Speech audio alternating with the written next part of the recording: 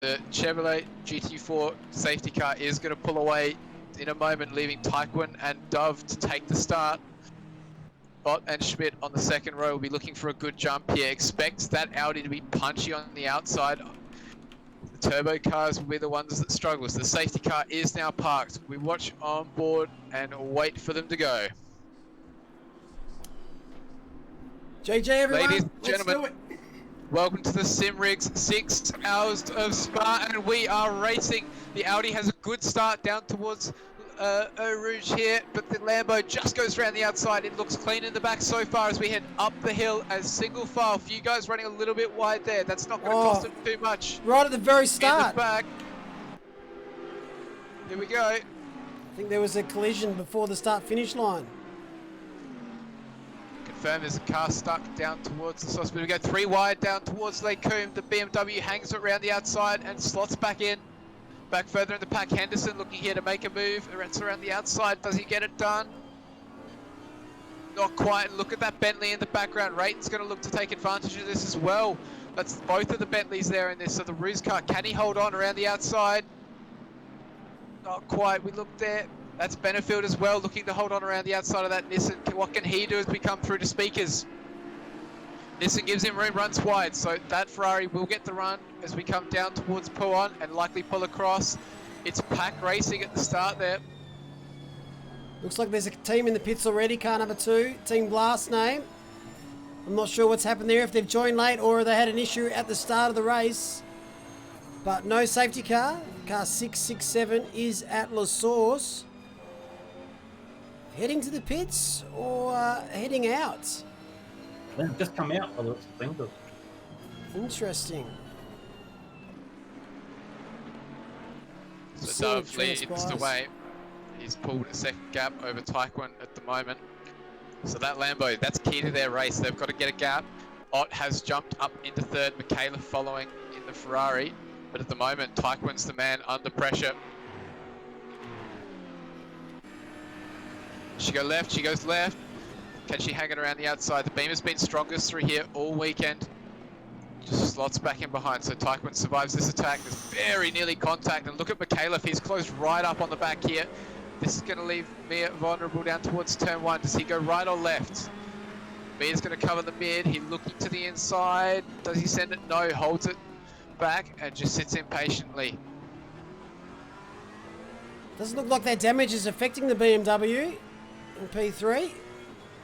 No, but it's got splitter on the rear, but just seems to be comfortable enough through some of the high aero. Here we go, there's a car exiting the pit lane there on the right hand side of your screen. Not a good time to be doing so for the Lambo. They're going to have to really watch this exit, make sure it's nice and clean. They come out ahead of the pack. Watch the Bentley, goes around the outside.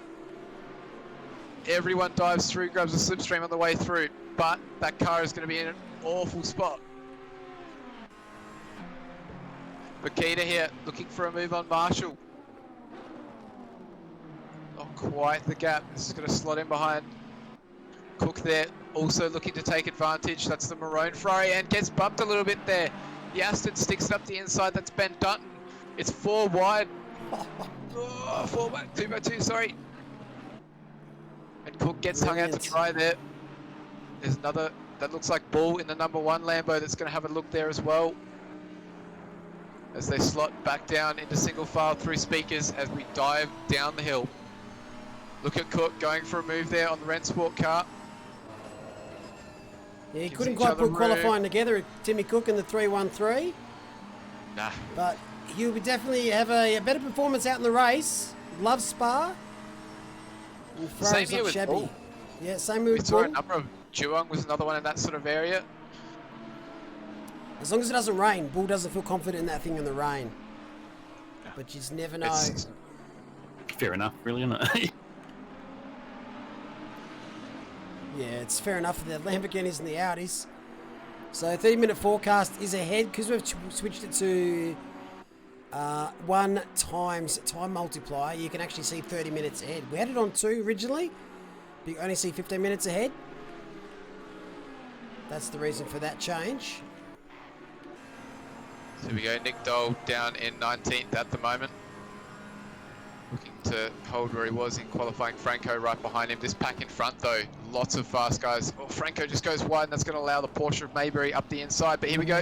That looks so close to contact there between Brits and Dole, but they get away with it. We pump back down towards the source.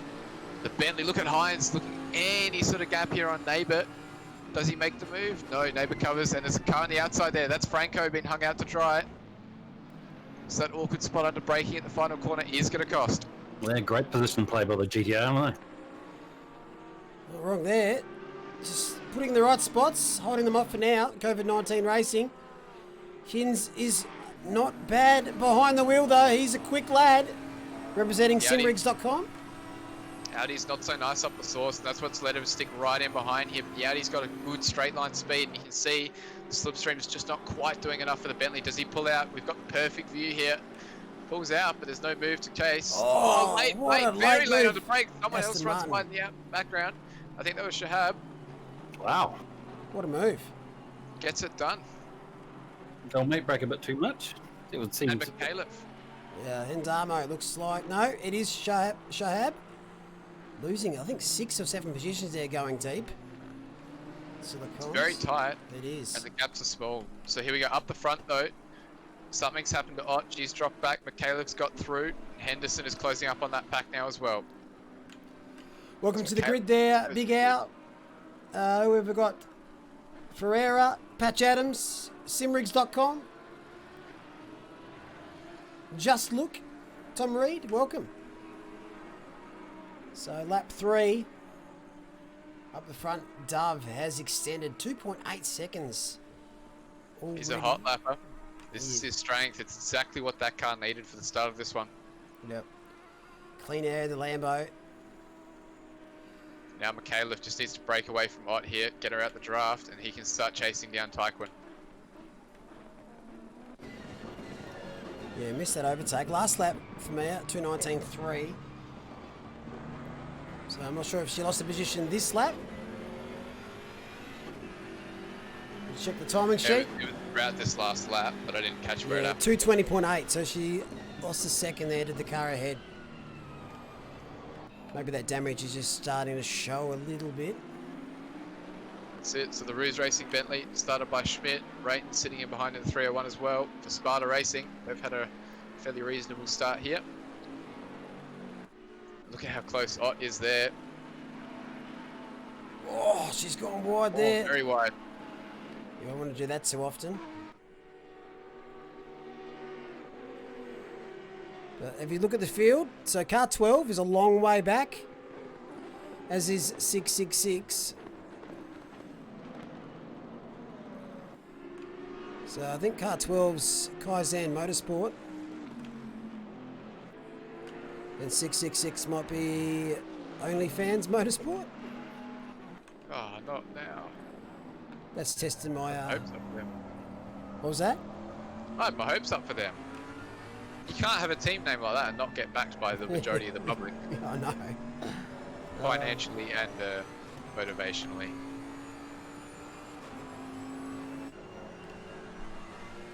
Let's look through some Paqueta. extra battles. Looks like Cook's passed Paqueta through here as well. And Marshall, look at the amount of cars sitting on the back there. Dutton wants it through. This is what we like to see.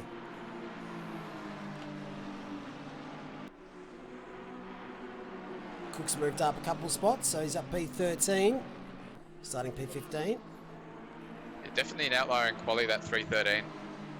Those boys knew they had probably half a tenth more in it. Sorry, a tenth. 5 tenths? That's the one. 5 tenths. 5 tenths, half second. Yeah, he set a decent lap, but was invalidated. So rippity rip. But what a gaggle we've got here with Hein Cook, Paqueta, Marshall, Dutton, Bull, Rashuti, Brits, Dole, all within that 1 second mark.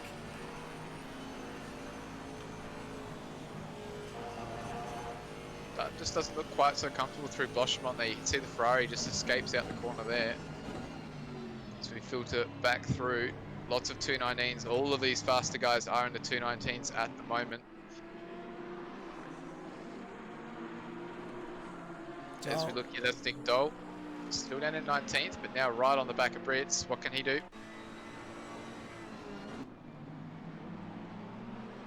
Just tucks it in. Quick show and then tuck back in. Yeah, keep him on his, keep him looking in his mirrors. Keep him honest. The safety car was just getting ready at the end of the pit there, ready to go if needed. Oh, yellow flag up here. Pretty sure that was yellow flag, unless it was a spectator. I think there's someone. There is. There it is. That's the 51 car. Dan Benefield. That's not your car, is it, Brucey? That is my car. It looks like we've got damage on it. I'll be back in a sec, guys. No worries, mate. So Benefield looks like he's lost it at a Rouge and has dropped down a considerable amount of places. Brucey will be absolutely beside himself. A lot of damage on that Ferrari. Just got to limit back to the pits. I don't think that damage is something you want to stay out on the track too long. Yeah, you might get it fixed, get it fixed and back to speed. Yep. Go another stint. Just reset. Serwick picks up another posse. Unfortunate there for Dan. Oh, he's got no traction. Turn in that car. So he's definitely going to have to pit. He's just going backwards at a rapid rate of knots.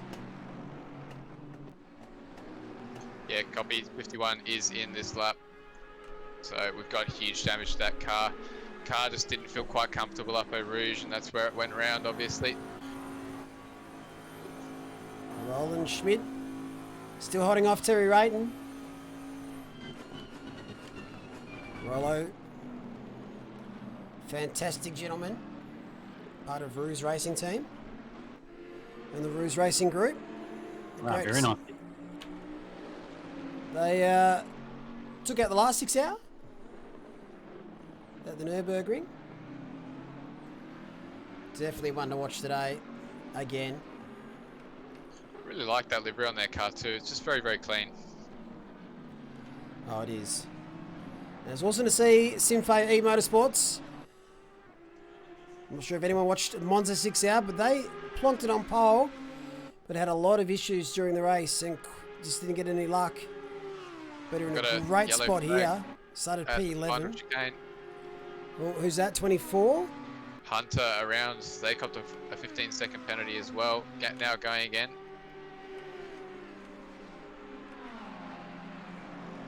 Keita having another go at Cook here. Back up into Lake Coombe. And Cook just holds on through the inside. The Froze, when you really sort of lift and coast through this section of the track, it's a bit bizarre like that. Most cars sort of like to be pinned a bit flatter just to get the rotation, but just want a little bit more unique. 24 got a 15-second penalty for speeding in the pits on lap 4, so that's why that was given out. We've changed our drive-through, or speeding in the pit lane penalties from a drive-through to 15 seconds for this 6 hour, based on a couple of factors. One being the pit length time is about 16 hours. So 15-second penalty is, if anything, it is just a little slap on the wrist compared to what it normally is. Looks like Rayton's just got past Schmid. But Dutton, Marshall, Bull, they've been within arm's reach of each other. Can you watch Benson, please? Is that Crick? Oh, penalties are harsh, but so's track extending and gaining time. Tell you what, Dove has just checked out on the front of this grid though. 6.9 seconds now, so McAuliffe has caught up right onto the back. Unfortunately, 51 still there stationary in the pit lane, just dropped off the jack, so we're going to filter in a lap down back at the field, unfortunately, but part of it. Out the front though, this is where the action's at. Taekwon is currently the cork in the bottle. McAuliffe has just managed to pull away enough to get his own pace up to where he expects it. And look at that, so Taekwon has a bad run over Radion, and this is going to give McAuliffe the golden ticket. He's going to go right through. There's nothing Taekwon can do here. Mia Ott down the end of the straight is going to be close, but is it close enough to make a move? No. So Taekwon is now third. The podium positions change early on in the race. This is going to unleash McAuliffe. What can he do? We saw him run away in the final series and just dominate, and now it's his chance to go again. Oh, I've gripped them right up. Yeah, perfect. This only helps Dove even more at the moment. Hopefully, as you said, McAuliffe can break away and claw in Dove a little bit, unleash drivers. Taekwon has taken my seat today. I was going to be in the car number 4, but certain circumstances and streaming, I've had to back out. So big thanks to Dylan jumping in the seat for me at late notice. He's doing a pretty specky job at the moment. He's in a rough spot. Oh, he's a big improver this season. He was in the team that won. That was a flash there I saw from Mia. That is not on.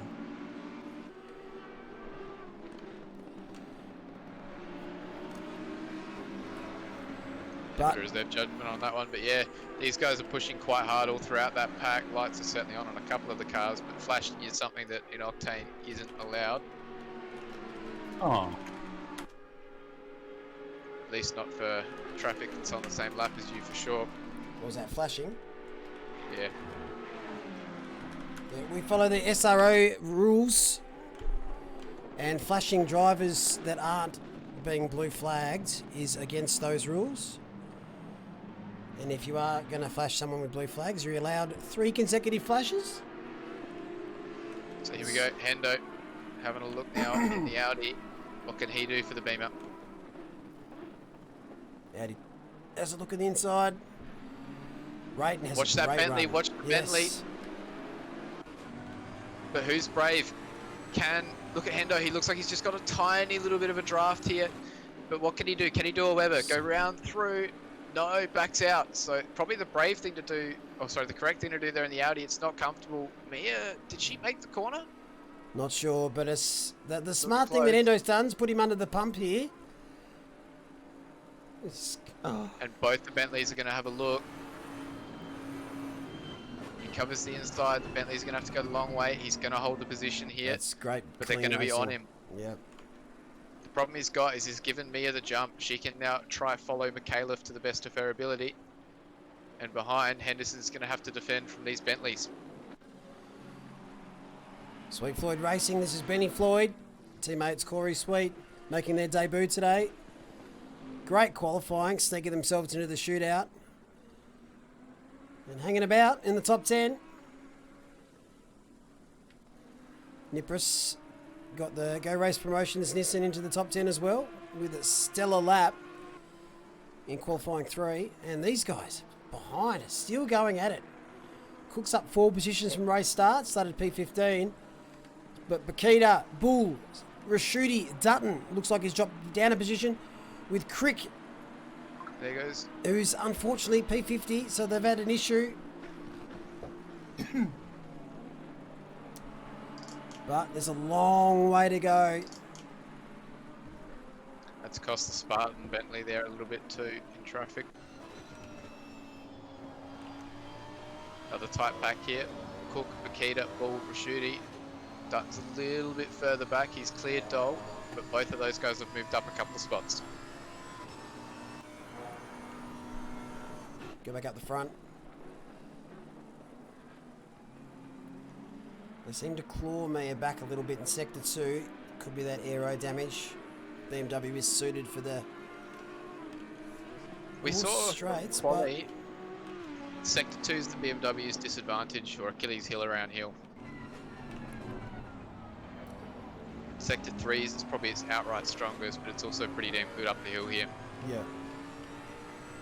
Dove has nearly checked out to a 9.2 second lead at the moment. McAuliffe chasing hard, but the hot lapper has responded.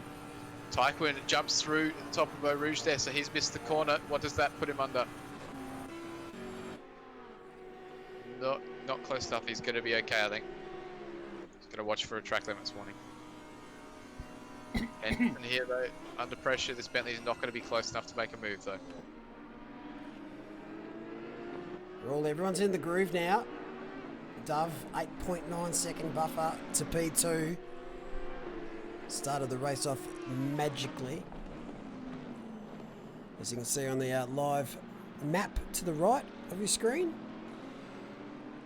Okay, there's something interesting. Gap did actually come down there, so maybe Michaela's starting to get into a groove.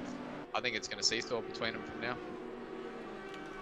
Yep, Dove representing the South Africans. There is one other South African born heritage in the race, and that's Rao Brits. In the for Sparta. Is it this car?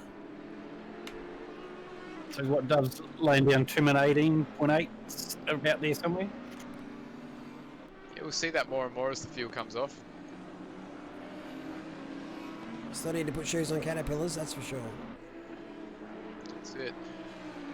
So 51's gradually starting to claw its way back up now on some of the lower field. It's back up to 45th, dropped all the way down to 50th, I think it was. But up front, there's the move.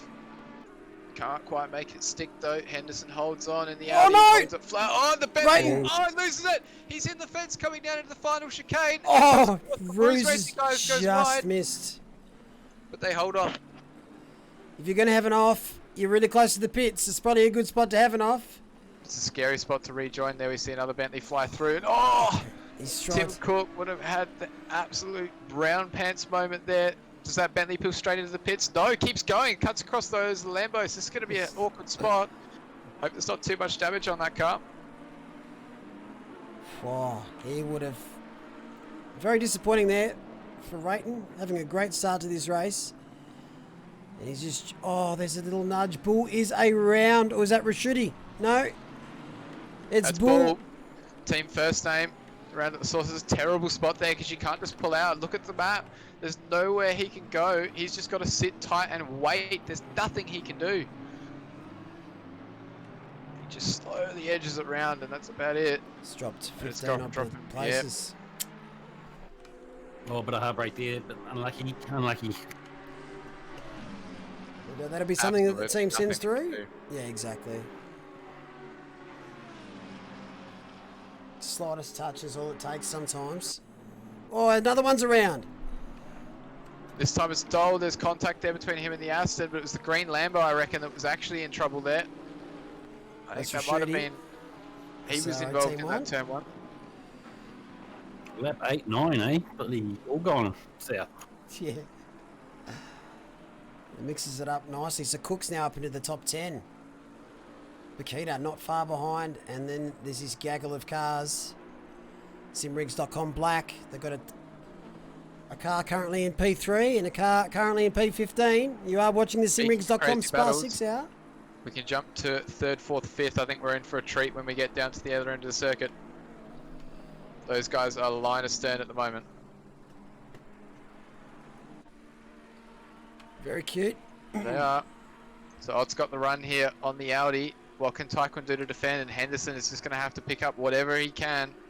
Does she go the inside or the outside? Taekwon doesn't leave her much choice at this point. He's going to hold the inside. Mirod's going to have to do it the long way round, and they file back into single file. Taekwon makes the corner. No, he doesn't. He overshoots. Mia goes wide. She's going to have the exit, but Henderson's going to cut that off. Taekwon holds it mid. Mia's got the inside slightly. It's going to be 3 wide down towards turn 1. She's close enough She's here. got inside. Taekwon holds it tight. She's got the corner. Do they make the Yeah, braking mode? They do, but watch Henderson's run here. He's going to have the throttle where he wants it. Taekwon's also got a good run out the corner in the Audi. Great little switch there by Taekwon. He's done a good job, but is it enough? Mia yields, drops back in, and he survives another lap. Good job, Taekwon. And, Odd goes wide in the BMW.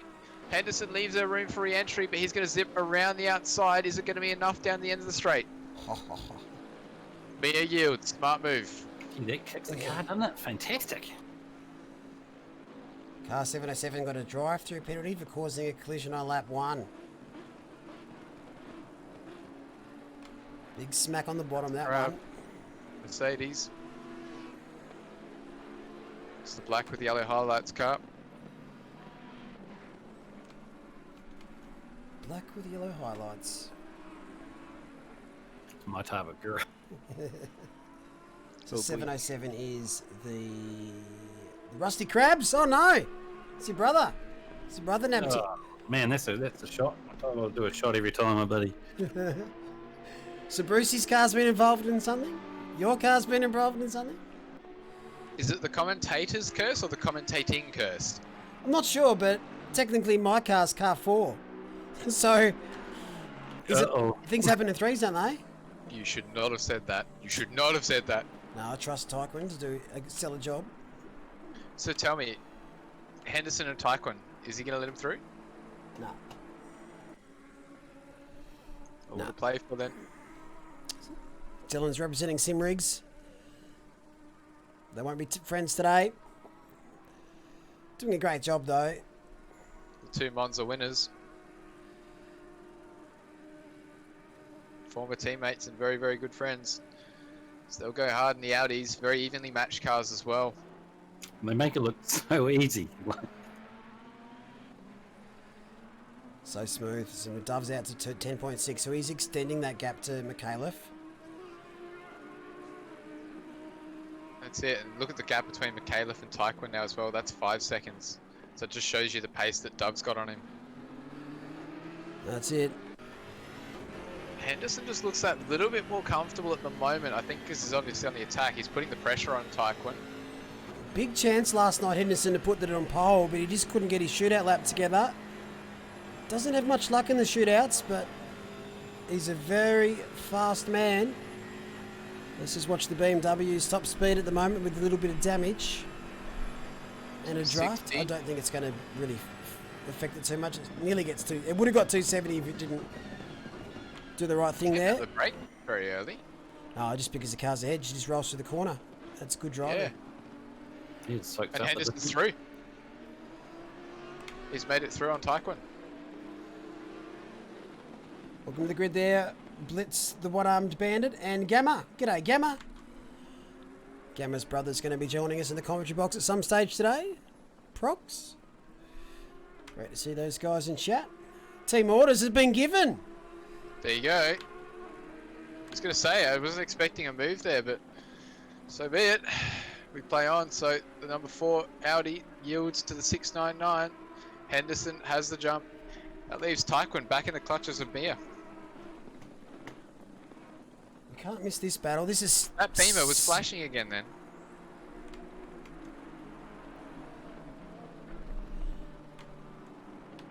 Simrigs.com Black, Thomas Hins. Such a pressurised area of this grid at the moment.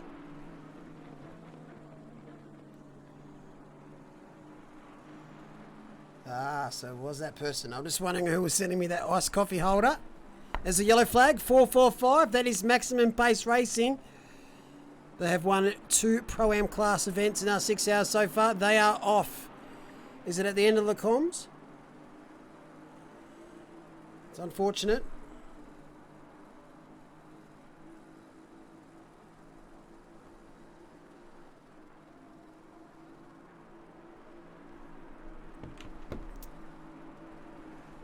It won't go. Oh no.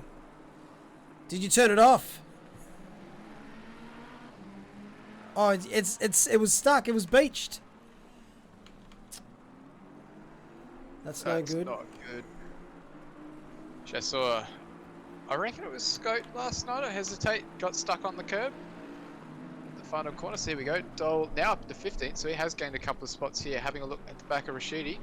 Porsche on the inside there as well. That's Maybury on Brits. Does he get it done?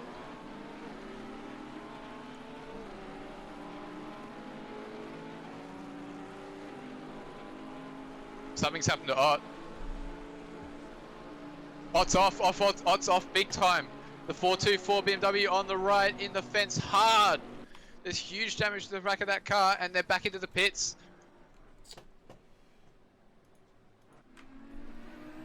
Oh no, lost another one. Maybe that damage has come back to haunt the BMW from the formation lap. So a little bit of respite here for the 2 Audis. We've seen it happen. Schmidt clawing his way back up to P5. He started in P4. Simfei having a great race so far up to P6. Starting P11. Floyd, Nipris, Cook, Bakita. These two Ferraris have been neck and neck for the entire 13 laps so far. Dutton, Tell you what, he's broken away from them. that was exactly what Pikeman needed there. He can now just sit in Henderson's draft, let him pull him along, and just follow his lines and cruise. He's going to have Schmidt come up behind him, but not at the rate that Mia was. That Beamer was all over him for the first half hour, and now he can sit back and relax.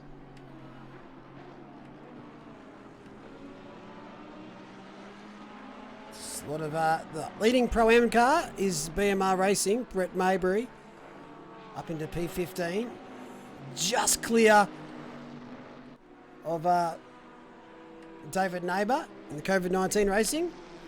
So a couple seconds on that. So that's going to be a good battle today. I think three categories today: the Pro-Am and AM. Yeah. Yep, there's AM as well. We'll just suss out who's the leading AM car. Looks like Shannon Manning in P30.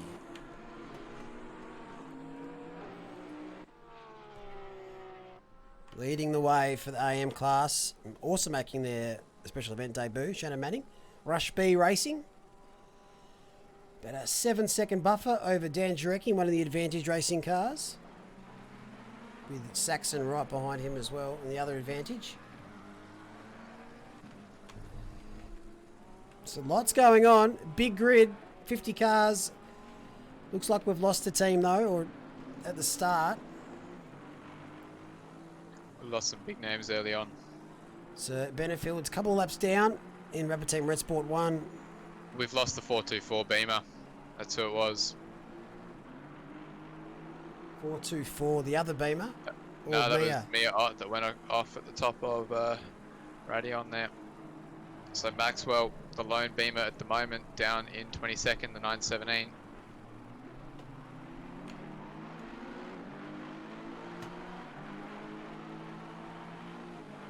Oh, well, that's disappointing. Oh. Meanwhile, look at this. This is... Ross and Barrett going hard, and this time Ross takes the lead up the hill. The Ferrari just drops in behind. See if you... Oh, look at those time marks before the fence there. Huge hit. Oh, don't get me wrong. I think we've seen some big crashes there, but to me, you stick in the game, you keep going. That is an ominous sign for two cars.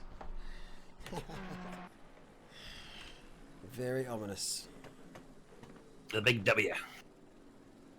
At the moment, we're aiming to get back into the top 30, and we'll see where we sit towards the end of the race, but it's going to be a competitive field, I think. Not wrong there.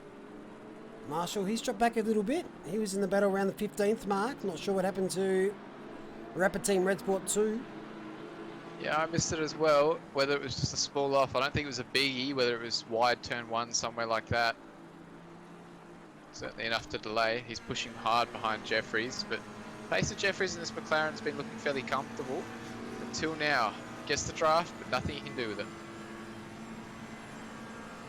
That's good, smart, clean racing. He's known for that, Marshall. He's often better in racing than quali. Looks towards the outside here in the Ferrari. Very, very even under braking. And he's going to look to go for the wider line here. Does he get it back? He just runs a little bit wide, so probably not quite as comfortable he wants there. It's he in the Ferrari behind him, and they follow down towards turn 1. Bull, after his spin a few laps ago, getting a little bit of a touchy-touch. P22. Dan Maxwell. Schmidt's had an off here. Up ahead.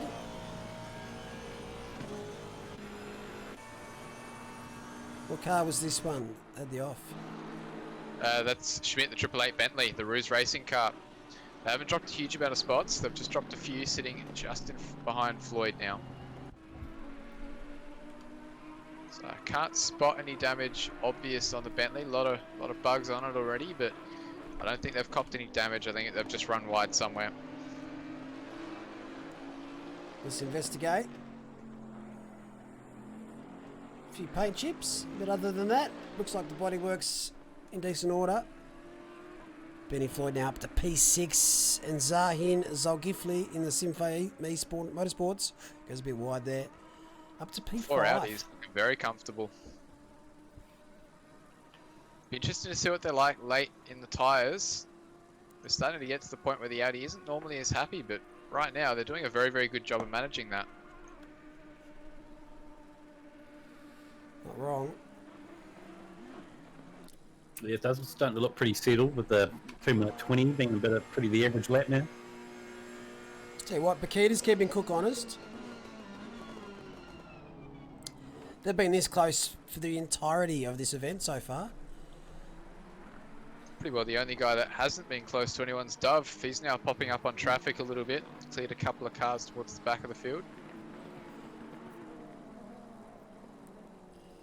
Just coming through the comm now. But so many. The Thorst.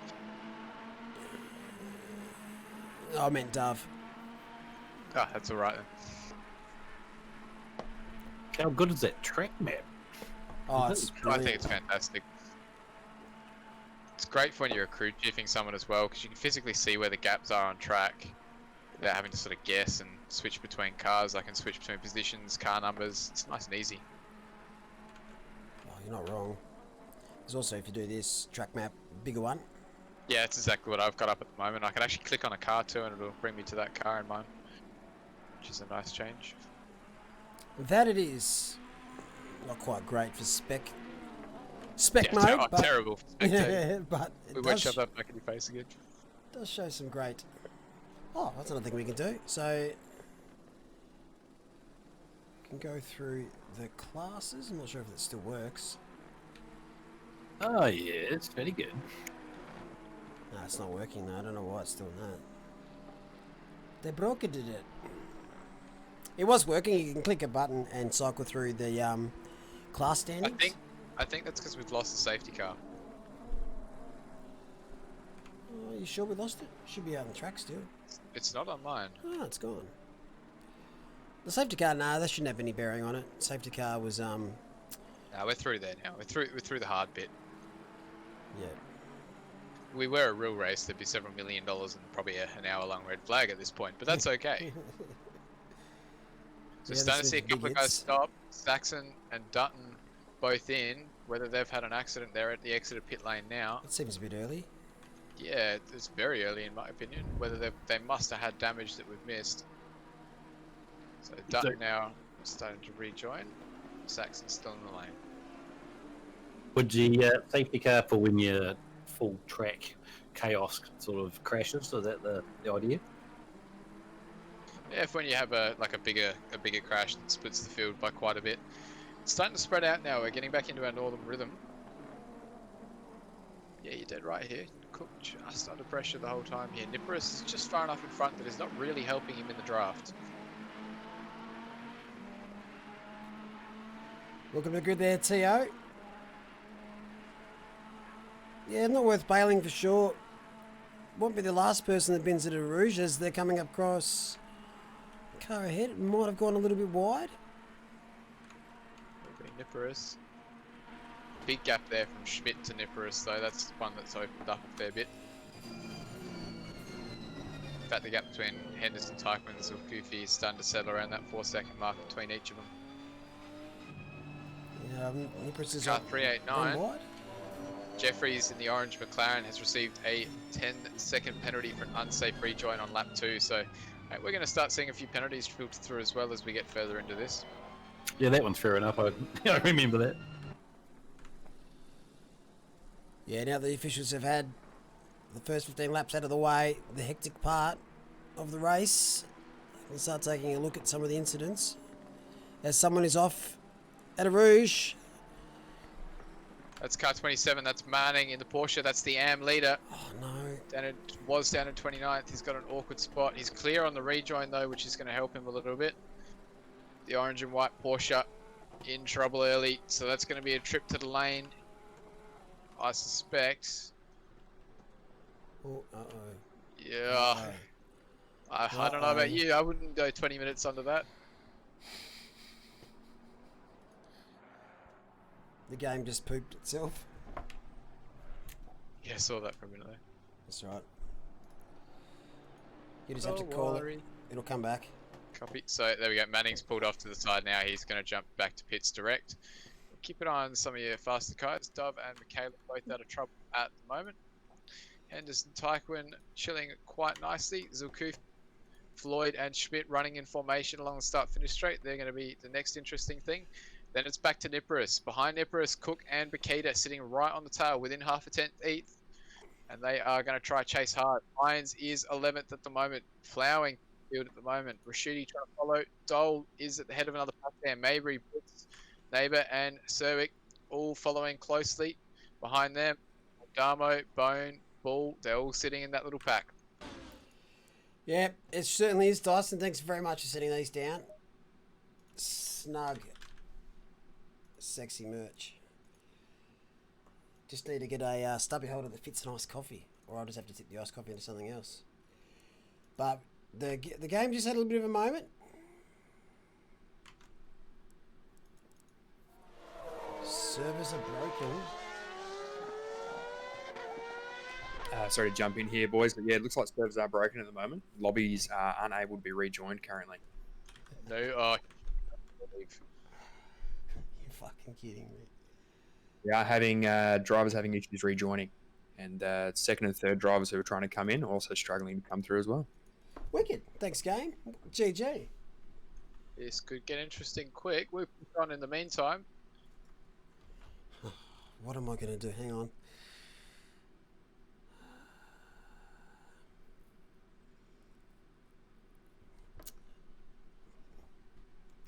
Right. Let me troubleshoot some shit. It is looking like an ACC issue worldwide currently.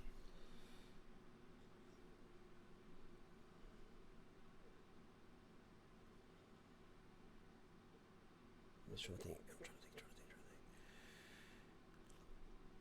Right, Kim, let me just do something. I have an idea.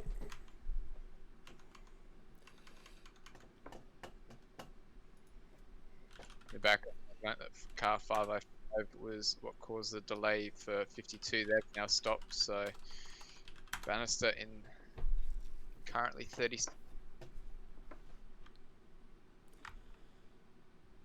Sit tight for a second. Sorry, everyone. Just my worst nightmares come true. We plow on. Yeah, I should be able to screen share. Give me a second. No, I've got an idea.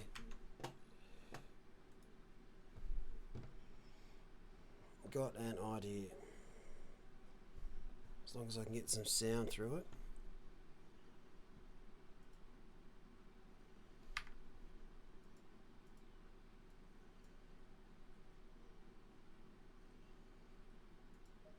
Don't know if it's going to work, but... Six, just going to check in with my team. No worries, mate. So we've just had a bit of an issue where ACC's dropped their servers.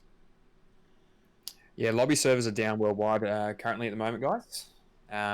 It's looking like we're having about 5 or 6 different drivers, myself included, can't really join any ACC lobby servers right now. I'm just glad it wasn't just me sweating 5 litres of sweat trying to get in. Right, just need to keep a cool head here and see what I can muster up.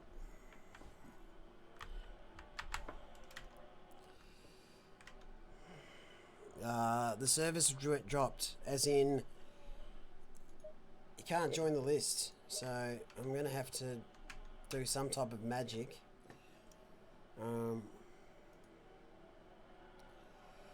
It's not ideal, but it is what it is.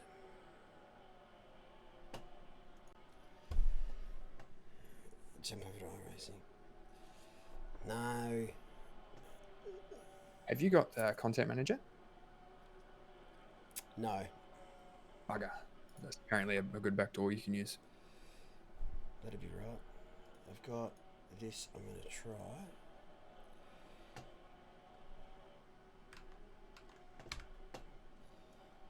The quality might be garbage.com, but It is an option. And I do have full control over it. Just means you just have to tell me in a second, team, if this comes up all right. Okay, I'm back. Welcome back.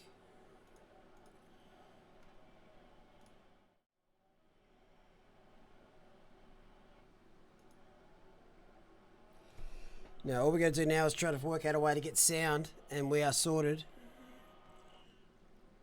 That's in game at the moment. I don't think Discord is going to be, and it's not a longevity type of thing. I've got to get this fixed now because Brucey's got to race. I'm not in this stint. You've got a bit of time there, I suppose, but Right. unfortunately, yeah, I do have to race in just over an hour's time, and I've also got to go have dinner. Ideally before my stint. That's all right. Hey, while we're at it, quick Okay. topic. One that Please. goes under the radar. Hang on a second. Have I got sound? In chat, can you hear the race? Oh my god! I think it is. I think I've. I can hear race sound on the Twitch. Yeah. Now, this is exactly the reason why I didn't race tonight. If I was racing, this wouldn't have happened. But I have an alternative. We have. Oh, just please bear with me. It's taken 50 hours to organise this. Okay, so the reason what's happening is someone stripping. No, this is live timing. So I'm logged into the game via live timing.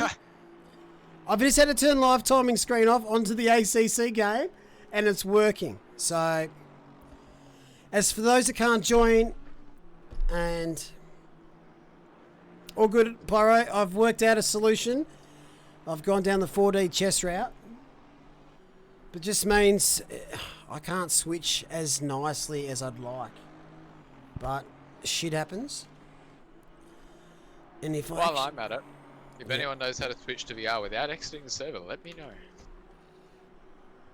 Yeah, oh, that's a toughie. That's not a thing.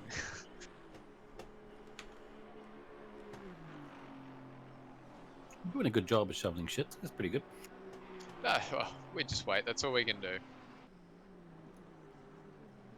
Oh, I've done that in the wrong one. But, nah, okay. Scott's in the same boat.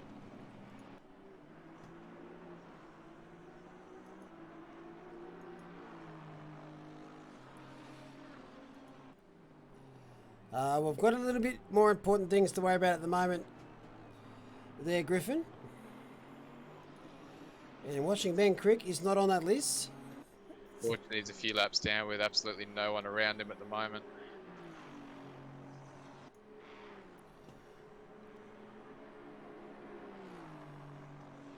Have I done it? Have I actually done a master stroke here? Mr. Floyd is currently sitting in 6th position behind Zil Kofi to give you an update.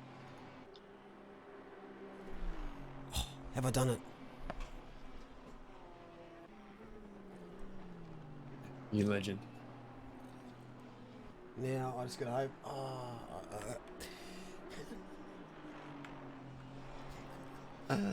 Right, so this is the alternative. This is being streamed from another PC operated by a second PC where my third PC is going off.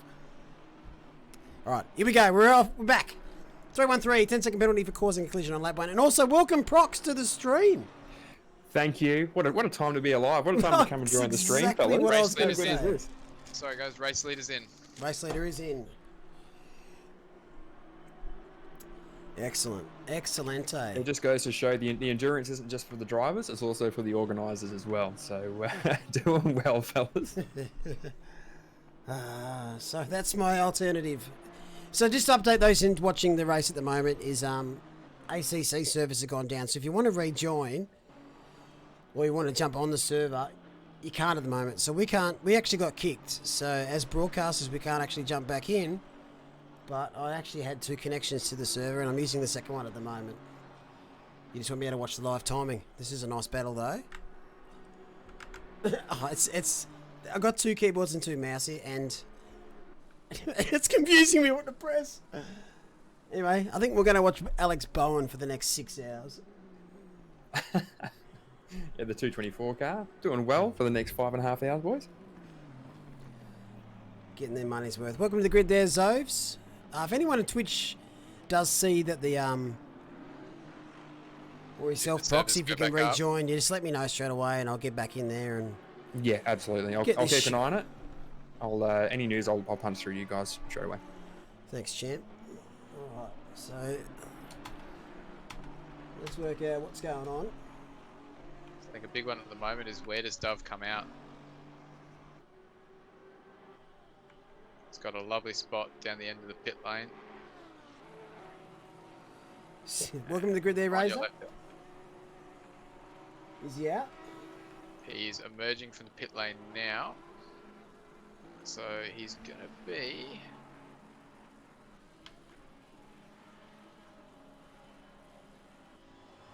A short, sharp stint there.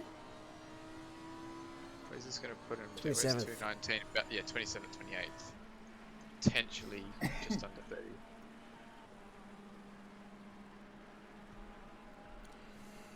You just have to bear with the cycling through cars. I don't have the option now. Oh, I probably could get that up. Around. I've actually got another solution.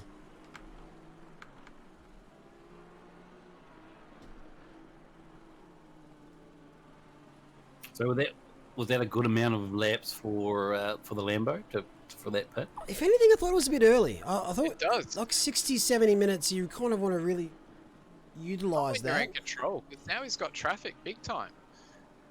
You know, and they're not slow guys. He's got people like Matt Wake, Lucas Marshall, you know, Jeffries, Shahab Maxwell, Brendan He. Those are all the guys that's got to clear. I don't think that was a smart call. What's the average? Are they going to these other cars still 5 laps, 6 laps to go? Yeah. I think all of them will be able to go to the hour quite comfortably. Some will go probably, you know, an hour and 5. That's sort of the common one for this, and then make a little short stop at the end. But to me, Dove was controlling that. He had over 10 seconds in terms of a lead. It's an interesting decision. He hasn't pitted into clean air yet.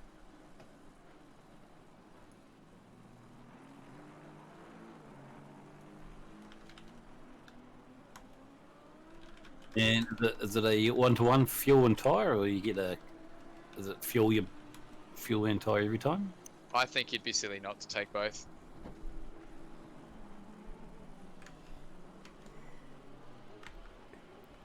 Both steps, or you can get a sneaky bloody rear two fronts. No, you got to take a full set in this game, so it sort of evens it out. You will save a little bit of time potentially from, you know, and your last stint would be the time that you'd do it if you weren't going to take tyres. But yeah, for all these guys at the moment, I don't see an advantage to pitting that early. It's too early in the race to play that sort of game when you're controlling it, and that's the key thing. If you're down 6th, 7th, and you're in a pack with a heap of guys, there is certainly a big advantage for the undercut around here. Some people are taking that. So we've seen He box, we've seen Marshall box. So that's going to elevate Dove just that little bit further.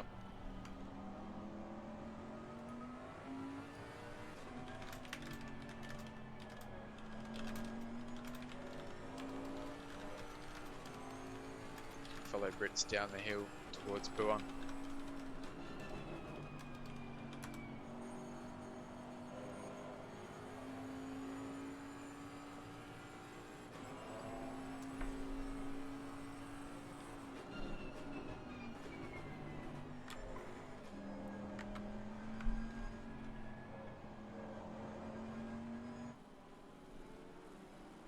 The old track temp staying quite nicely, and looks like a overcast there for the next 30 as well, so it's looking alright. Yeah, it doesn't look like rain's going to be kicking about anytime soon. Looks like getting a tiny bit of cloud coming soon. But I think we're in for beautiful conditions for this race. That's it. Team's starting to adapt now. I've got the plan that if I can't rejoin it all in VR, I'm going to have to do sort of single monitor, which is something I haven't done in a very, very, very long time. That's what we've got to do, I suppose. Welcome to the grid there, Bobbies.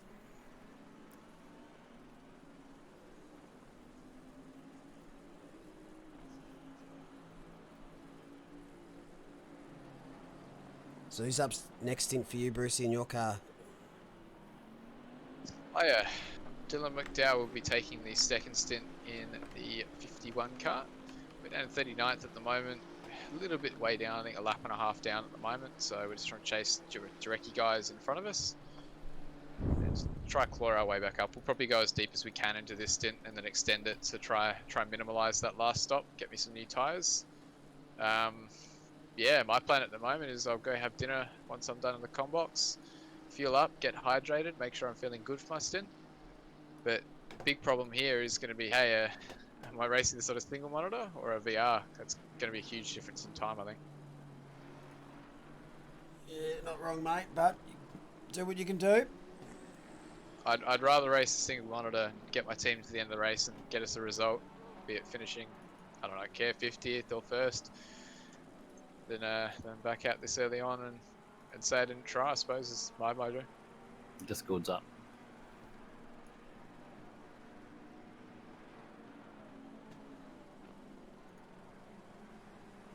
Discord, who's... What's up on Discord, sorry? Streaming it. No more. Are you? Oh, it is too. Yeah, it's all good.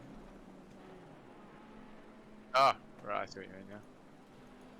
I'm just sending some bits and pieces to myself.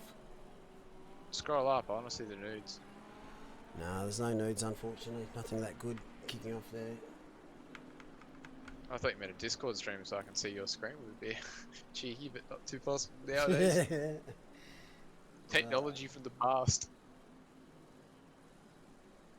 So Mikhailov still out front as we close in on the hour mark, 6.6 seconds ahead of Henderson. It's interesting to see how that sort of plays out. Tim Cook has already pit now in the 313. He enters the lane. So he's pretty well on the hour in the Ferrari.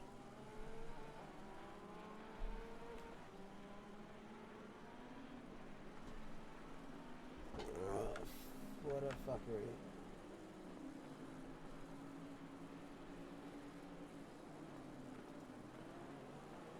Well, can't say it's not been a crazy opening hour. So we saw story of the race so far. Dove got a great jump from pole position and extended a 10-second gap from Mikhailov, who fought through the field up to second. Henderson, another one charging, following him through. Taekwon doing some great defensive moves. We saw the beamer of Ott go off hard at Eau Rouge Radion. We saw the same for the 51 Ferrari at Benefield. Those cars both well down the order. Zelkufi, great start as well. Schmidt, sort of big start. Couple of small mistakes from the 888 Bentley, but they're going to hold on to that same sort of area. Niparis kept a clean start, kept a clean nose, had his own race so far down in 7th. Makita has charged, followed Cook the whole way through, sitting in 8th. Hines, another one that's charged through from around that sort of 15th to 20th pack. Rashudi is in 10 at the moment. Mabry, another Porsche, the Pro-Am, currently leading that class and having a good result so far. Nick Dole in 12th, slowly working his way through. Cervic as well in the Bentley. Brits in 14th. Neighbour 15th, 16th for Bull, one that got into contact early, and that was a bit rough. Hendamo in the 91 Porsche in 17th. Franco in the 999 down in 18th. 19th for Bone, and 20th for Maxwell rounds out your top 20. I'm down a monitor now. Fuck, this is... Pressure's on, fellas. Pressure is on. That's all right. We'll get through. Always do. Oh yeah. So 20th down. I've just taken a quick breath because I know this is a long one. Shahab, Wake in the Austin Z car. Jeffries in the McLaren, 20 seconds. Dove, our provisional race leader once the pit stop cycle through, is 24th. Borg is 25th. Then Vandervam, Jarecki, Barrett, Cook is our next one that has taken the pits. He's down in 30th. Lorenzen, has just pipped him as well. He's another one that's pit in the meantime, so he sits 30th. Cook 31st. 32nd for Bailey. Kranich in 33rd in the Am Ferrari. 34th is Bannister. B is Tan. Cooley is 998. 36. P. Jarecki 37. Dan Benefield 51. Rapid Team Rennsport is 38th. Imi in the Mercedes is 39th. 40th is Schneider, the McLaren, in trouble early. 41st is Manning. 42nd is Bender in the number 2 Audi, team last name.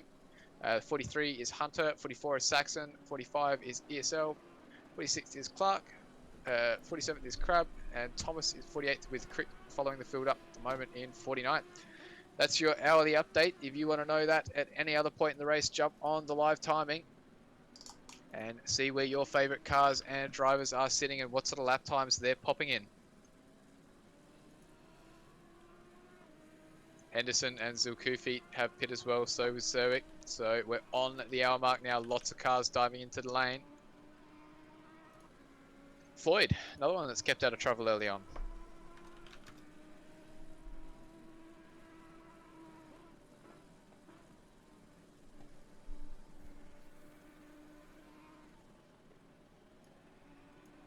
I'm just going to sit out of the box for a sec, so you guys... No problem at all. Yeah, so Floyd, they started out in 10th position, if I'm correct there, aren't I? Yeah, started in 10th, just kept it out of trouble early. Popped it where it needed to be. That's exactly where you need to be right now. That's it. So with the guys, obviously everyone will be starting coming to pits real short. I mean, we had some guys pitting earlier on. Is that a decent strategy for an end game? Are they trying to get someone in earlier to just to hold the pace now that they're going to have everyone, almost like an F1 undercut almost? Do you think that's what's going to be happening with those teams now? An undercut is exactly what they're trying to do, but I think it depends on where you sit. Essentially, you're going to get that initial gain in tyres towards the start of your stint, and that'll drop off towards the end. If you're someone like Dove, I don't understand quite why they pit from the lead. He's done a double stint in this one quite early on in the race, but it's put him down in traffic. Now he's got to weave his way through, so he's spent longer than McAuliffe. So I suspect that gap is going to be back under 10 seconds when that race-leading Ferrari comes back in. However, if you're a guy like Floyd now who's come in, Taekwon, Nipris, Schmidt, some of those guys that are in a pack, if you pit early, you can get a bit of an undercut advantage on your tyres, and you can gain those few positions and hold on to it through your stint. And that's where it sort of changes around that little bit, and it varies in terms of what you want to do for strategy. So we've seen a lot of the guys start to come in now. This is a natural sort of stop area, but McAuliffe, by the look of it, in the 53, he might come in end of this lap and the next lap, but he'll try run as long as he can, so that then when they get to this last stint, they can basically only have to do an extra 30 minutes, for example, at the end of the race. He's in a comfortable enough spot that he can do that and follow that overcut through, because there's no one immediately threatening him. Well, Alex away, I'll welcome Crack Up Kiwi to the grid. Thanks, mate, for joining us. Okay, there we go. We're hearing Dove didn't take a full tank at the start, so that's a very interesting concept for a Lambo. That's risky. So what they'll be trying to do now for Dove car, the number 50 Lamborghini, correction, is basically try eke out as long as they can for the rest of these stints to make sure they don't have to do another stop towards the end of this one. It's going to be a hard effort in the Lambo. So in taking a half a tank of fuel there, then, so are they going for purely for weight to try and basically catch up with the front of the grid again, and then try and get almost a mid cut is what they're trying to get? Would that be the right terming to use there? Not necessarily. There's no good reason to run low fuel at the start of the race. The race leader is now in the 53 Ferrari. What you want to do is basically fuel up as much as you can, drive as deep into this first stint if you're playing the fuel game as is. Run these first 5 stints quite slow. That last stint, you'll be only in the car for about half an hour or so to the flag. If you extend it 5 minutes every 5 hours, that's 25 minutes done. A couple minutes for your pit stop, particularly with the long lane here. It means you've got about half an hour to go. You might even risk not taking tyres, and you might take, say, half a tank of fuel. What that means is your pit stop, instead of going to be 30 seconds static time on the jacks, might be 13, 14 seconds. That's 15 seconds of time that your car is not sitting stationary in the pit lane. That's what a couple of guys will be going. So we've seen Ben Floyd here. The 97 Audi has picked up a stop go 30. That's for speeding in the pit lane. So unfortunately, he is going to move backwards in this. Not what he's going to have wanted. No, he's definitely not going to be keen on that one. Sorry, continue. Is that an extra penalty? Because isn't it usually 15 seconds? Was that going to be what it was? Yeah, we'll see that amended to a 15 second. That's sweet in the car now. So stewards will clear the 97 penalty and pop a new one on. We saw that with another car as well. 375 is the other car we've seen that from. Do they have to be so we'll work out who that is. Do they have to be careful of the lines in the pit? They can weave through it and take whichever line they need to go through. However, they need to make sure that they aren't speeding on that entry and exit. It's so crucial. So just having a look here, Dove is coming down towards the source as McAuliffe is hitting the top of the second pit lane. So he's going to have still quite a strong advantage over McAuliffe. But the 53 Ferrari is now in a lot better position. It doesn't have to fuel save as Brendan Dove takes the provisional lead back through. So it's going to be a bit questionable here. Look at Nipris and Anissa is still out Rashuyi, Bull. They're all going quite long. So particularly second and third is quite telling to me that Lambo can do an hour 5 on one tank. Yeah, so that was real short, eh? Yeah, so Gareth Preddy coming out with a really good explanation on what he thinks their strategy is going with, saying they're trying to build a lead, and they calculated that would take full tanks from the first stop. Pit stop took 1:54, so the boys weren't happy as their boxes at the end of the pit lane. See, that does throw a banner in the work. Yeah. In this case, the reason being your tyres are going to exit and they're going to be up to temperature. It doesn't cost you anything having cold tyres where you're driving down pit lane, but when you exit, your tyres are going to be so much closer to pressure. So everyone's got to drive the same length to pit lane. In all honesty, I don't think there's a disadvantage being there. In fact, I can tell you right now, from all of my guys, the Rennsport guys, we were hoping we'd get a slot down the end of that pit lane. Definitely a massive advantage at the end of the pit lane. I suppose as a mental break as well, as you're entering that as well, you get that, okay, I can calm down, come into the pit, get it done. All right, cool, off you go, bang. There's none of that pressure coming towards the end of the pit lane, knowing that your tyres aren't going to be where they want them to be. You almost have to overthink it coming towards the end of that pit lane because it is long. Yeah, you do as well, but at the same time, it's a huge deal in this that you've got to plan long. What I mean by that is, it doesn't matter if you're leading at hour 2. There's no points. If you're leading at hour 3, there's no points in this for a championship anyway. Point being, there's no trophies, no podiums for finishing third at the halfway point in this race. It's all going to count in hour 6. Everything you've got to do is get to hour 6 and put yourself in a good position, be it track position wise or tyre and fuel wise. And that's where I think the number 50 Lambo has cost themselves a bit here. They've put themselves on the back foot. 53 can play whatever strategy games it wants now. So Dove is going to have a long final stint. There's nothing they can do about that. 53 could eke it out every last bit towards the end of this race and then take a 10-second shorter stop. Right, so they were going for a bit lighter, could gain an extra wee bit of speed time in those earlier, just to fight it out and then just to give it all back. Yeah, and look, don't get me wrong, the 50 car strategy is still a strategy. There's nothing, I suppose, wrong with doing it, but typically you won't short fuel the first stint. That's right. Endurance, I've never known a real life team to do that, but what I will pick up on here is Rashudi's picked up a drive through here, so that's for collision on lap 10, is basically that there's no need to, if you're the race leader, do stuff like that. If you're buried in the pack, go for it. But yeah, it's going to cost them towards the end of this one, I really do think. I'll get my predictions in early. Well, the pace was pretty quick on the Lambo, coming up through the field, saving a bit of fuel, a bit of drafting, much in it? Through the pack though, you're losing time in traffic because you got to remember the way they're dropping down. It's not like they're pitting and then everyone around them's on the same pace. You're talking guys that are, they're AMs, they're pro-AMs, they're guys that are 2 to 3 seconds a lap slower than you potentially in the case of Dove. So we can see there, Bull currently is in the provisional leader. He was down at about 20th before these stops started. There's a 17-second gap. But Caliph is about 14 seconds behind, so that gap stayed pretty static. But the difference is that Lambo's already halfway through its stint. He's already been out there for 25 minutes. It is a roll of the dice whenever you do come into the pits, I guess, and I'd love to see if it does pay off for them.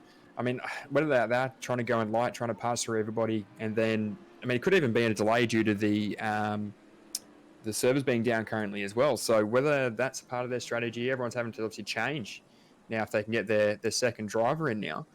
Are guys going to start getting a bit more creative with their pit strategies now?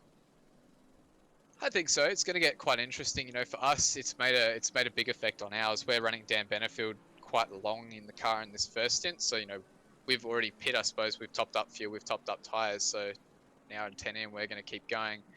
We will have to slit and put Slayer in, but it means that Dan's second stint is going to be more of a 40-minute stint roughly, and that'll be roughly in the mid part of the race, I think. So we'll see what we do there.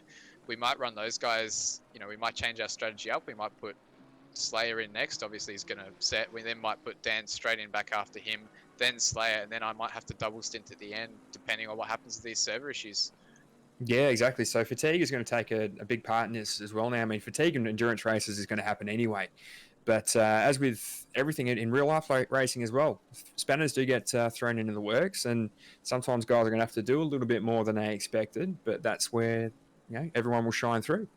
That's right. And that's why these races are great, because it's not you can't write the whole story out. It's going to be how you react to circumstances that's going to define your team. Just give me 2 seconds, guys. I'm being pinged on team radio. Yep, you're good, man.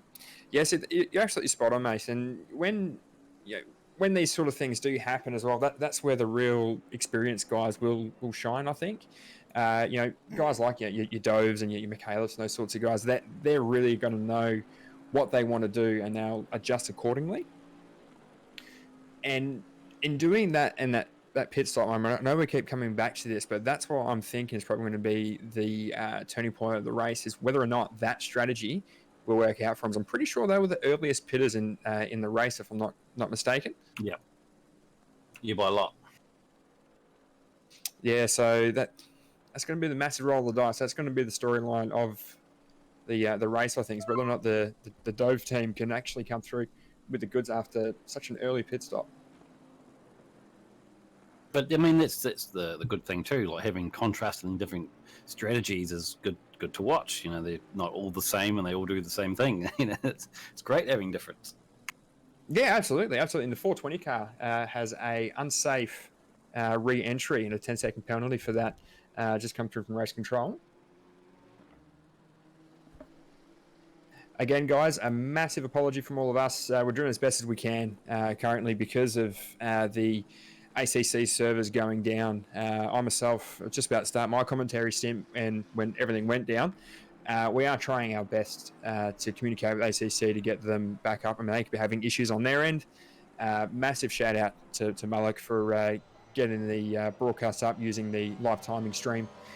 We are trying our best. We are a little bit behind, myself anyway, on what I can see on the stream right now. So we'll keep up as much as we can. So please bear with us. But yeah, we're running about 50% capacity at the moment. Actually, chat, what do you guys think of the pit running so early in that stint? And what are your predictions for where they'll finish with that?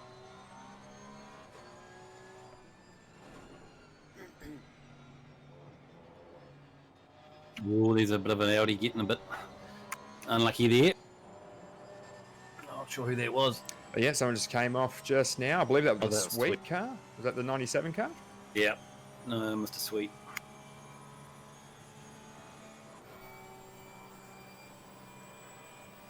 Looked pretty close, but I'm not sure if there was a bit of contact there or not.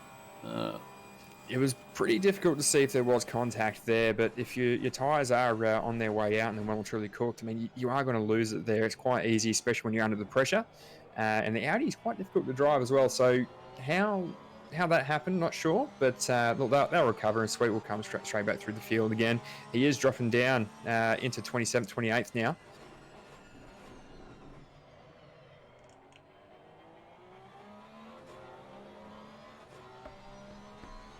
Yeah, the times are dropping down. I see the last lap was 2:24 for this one, the 155 Porsche. Yeah, so tyres are starting to get destroyed at the time. So times will start slowing down. People will now start implementing their strategies, and whether they get more tyres, if they put more fuel in, whether they put less fuel in. There are so many different strategies you can do with this. And again, fatigue is going to be a massive factor here, because guys are going to have to start doing longer stints and before their drivers can come through because of the ACC servers currently. That's fair. They'll be so the drivers can't get into the car, so the ones in there are going to have to keep driving until sorted. That's what. Pretty much, yeah. So that could be it could be a long time. We don't actually know. The servers have now been down for about an hour. So how they go? So Pyro's mother have just been DC'd himself. So it can happen. People will get DC'd and may get kicked. We don't know what will happen in that instance. But Bender, what a time to come and join in the commentary box with the ACC servers down. There you go. Thanks for having me, guys. Hello to all the viewers out there, and it's certainly been an eventful first hour and 15 minutes. It's all happening. Yeah, it's been chaotic on the track, off the track. It's the Simring Spa 6 hour, guys. the race been looking so far for you guys? Really quite clean, if I'm honest with you, from what I've been seeing. Quite clean. A couple of people making mistakes. I know someone was mentioning before that the mental fatigue that they were having, before their crash and slowing people down, and a lot of people, that first hour, an hour and a half, even 2 hours, really is quite brutal on you. So, but it's been quite clean. There's not been too many people racing their elbows out. A couple of 3 or 4 wides here or there in the first few laps, but that was very close from Niferous as well, nearly losing it in the Nissan just then, coming out of Eau Rouge. But been very clean, and yeah, it's been quite a good run actually, despite the servers going tits up. Can't plan for everything. Hopefully, it'll get sorted soon. It'd be quite sad to see someone miss out, but unfortunately, that's just life. Things happen sometimes, so fingers crossed. Exactly. You're going to get that in the virtual racing. You're going to get that in real racing as well. Sometimes it's just things you can't prepare for, like my thumb coming off of my push to talk button. But sometimes it's just going to happen. That's racing, both in real life and out in the virtual track as well. But all you got to do is you just got to pick yourself up, dust yourself off, and just keep going. And that's exactly what everyone is doing here. Yep, exactly like it. That's what defines it. Such a is what we do about it. I'm stuck up here in the helicopter for the last hour, so it's really hard work.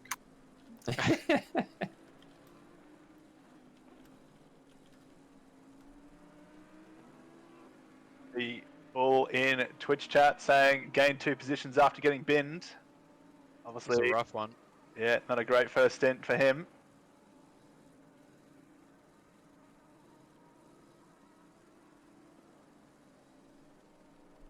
Rawani on screen at the moment. 10-second penalty for the 420 car. I think that was for causing a collision from memory.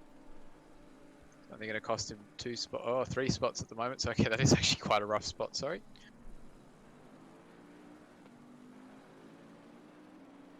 Yeah, I think penalties will really start to take effect in the last hour, maybe 2 hours. Track limit warnings in particular. I think there'll be quite a few guys from at least what I've been seeing in the first hour and 15 that will have picked up 1 or 2 warnings. So Yeah, I'm shocked we haven't seen a drive-through yet. see someone pick up 2 drive-throughs in the one endurance race for track limits. I reckon we might. Could be on. I mean, I've had 2 drive-throughs personally. Only one was the track limits, and I think I was the driver in. But yeah, at the moment, bit of a topsy-turvy one for a lot of guys.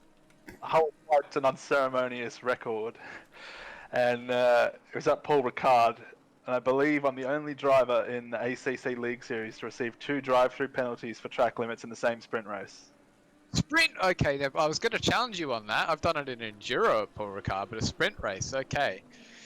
My beer is yours. It was a rough sprint race, that one. Bull 41 saying P14 to P12 with damage has been repaired. Can't complain. Yeah, that's quite impressive, to be quite honest with you. It took Eau Rouge flat like twice. That's probably the big deal here. Yeah, that will be difficult coming through Eau Rouge with damage. Rawani here. Clears the traffic there. I mean, I think there was a request to have him on screen, but 666 Bentley is now on screen. Nearly copped a whack. So here we go. There's our standings at the moment. Dove in control by just under 15 seconds currently. We'll see that gap update again as we cross the line in 2 seconds. 14.444.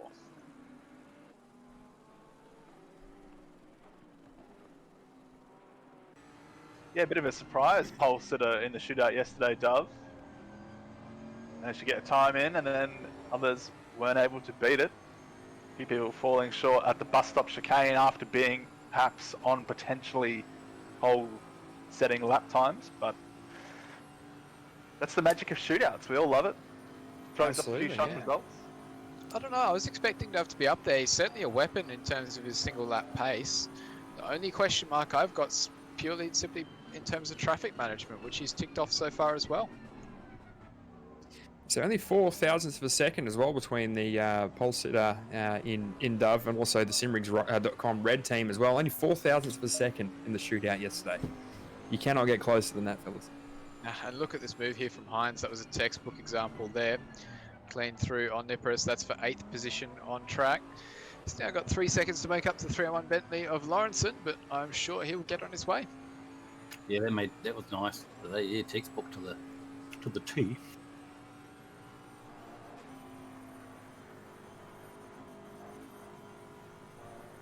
So can you bump over that part of the on Rouge or the Rust? What are you ready on that that left hand a bit there? That I see a lot of the drivers Right taking down the a bottom. pretty well up the is it the Radian? Oh, Radian up top. The left coming back over the left. You see the drivers getting the car well into that left bit. So you've got to have 2 wheels within the yellow and red curbing is the rule.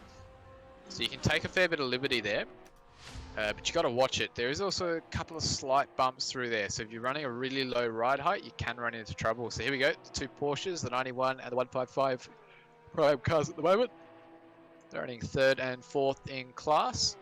It's a bright coloured car, isn't it? So Porsches around here lack down Kemmel, the straight we're on at the moment, but they're very strong throughout the rest of it. Lap time wise, we're seeing a fair bit of variation through the field at the moment. The fast guys are in the 18s, a lot of guys are in the 19s, and a lot of 20s, 21s, 22s popping up further down the field.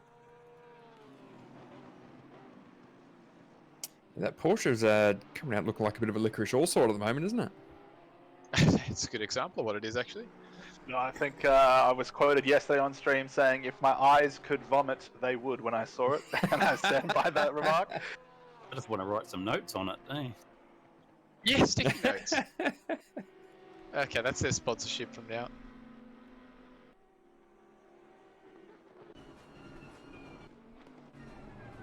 Now, the 420 car actually did receive a 10-second penalty earlier on for a unsafe re-entry. That was about 10 minutes ago for the unsafe re-entry there. They got a 10-second penalty for that one in the Audi. Yeah, it almost was like a bit of deja vu when it came back up. It's like, oh, haven't they already got one of those? Oh, well, that was earlier. Yeah, it will happen. As you're coming further in your stint, that will happen. You will make mistakes because you start getting tired, your arms start getting tired, your eyes do. You make those little mistakes, you come off track and all of a sudden you're in trouble.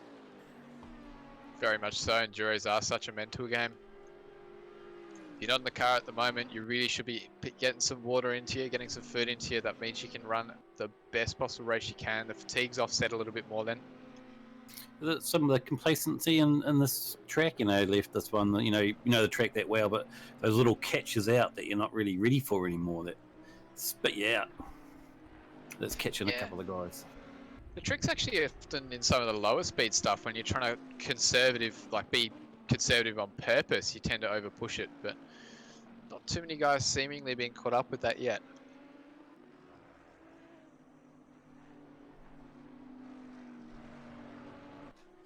Yeah, you can get a bit of complacency, I think, especially coming through Lacombe and Brussels as well.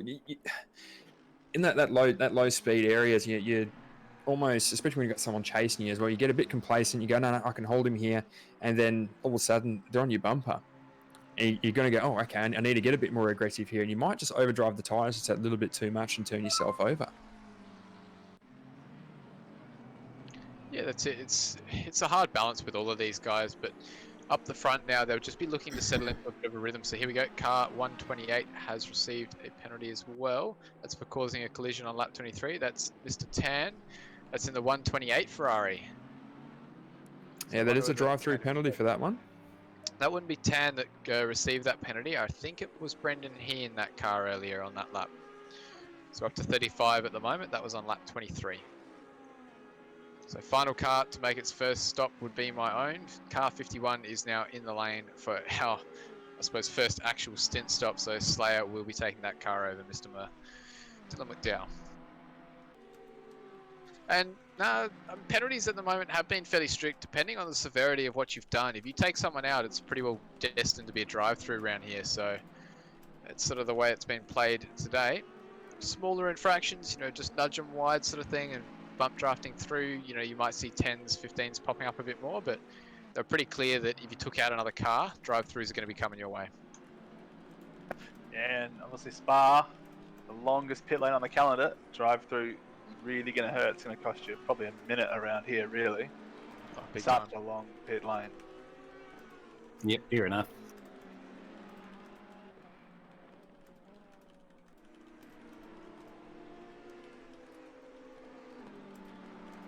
But out front at the moment, Dove is controlling the race by some 15 seconds. McAuliffe and Henderson have just split themselves apart by a few seconds at the moment. Both of those guys going for the double stint at the moment.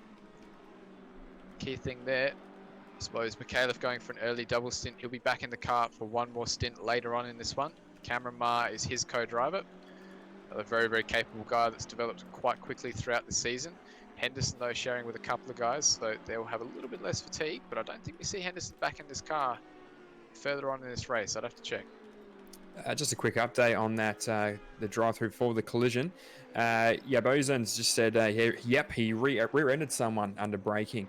So if you do punt someone while you're under braking as well and send them out, you will get a drive-through for that one, especially around this track. Thanks for the update there, Yabo. And welcome to the grid as well, Nielsen Wills 62. Good to have you. I am still trying to get an update as well, guys, on how the ACC servers are going. The second I have anything, I'll push it through for you. Always good news, hopefully. So now Brian Roy. As the Lambo slices up the inside there. It's the Mercedes going a little bit wide. And makes it through cleanly though, and he'll push on. Brendan Coe, the McLaren. It's like the Ferrari behind. Ferrari behind was well offline. Cost him quite a few car lengths there. He was not too far off, but now he's... Played his curse and said his name and he jumped.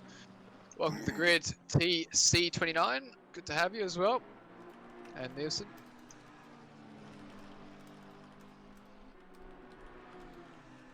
So just pretty much an hour and 30 in now. Obviously, track conditions virtually unchanged since the start of the race. 27 ambient, 35 track, light cloud cover. Pretty much optimal conditions, wouldn't you say, guys? Yeah, it's quite comfortable at the moment for him. I think most guys will have set up their pressures for within this sort of window. But you know the weirdest thing? Our race leader's only 15 minutes away from another stop. If that. Yeah, going by. But I'd say he's still stretching the lead out there a wee bit too. So he's still got the pace on the current tyre versus the second place current tyre, which is newer. Yeah, I think that'll come back into its own later in the stint though. I think that's where it's going to be the gap. But if they can build up enough of a gap, it might cover them off when they get towards the end of this one. Or do we drive it deep now? They've got to go as deep as they can in that car until the end of this race and just hope it's enough. Henderson not quite got enough, but here we go. Coe having a look here. This is Chris Ellis in the 224 Aston dropping back through. And it looks like the McLaren's going to have a bit better exit as we pump down the hill back towards Radion. Camera angle changes, and what can the McLaren do? Looking into the inside, I drop back in, does so. So both take a little bit of curve, both make the apex. McLaren may be a little bit more comfortable as they head back across the top of the hill. But that Aston just looks stable enough and he might just keep the gap here. Yeah, I think the McLaren was a little bit too close heading down on the run-in to Eau Rouge. You want it just that little bit further back, I think. Might have had to just lift off a little bit too much mid-corner to make sure Eau Rouge was taken safely. And obviously you can see down the Camel Straight, just cost you all that time. That's it, so here we go, the 91 Porsche down in 15th at the moment. Third at the moment for the Prime guys. So they're racing quite nicely. He's got another fast guy behind him in Glenn. So nice little pack here. Let's see if they move towards each other at all.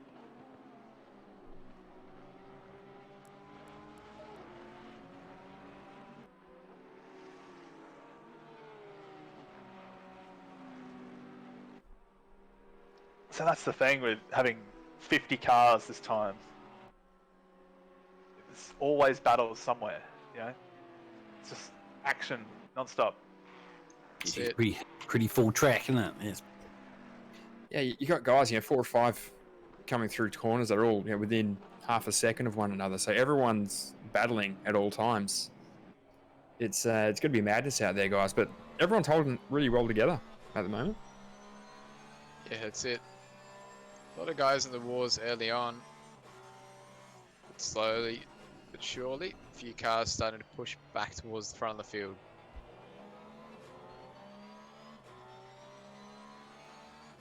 Have we seen a replay of the start of the race at all, or the replay is not available at the moment? We've kind of glossed over it in all honesty with everything else going on. Not too sure. What was it like down the back? We caught most of the front, but it got messy down the back by the look of it. Yes, well, I got punted 7 times on the run down to Eau Rouge and had to walk back to pits with just under 3 minutes of repairs, so it wasn't nice. We saw something there. We were wondering what happened. Yeah, my soul died a little bit. I was just, I think about it. I should have picked my words better. I did know it was you at the time. So, just while we're on board with this Porsche, looking at the rear wing, that Bentley 2 behind is the one to be watching for in this battle. That's Ryan Duong in the 300 for Sparta entry. He's going to be pushing hard. Very, very fast cars on the Thursday night. It looks like Glenn's just run a little bit wide in the Ferrari, and that's going to let him through. But watch for him. He's going to be chasing hard. So Loani, sorry, chat's picked up on this before we did. The 420 has received a drive-through penalty for track limits. That's big news. That's going to push him quite far down. It's a long tour of the pit lane there. Shahab is another one that's picked it up in 20th. That's going to cost both of them. They're going to be well down in the 30s by the time they've served those penalties.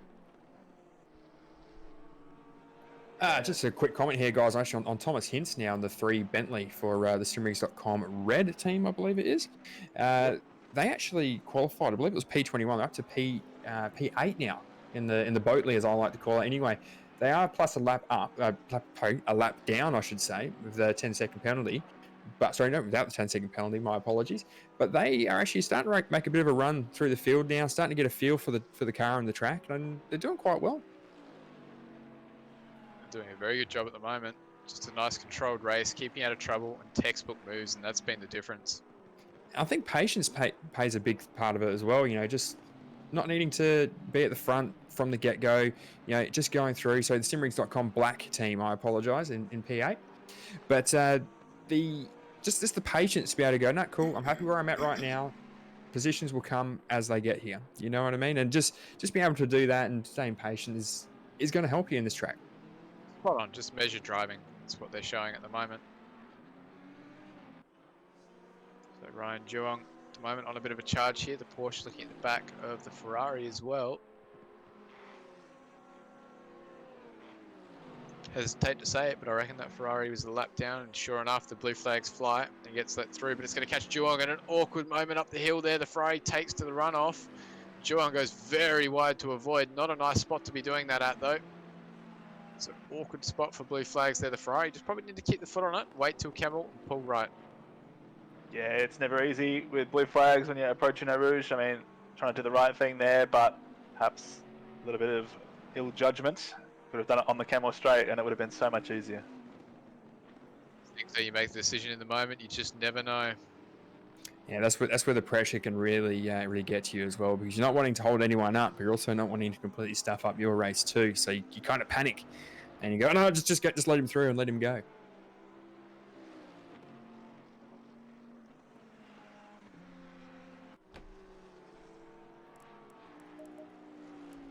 Yeah, that's the thing. You can't panic, and particularly when you're racing in multi-class events. There are guys with varying skill levels wildly.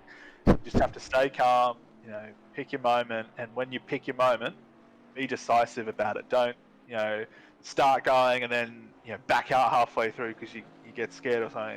It's much better to be predictable. There's very four corners when it comes to endurance racing. You've got pace, which, is obviously quite important. You've got fatigue, and managing your fatigue. You've got race management, which is managing your strategy, managing your traffic, just picking through things, making the right decisions. Finally, you got racecraft, and that's being able to place your car in the right spot when it really counts. And if you get all 4 right, you'll have a good race. But if you get race management wrong, it's not good.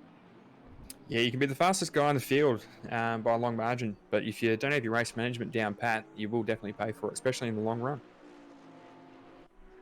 So we see Lorenzen in the 301 Bentley. No penalty, but in the lane. So he's an early stopper as well in the second stint. So only an hour and a half in, really. I'm kind of confused at why we're seeing this. There wasn't a lot of traffic.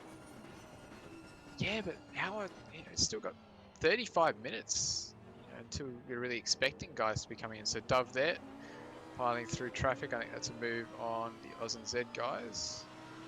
Is indeed. So they're down at 23rd at the moment. So top 22 cars, about to be 21, are on the lead lap as it stands. I reckon he's going to glide through. This Aston should get out of the way. We'll say track left as we go down the hill. But in the meantime, he's going to sit off to the side, Dove, catch up a little bit of draft. While he's been dealing with this traffic, though, the gap down to P2 has come down just that little bit. So we'll see how that swings and plays when the 53 Ferrari catches up to this same traffic in a few laps' time. So what do you think now, guys? You reckon Dove has made the right call with the fuel and the 50 Lamborghini? I think they'll get away with it. I think they've dodged a bullet long term. But I think it was a terrible decision. That's my take. I think it's one of those decisions we're not really going to know for the next 2 hours or so whether it's paid off or not. It's just one of those things. You've got to see how it plays out, really. Exactly. It's one of those long game plays where, you could look like a fool or a genius. It's that fine line when it comes to pit strategies like that.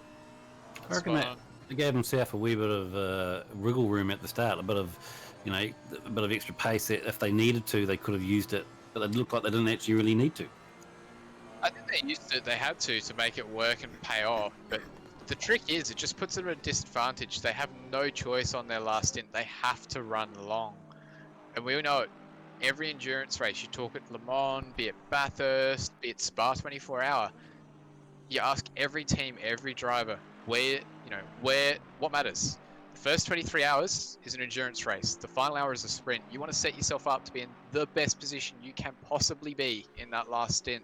And that's where it might cost them, I think. We won't know till then. But in the meantime, it just means that they've got no choice. They're locked into a strategy now. Simple as that. Yeah, you don't want to be nursing a car home in the last 5 laps, do you? But I think we've got some good racing to watch on screen here. Carbo, or Brian Roy, in the 33 Oz and Z Racing Ferrari, is about to look at Chris Ellis. Which way does he go? Holds off on this one here at the moment. He's going to be diving in and out and sitting within the stream. So he'll probably keep it nice and tight. He'll just sit in behind him as we come down towards turn 1. And he'll punch out and see what he can do down Kemmel and Eau Rouge. So what does he do? Well, he's got a good run here. Grips out the outside of the corner okay. And what can he do? It's a risky spot to put yourself in, but if anyone's going to be able to do it, these two are going to go hard. He backs out last second. Up the hill we go, and he keeps it left. He's just within track limits, but only ever so slightly. He's kept it right on the back of the Aston Martin here. What does he do? He looks left, and then he pulls to the right. He's out of the draft now, and alongside the Aston Martin as we go down towards Lake Coombe. What can he do? He pulls, and he gets the move done up the inside at Lake Coombe. Well done. Apologies, our commentary is a little bit delayed or not. I'm not too sure quite how we're seeing it. Yeah, so I'm a few seconds delayed. I apologise, but look, B. Roy and Nellis there. Honestly, that was just stellar driving coming to Eau Rouge. Guys, it may look easy on stream, but let me tell you, that is extremely difficult to not bin yourself or the car next year come up through there. That was just real hard-nosed, hard driving there. Great to see. I was going to put a wee future prediction on there.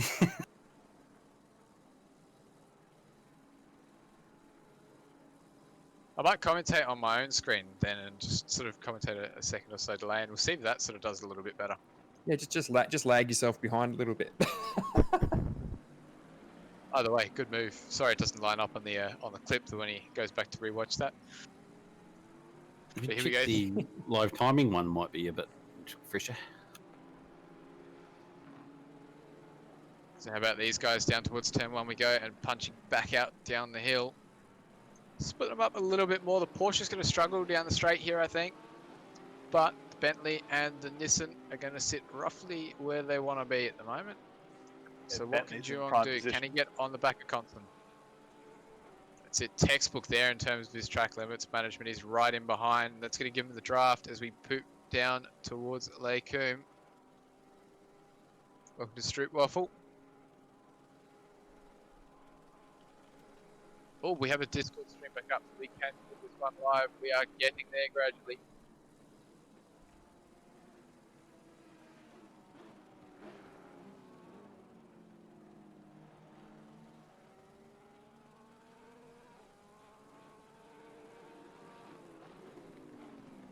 So, fantastic job in the background here. He's silent, but Malik is doing an awesome job to get this stream up and running and making sure we've got the resources we need. So we are able to commentate live for you again as we pump down the hill to the Bentley, having another look here of Juong. What can he do? It's not going to be here that he makes the move, but watch it down the other end of the lap. He just shows the nose once again and drops back in behind. You just got to be so careful when you're showing the nose and not really going for it that you don't actually compromise yourself or the car in front of you, particularly when you've got someone right behind you and you're trying to get a position rather than lose a position in a battle of 3 cars. That's it. We've seen the 666 Bentley again back in trouble. It's Aaronfield in the car at the moment at Lake Combe. He was stopped there for quite some time. Going again now though.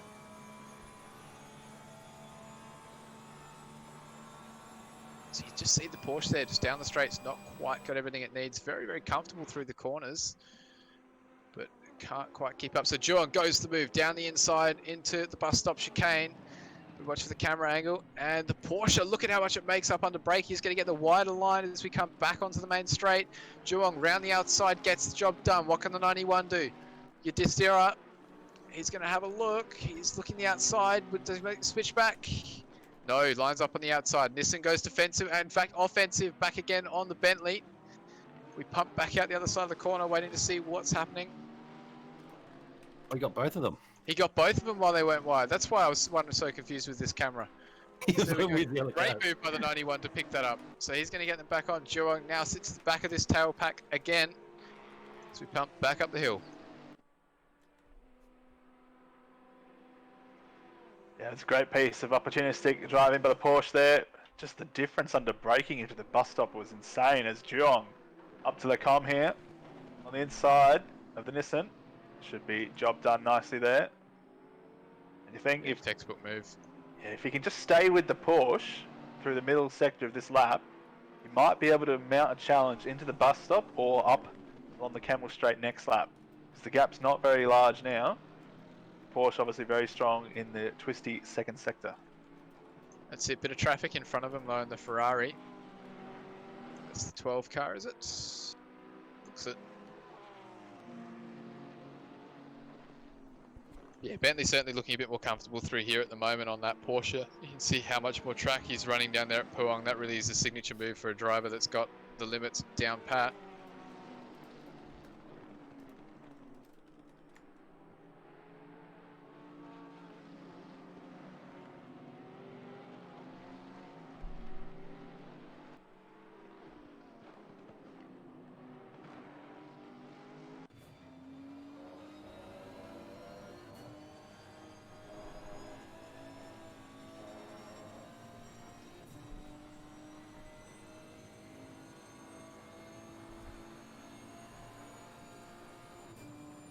So here we go, Juong building up for his move.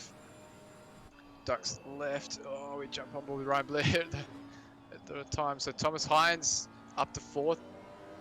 Sorry, up to fifth at the moment, but hunting down fourth quite closely. Gap's still a little bit too big for him to do so. Yeah, I think we're just in that phase where we've had a few drivers from the front end come in and make early pit stops, so we're not 100% sure on the order for now. That's it. Bad news for the 155 Porsche. They had a big off at Blochemont. There's damage to the back of the, what do we call it, the sticky note car.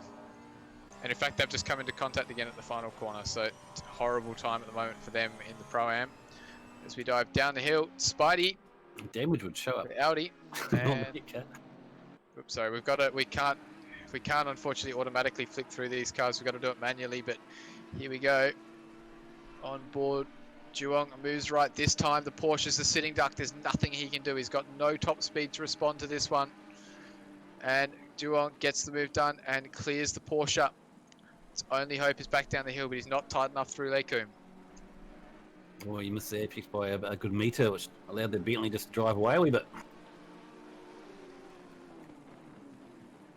So with the Porsche coming through the bottom of the hill now, so is it a lot tighter coming through through these turns now, or like obviously the Bentley absolutely creamed him coming through the straights there. So will the Porsche recover, you think? Porsche is a very, very nice car to drive through Lake Coombe, down through that hairpin. It just rotates very, very nicely out the corners. Huon again through here, he can carry a little bit more speed. You know, I don't think we're, in all honesty, looking at equal drivers here. Duong is an outright pro at the best of times. But the Porsche, you know, through here, it'll just give the direction change quite nicely, whereas a couple of cars can be a little bit sketchier. But as a consequence, you watch the gap open up quite dramatically as we head down towards the bus stop chicane, punching out of here. You know, Porsche, again, very, very balanced through here, can take it pretty much flat comfortably every time. But just watch this gap. It probably stay the same, but the Porsches in the draft, don't forget, where it should be closing up normally. Yeah, definitely the braking zone as well. Look at the difference here. Porsche just so stable under brakes as well. Yeah, Oh, it's an absolute weapon. It's one thing I really miss. I've been struggling to adapt to that in the Ferrari under brakes. I'm not used to it. I can't push to the same extent. To give you an idea, Ben Floyd at the moment is currently in the 90s. Sweet is in the 97 at the moment. They're down in 41st. Here we go. Then Valenkic defending from Young in the Lamborghini. 54 versus the 423. They're sitting just in behind Lawani. see that Porsche closing up that Bentley gap by over the half the distance in that weak chicane in the bus stop. Yeah, that's it. So Glenn covers the inside. Just a quick update as well, guys, actually from the powers that be. Sorry there, Bender. So we have actually tried contacting AF in regards to the servers being down at the moment. We haven't received any responses from them just yet, but just know we are working on it. We are trying to get some communication there to try and get these servers back up and running. Yeah, as you were saying, Brucey, these guys just behind Lalwani, of course, he was running P6 in the 420 car earlier, but did receive a drive-through for track limits, and it's dropped him all the way down to 16th. That's got to hurt. There's been some damage mitigation there. I reckon he was in the 20s at one point, and he's driven back up a little bit. He's got some pace on him, that's for sure, but at the moment, look at these two going for it. Glenn looks so much more comfortable. Young is well outside of the track limits there, so he's not going to be able to make a move down to the hairpin. But just watch this Lambo, see how close he can get it. So at the moment, Valenkic's bouncing first or second gear, a little bit of throttle. Not doing anything wrong, but the Lambo's just that bit tighter. You can see there on the apex, a bit more speed through. Yeah, it's keeping it right and neat, isn't he? So I suspect Young is certainly the pro driver in the SR8 car. Glenn running the whole track there, there's nothing more he can do. Lambert was just in. Yeah. That's a risky little move. Does Glenn cooperate? Oh, there was nearly contact there. He's very lucky that Glenn gave him the room he needed, or that could have ended in tears. But they push on. Yeah, absolutely right. You're really trusting Glenn just not to turn in there and hope that he's seen you coming.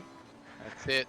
You just saw there blue flags on the right-hand side of your screen. Watch them again. They'll pop up on the left and right as we come up through here. And that's because Mr. Dove is right behind this pair. You can see two cars in the mirror at the top of your screen.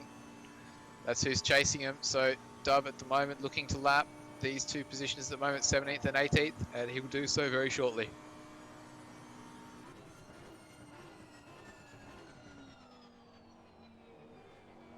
Yeah, just looking at the track map, it looks like the field was obviously spread out a lot, but there's a lot of cars in what would be, I guess, Sector 1 right now. So a lot of traffic for the race leaders to start coming through. That's where it's going to cost Dove a little bit here. They've got to run as long as they can in this stint. I think they're already getting towards the end of their limits here. I believe they stopped at 45 minutes in the last hour. So that means they'll have been racing for, it'll be an hour 5 at the moment at that stint. So they've got the full tank in there. They can probably go another 5 minutes or so from what we've seen. They fire, 10, 15 minutes short of what everyone else has been able to do. Yeah, so really only 1 or 2 more laps as well. And when you're already, like we were saying earlier, going short early on in the race, it means you have to commit to going long later in the race. And it just removes that flexibility of, right, we need to avoid this traffic, want to undercut someone or overcut someone. You just don't have the flexible strategic options at your disposal. That's exactly right.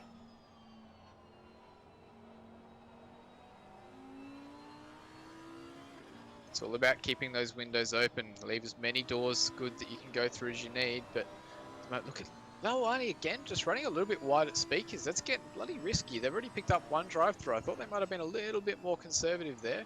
But I tell you what, Young in this Lambo is looking quite comfortable. He's passed for then cleared him, and now look at the gap there to the Audi. It's actually pretty tight. Yeah, Young is actually catching up pretty well with the Audi in front of him, but Lawani, maybe he's feeling the pressure. Maybe the tyres are starting to get away from him a bit here. But the Lamborghini of Young, I mean, here he goes now. He'll probably start a big push from through here now. But yeah, looking very comfortable. Looking in the zone now. Here we go. He'll come in through for the overtake now on Lawani. Lawani will let him pass as they come through into Blanchimont. I don't think he could have helped that. He just outpaced him right. No, that's it. The key thing here, though, is they've both got pretty good pace. Dove is the guy behind him on track, and yeah, currently sitting, not really catching him that quick, in all honesty. So do you think that's tyres? Do you think that's confidence? What do you think's going on there? Lawani's going to have to be pretty conservative. I'm almost certain that he's picked up another track limit warning for Speaker's Corner. But down through here, he's been on the stint tyres for a while, but Young just seems like he's really dialed in. I think we're seeing sort of, not quite race leading pace, but Michael Young's certainly on it at the moment. Yeah, obviously can't speak for other guys in the Lambo, but personally in my stint earlier, the tyres just held on really well if you manage them. When I was doing PB lap times toward the end of the stint, it just kept getting faster and faster. So if you've got the right setup and the tyres are in the zone, Lambo is definitely a nice car. There you go. So 423 copped a drive through earlier in the race. That'd be why they're that far back and now pushing very, very, very hard. So here, Spidey, man on stream. Good bloke, that man. Piles down through Speaker's Corner there, following the distance. A little bit of a twitch from Johnson. This one is for position. It looks like Spidey's going to get the move done at Puon. This is exciting stuff. Can he do it? No, drops back in. So probably the wise presence of mind there. That distance getting a bit squirrely coming out through the corner there. Losing the rear a little bit. Very close on the exit there for track limits. That Ferrari in behind, that's... I'm going to double check, but I reckon it's Jared Bailey. It is indeed at the moment. He's a lap down, but he looks like he's also got some serious legs on him. I don't recall the P1 quali time off the top of my head at the moment, but I can tell you right now it was very schmick. The P1 from Dove, is that correct? Yeah? Yep. So the shootout time was 2:17.037. We did see a couple of 2:16s when we were going through in the actual pro quali session. Yes, so this is an awkward spot here for Bailey. He's a lap down, but you can see how quickly he's closed in on the back of these two. He's going to be asking to be unlapped, and in fact, Spidey's going to follow him through, so that's a good move there. The Nissan might not want to do the same too early. But Spidey's happy to just sit behind and let that Ferrari give him a tow and give him the opportunity to run through, as you see Slade just running a little bit wide there in the background. Dove has still stayed out. I expect that car in next lap.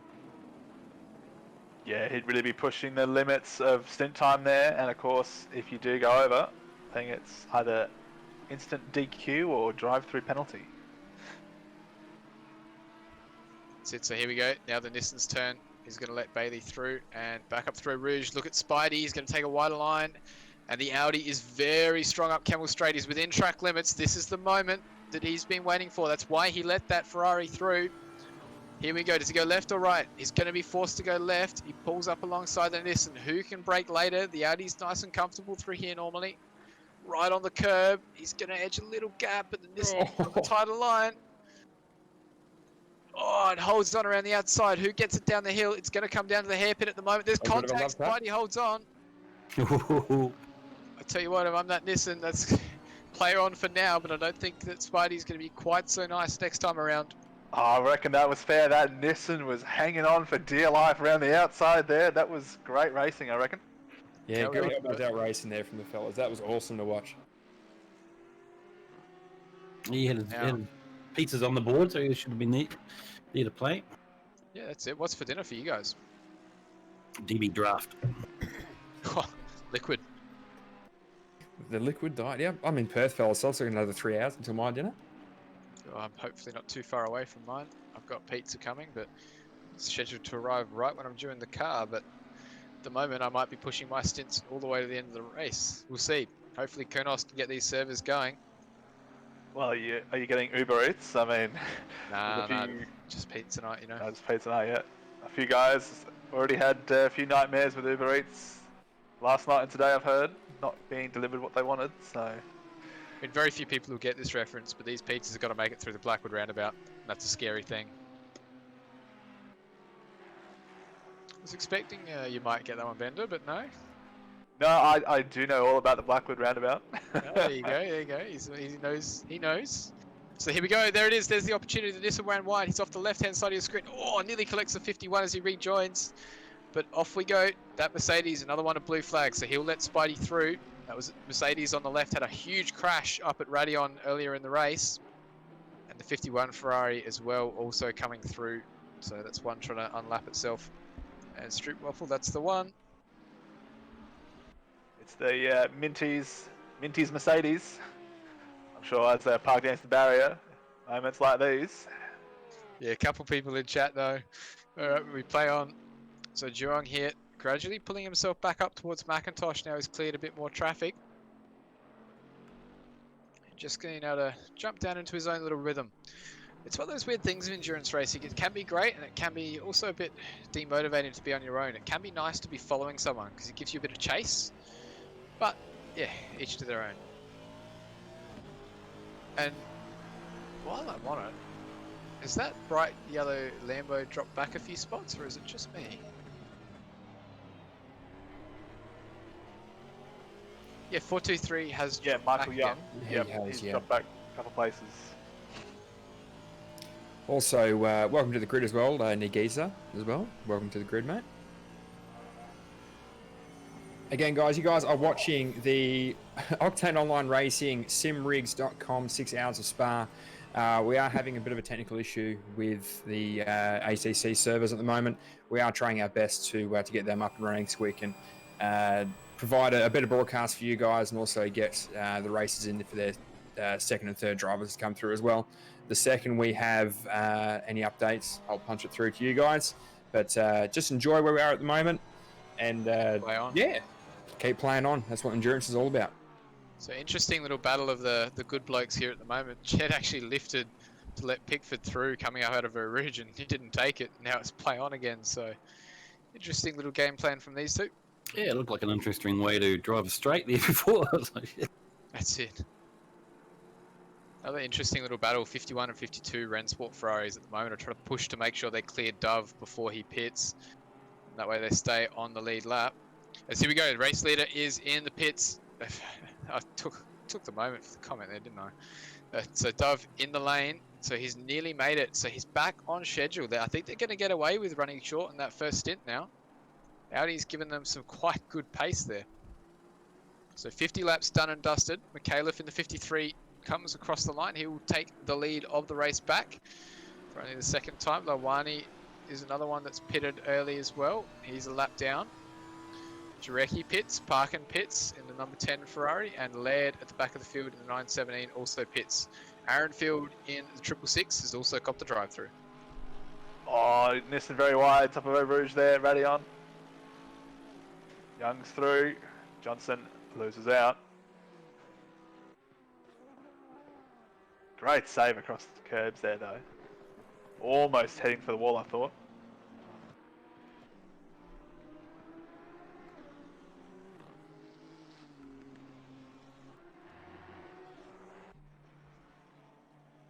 So this will be interesting to see where our race leader Dove comes out. So it looks like he hasn't actually made his stop yet. He's heading towards his pit box there.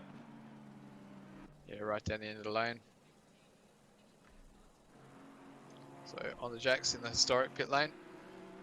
Essentially, Kunos' server list has crashed at their end, so unfortunately it means the game can't bring up the server list, so there's no way of currently joining this server.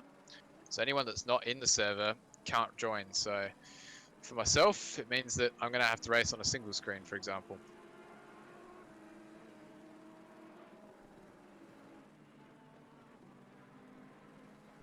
So there's no like IP manual entry connection that they do? Not that I know of. If someone No, knows, there is no direct connection with ACC, unfortunately. No, well, It's just one of those if frustrating things, you know. Sorry, anyone knows how to do this direct connect like Ball, let me know. It'd be a lifesaver at the moment.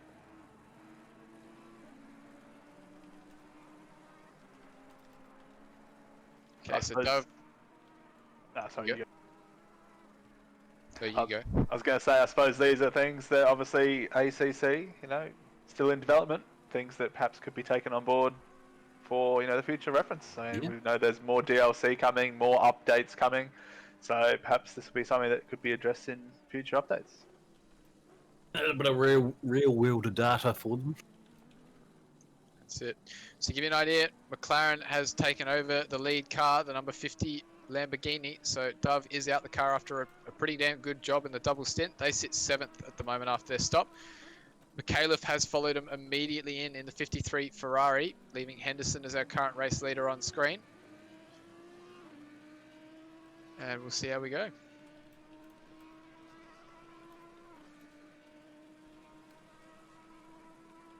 Right, how far behind is the rest of the field going to be pitting? I mean, they caught up a decent run on that second stint. Won't be too far away now.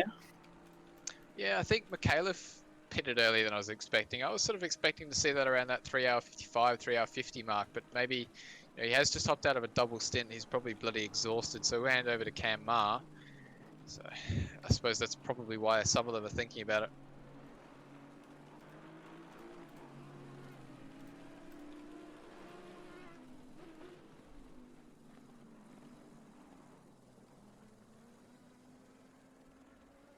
Whoa, very squirrely from the race leader there in the Audi as we came out the hairpin, but he got away with it.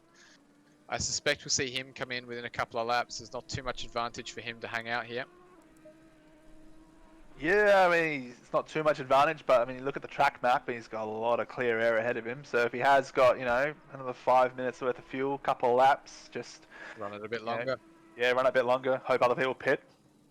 That's it. Try set up a last stint if they want, but at the moment, all the competitors running on that ideal strategy. So Dove drops back past the lane.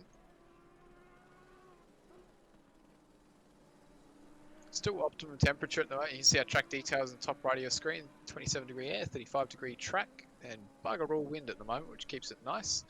We've seen McIntosh pit in the 375 Bentley. We've seen Coe, Ellis, Pickford, Chua. Lots of guys in the lane now.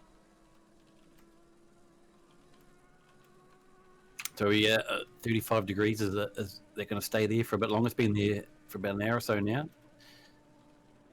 2 o'clock. Yeah, it has been roughly the same conditions. Ambience crept up 1 degree, but I mean, you look at the wind, and it's only 1 kilometre an hour. So these clouds and this weather isn't really changing much. So I'd expect it to be nice and sunny. Yeah, as we approach maybe 3, 4 o'clock, track might creep up 36, 37 slightly, but that's probably be about it. Yeah, late race is where we're going to start seeing any difference in temperature. Remembering that we start the race at 12 p.m. So we're going to go into sort of the dusk sort of temperatures. So the last couple of stints is where the guys will start pumping up their pressures a little bit. Welcome to the grid, Bodheim. Good to have you.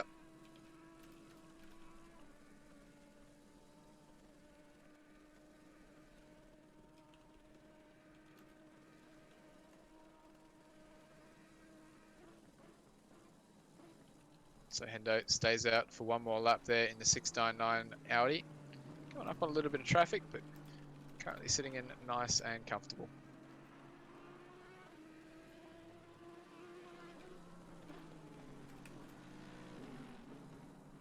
So the McLaren and the Lamborghini back on track in 6th place.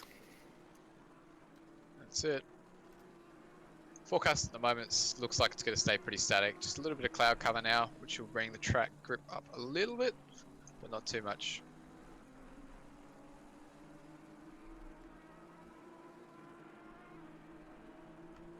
He's going to have Chris Ellis joining us in the commentary box, fresh out of the Aston Martin just in front of us on screen at the moment. So we'll hear a little bit more driver feedback, what the track's feeling like at the moment. And sort of see what people are thinking as Jessen and Madison in the two Ferraris also box. We go a little bit of Rennsport display on screen at the moment. Cam Marr, provisional second position at the moment behind the McLaren, leading his teammate there. So I believe that's Nick Dole in the car, the yellow car on the right hand side of your screen at the moment. So those guys just looking to get their head down and get a stint underway and just gain a little bit of time. So you can see there, 666 Bentley up the lane on the right hand side of your screen. Having a rough race so far for those guys. Down in 46th at the moment. Race leader is in. Henderson pulls into the lane. So he will hand over control to Mr. Hines, unless he boxes as well. He's only just about sort of 20-30 seconds ahead of the race leader, well, overall race leader at the moment, McLaren. So we just got a quick question from Cheetah Gaming DK in Twitch chat here. Can they join OOR if they're from EU? You certainly can, mate. You're more than welcome to sign up. Whether time zones line up if you want to compete in ACC League Series, I'm not sure. We're still taking applications for an EU series, so hopefully getting that off the ground real soon. But you're more than welcome to be part of our community and engage with our various games, events, and fun nights, and just be part of the community.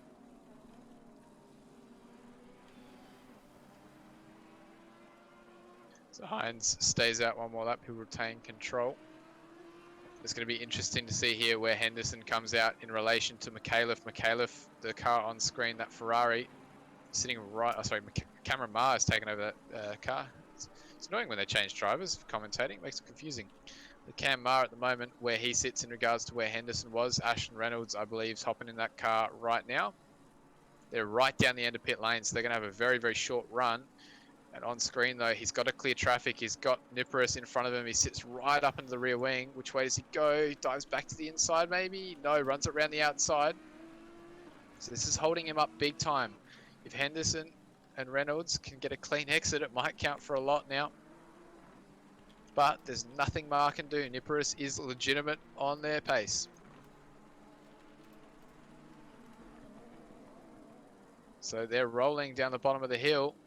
I think Ashton Reynolds and Lachlan Henderson, the 699, are now going to come out in front of the 53. Unfortunately, traffic has hindered that 53 big time. So he's already coming up and exiting the pit lane atop the hill. So we've had a change for second position. Ashton Reynolds takes second. Oh, away from Cameron Marr. This is a huge amount of track there. I don't know if that was quite a legitimate move or whether there's something to be avoiding, but I'm putting a big question mark on that one. I would say the race officials will be looking into that one. I reckon that was gaining an advantage by track extension there from Cameron Marr. Obviously not an official myself, so that's just how it looked like to me, but obviously leave up to them. That's it. What happened to the grid breach? Breachy? And welcome to the Comboss, Mr. Chris Ellis. How are you? Yeah, g'day boys, how you doing? Fill me in, what's the scoop? Oh, I was hoping you'd fill us in. What's the track been feeling like? Really good, yeah, tyres are holding up well.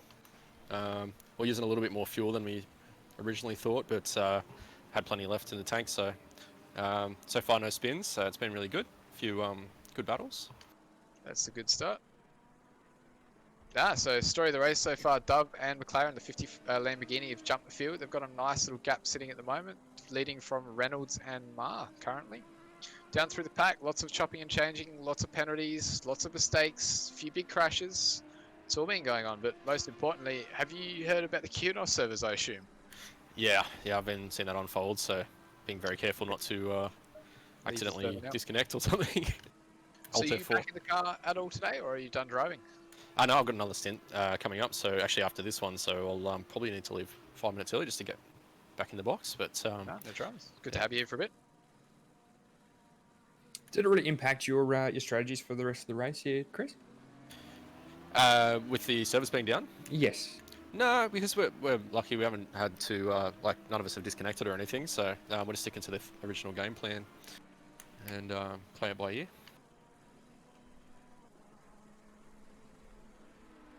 So be confirmed in chat. The move by the 53 Ferrari will be looked at by the stewards. So we'll wait and see from them. I'm sure they'll get back to us. Nippers has now boxed.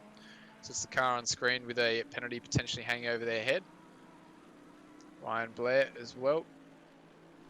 He's sitting 9th at the moment, following to Jesus in the Bentley.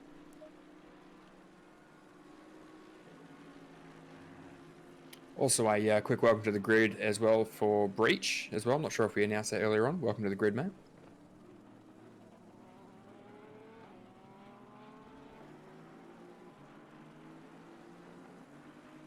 All right, so as we close in towards the middle section of the race, I'll leave it to you guys. Thank you very much for having me up in the comm box here, guys. All the best for those still with a couple of stints to go. Cheers, Brady. Yep. Thank you, Brucey, mate. Good luck in your race, mate. Have fun with your stints. We'll keep an eye on you, mate. Take care. As always, you should see me towards the end. On that note, it's time for me to leave as well. Yep. Thanks Good luck, for having me Bender. on. All the best, and I'll chat with you a bit later. Easy, fellas. Thank you for hanging out. I'll catch you later on. Good luck. See ya. So it's Speck and Ryan Blair here, P9. Interesting to see Johnson leading the Pro-Am at the moment. Currently in the pits though, so... Yeah, Johnson's doing really well coming out of the Pro-Am there. Sitting in, in 8th, obviously. He's going to start getting overtaken by everyone still out on the field now.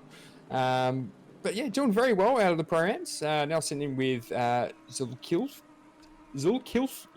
Sorry, fellas, it's a bit pixelated on my end at the moment. Johnson now coming out of the pits with the Nissan. So, Chris, with the track as well, how are you finding the other drivers as well, getting through traffic, everything like that? Is it nice? Is everyone playing nice out there, or are there a couple of people racing a bit elbows out? How's that feeling at the moment? There was probably only one situation where I saw someone sort of, which was like right on the edge, a little bit blurred lines of blocking. But apart from that, everyone's been super safe and generous with the giving room.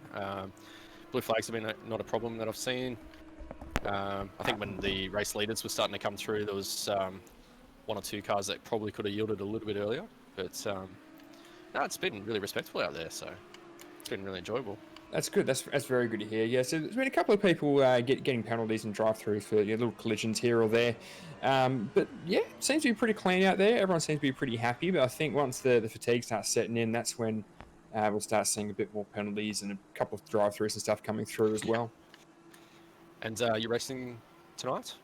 Unfortunately not, no. So myself, I was going to be racing with the simrigs.com team.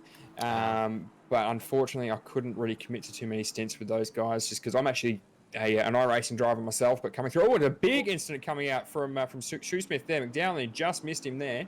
Yeah, and Shoesmith doing the right thing, just staying still, not trying to reverse out of the track. Or yeah, definitely the right call there. That was extremely close. So the race officials will look at that one as well and see what's going on there, if there was any contact being made there. But no, me myself, I was going to be racing. I just didn't feel confident enough coming out and racing with all you guys in such short time. But again, massive shout out as well to the simrigs.com guys for giving me the opportunity. My apologies for not being able to make it. But yeah, no, these guys are doing extremely well. And to be honest with you, I'm glad I'm going to get out there. I'm getting embarrassed with how fast all these fellas are. Yeah, it's definitely no walk in the park out there. There's guys been practicing for 2 months now. Exactly. I mean, even just looking at the qualifying times yesterday, I mean, we had 2:16s coming out of the SRA Team 2 in the pro qualifying. Even in the shootouts, we had a 2:17 flat from the two teams. We had it from the Unleashed Drivers team and also the Simrigs.com Red team as well, running a 2:17.037 and a 2:17.076 to get P1, P2 and quali yesterday in the shootout. Yeah, and let's say the top five was between 2:17 and 2:17.2. Exactly. I mean, even if you're getting look at it. We've got 2:17 for the first 15 drivers by the looks. So if you were to go to 2:18, you were sitting 16th. Yeah, it's definitely a pure 2:18 is a PB for me. So that shows out there, guys. There is a lot of pace out there right now. As we're watching the 53 Ferrari coming through. Beautiful colour scheme on that one, actually. I like the black and the pink. With Cameron Marr coming through now into the chicane. Sorry, La Source. I've got too much paperwork here, guys. I've got qualifying times. I've got track maps. I've got everything. Oh, what did number 24 do in the qualifying? Ferrari's The representing number there in the top 24. 10. 24th position. Position, the BMR racing team. So the 24 team, they got a 2:18.605 in the qualifying yesterday to hit P21, was it? That is some good stat work. Yeah, the BMR racing team. Right now, I've got Cameron Marr coming through, making a push now for the Reynolds and the 699 Audi. How are you going for tyres as well there, Chris? Were they Just starting to holding get up on with the, that? yeah, just starting to get on the little yellow side towards the end of the stints. We're just doing sort of close to 60-minute stints for our strat. But all in all, they held up really well, and they're really only just sort of dropping off in the last 10 minutes of each stint, where you just had to, for example, coming out onto the back straight, just ease back off the throttle. You couldn't hold it straight like you could at the beginning of the sprint of your stint. But yeah, apart from that, no issues. Aston's been holding up really well. That's great to hear. Yeah, so the 50 car of McLaren now, the Unleashed Drivers team with Brendan Dover there as well, now back in P18 now. So they had a really, really interesting and very, very early pit strategy at the start of the race. They were about 6 laps earlier than everyone else, if I'm not mistaken. Now sitting in P18, so obviously they've come through for another pit and will start pushing now towards the front of the grid again. Showing a lot of pace, being quite aggressive as well. Something's happened there. They've only just put it over and Did something happen there? Did we miss that? 2 minutes ago. I think we have. Just getting news as well that the Simrigs car just got booted from the server as well from Braindead Drifters. Thank you for that, Pete. Well, I shouldn't thank you for that, actually. That's very unfortunate here. For those who are just catching up as well, welcome to the Octane Online Racing, simrigs.com, 6 hours of Spa. We are currently having some technical issues with the ACC servers currently. We are trying to work it out, but we are running at about a 50% capacity currently. Just getting news as well from Race Control that car 51 has a 10-second penalty for an unsafe rejoin on lap 52.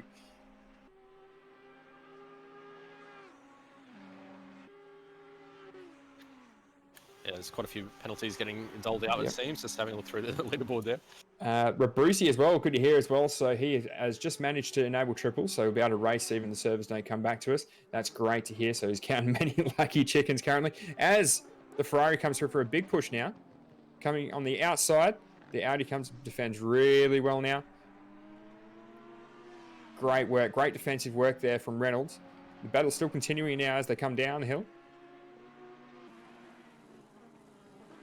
Yeah, Reynolds did really well there with the with defending on Cameron Marr there from the Rapid Team Red Sport 3 car in the 53.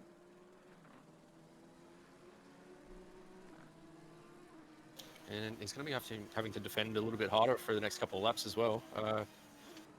Ferrari just seems to catch him on some of the mid-speed corners a little bit. But Audi's just rockets out of the exit, so...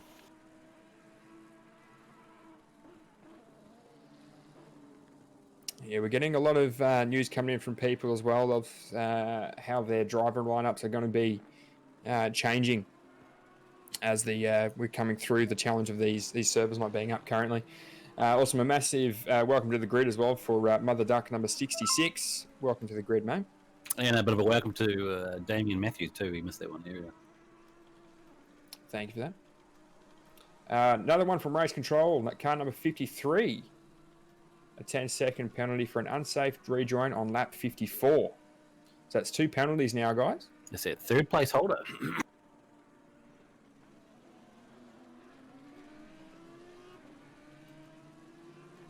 I'm really keen to know what happened with that number 50 car with McLaren to see what happened there. Because obviously they were race leaders for most of this race. So whether they came off track, if they lost position through the pits, I'm not sure what's going on there.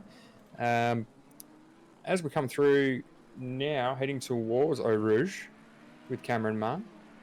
Hot in the tail of Reynolds. Damage, I'd say, when they did pit from a previous spin, because they dropped well and surely back from where they were when I joined in. So, Pyro saying they had a big stack on Eau Rouge. Big boy sadness damage. Big the boy worst type of sadness. damage. That damage hits different. That's definitely not what you want when you're in the lead. Is big boy sadness damage? Scoach as well saying, "I'm freaked if I'm have to race on a monitor. Lord help me." Yeah, having to convert from VR into a monitor, and the pressure will definitely be on. But that's what it's all about, isn't it? It's changing it up a little bit. Not everything going according to plan.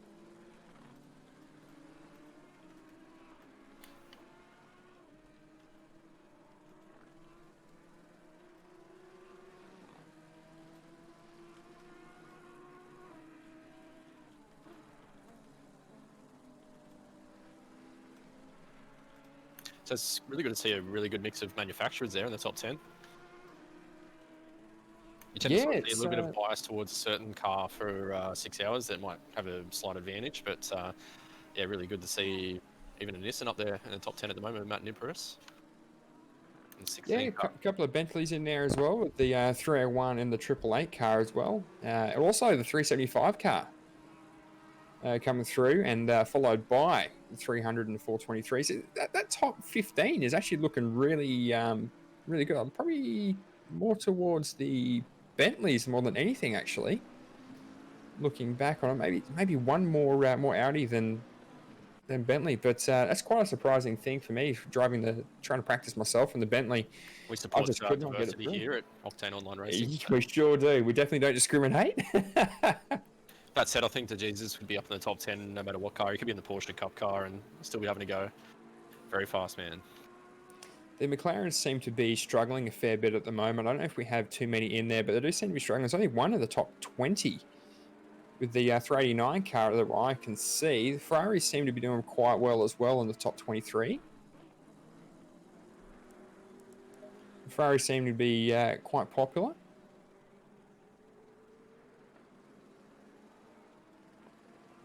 Yeah, they're well represented there in the top 6. Albeit with 20 seconds of penalty between them. Yes, you're definitely not wrong there.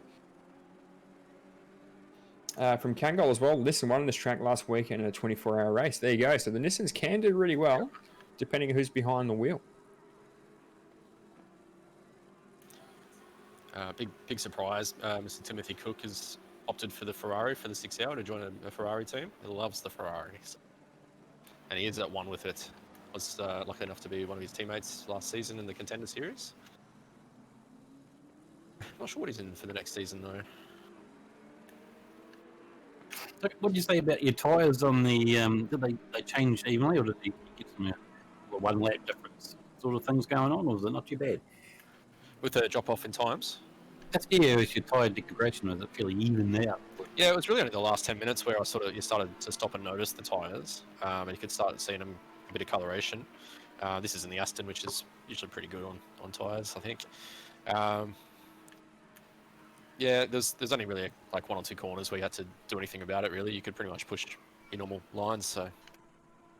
I think if you started pushing out to 1 hour 10 stints, then that's where you'd notice it a bit more.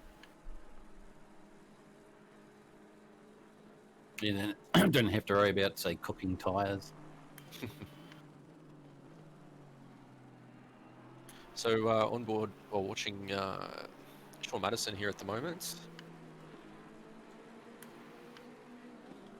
Currently 4/10 there off Ryan.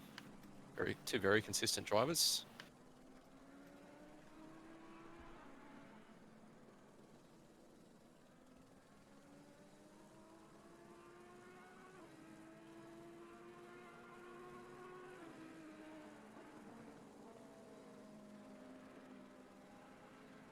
Where did they start? So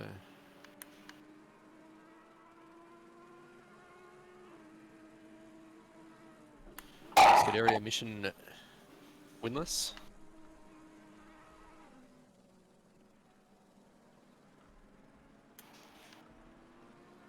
Yeah, very unfortunate here from the from Slydux in the Simrigs team. P12 they started. Yeah, so they went from so Thomas Hinz actually had a big double stint, mega double stint, actually, as McLaren comes off track in the Mercedes as he comes through past the start-finish line now. Unfortunately, with the Thomas Hinz team and the Simrigs team, rather, from P26 to P5 in his mega double stint, Unfortunately, they lost the car on the server. They got disconnected, so they are unfortunately cannot rejoin the race currently. Yeah. How many teams have dropped out here? Do we know? From my understanding, Still I got 46 believe, teams active, so yeah, I believe there's only been 2, I think, tops. okay. But a lot of drivers struggling now, having to do double stints right now. So we have 46 out of 50 left currently. So we've only lost 4. So obviously 4 too much. We obviously don't want to lose those people. But we've also lost the safety car as well. Who needs that? It's virtual safety cars, it is. Oh, rip.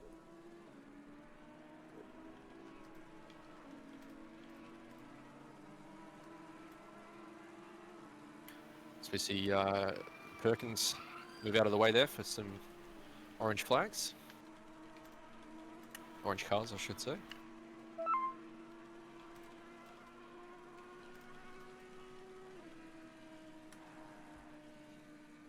And also good to see the spread of AM class cars well up and amongst it, scattered, all the way through the Pro-Am leaderboard.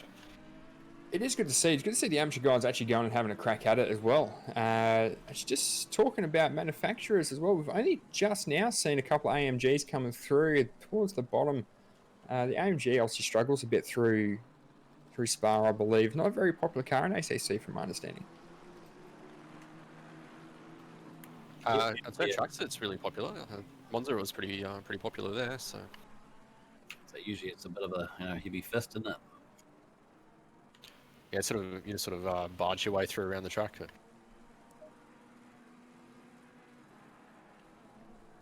I'd say it's been a pretty strong performer through the Contender Series at a lot of tracks. Yeah, I hope so, because that's what I'm signed up to use in the Contender Series myself. And I'm running Thursday nights myself, actually. Yeah, tier blue or? Yeah, so I'm going to be... what am I, actually? I believe I'm red. Oh, tier red, yeah. The later series on Thursday nights. Yeah, I'm running the 930 ones. And again, guys, I think we have a couple of spaces remaining, actually, in that Contender Series, if I'm not wrong. So, guys, make sure you check out the Octane Online Racing website as well. Apparently, I'm incorrect on that one. But if you guys want to come and race as well with the Octane Online Racing, guys, go and check out the website, sign up, come and check out the Discord as well, and come have some fun with us. Yeah, I believe there's, I think I heard Malik say earlier today, there's 2 or 3 spots left in Asia Pacific, so not many spots left. No, very popular series, and a good series to be a part of as well, guys. To Jay Hands as well, can I get an update on what happened and had to drive to another house? Missed a bunch of drama, it seems. So what's happened, mate, is the Assetto Corsa lobby servers are down, so no one can actually connect to the server at the moment. So we've had people, unfortunately, drop out because their games have crashed or whatever, and they can't rejoin. Us and the broadcast team, I've been running off of the Twitch stream as well. That's why everything's about a second or two too late on the calls, as Mans just lets Vanderhub come by.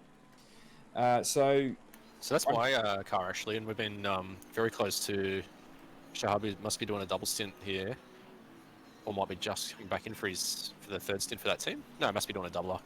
Yeah, he's been really matching our pace and a bit of back and forth there. I think we've swapped places about 2 or 3 times so far. So that's what you like to see as well, is guys just having a continuous battle throughout the whole way through and just nice and clean, elbows out, but everyone also keeping that gentleman agreement as well, not to take each other out as well. So just an update as well, guys. So we have 1 spot left in the Asia Pacific for Contender Series. We're doing a waiting list. So if you want to get involved, still register, seats will open up. There you go, guys. So you can come and do the Octane Online Racing Contender Series and come and race with guys like myself, with Chris here as well, racing in the Contender Series. There are different grids, different levels. If you're a complete noob like myself, you can come through and have a go anyway and learn as you're racing as well.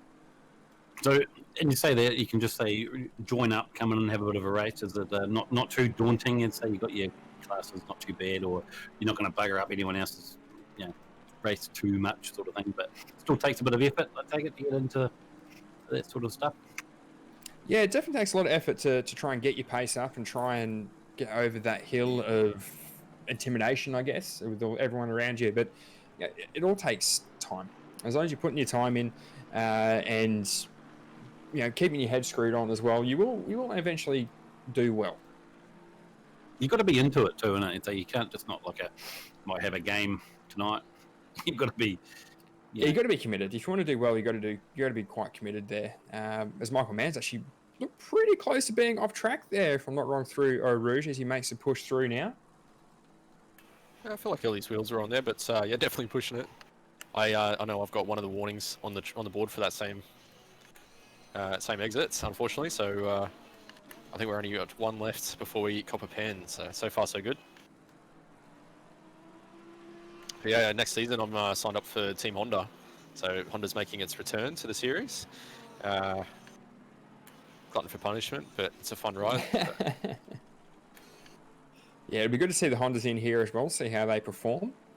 I'm racing a Merc. Are you going to be racing as well, actually? Naptic?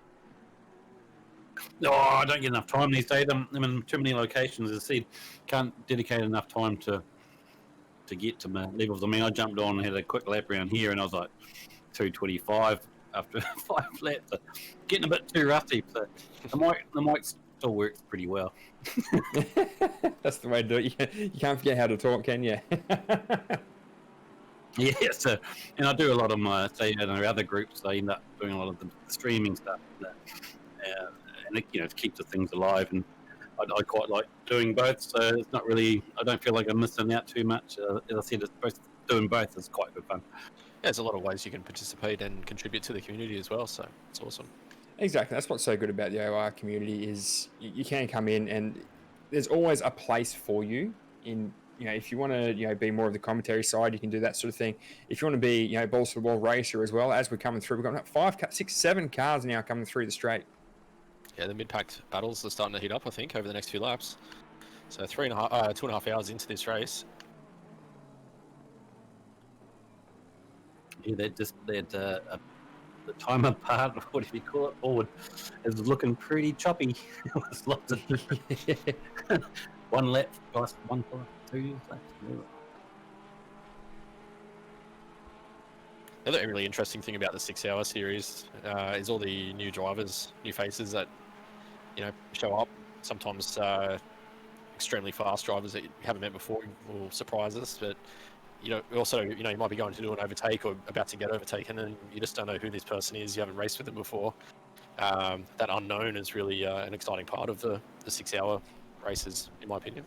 Yeah, it gets your heart pumping because you don't know how aggressive or how chilled out that person is going to be. They have the same mentalities as you as well, where they're going, well, I don't know this person. I don't know if he's going to lift or if he's going to try and race elbow out. Speaking of racing elbows out as well, we've got car number 4 with a 10-second penalty for an unsafe rejoin on lap 55. Unfortunate. Shoesmith, though, he's managed to pick up a couple of spots again after his earlier spin through bus stop, I believe it was. Back into P19. I think he was down to like P22 after that incident. Yeah, he went down I think it was P25. He went down to after the spin back there. So he's recovering well. He's going to start coming through. Not so good, Marty. It's like in Dragon Ball Z when the more you get beaten up, the harder you come back. That's it, mate. That's it. He's going to go Super Saiyan Shoesmith on this one and try and bring it back into at least the top 10. I reckon he can make a push for. And welcome to the grid, Radicha Hendamo, who's actually in this event. So obviously not driving right now. It's multitasking. Don't text while you're driving, guys. And we actually had a few battles there with Hendamo. He's been pretty speedy, so.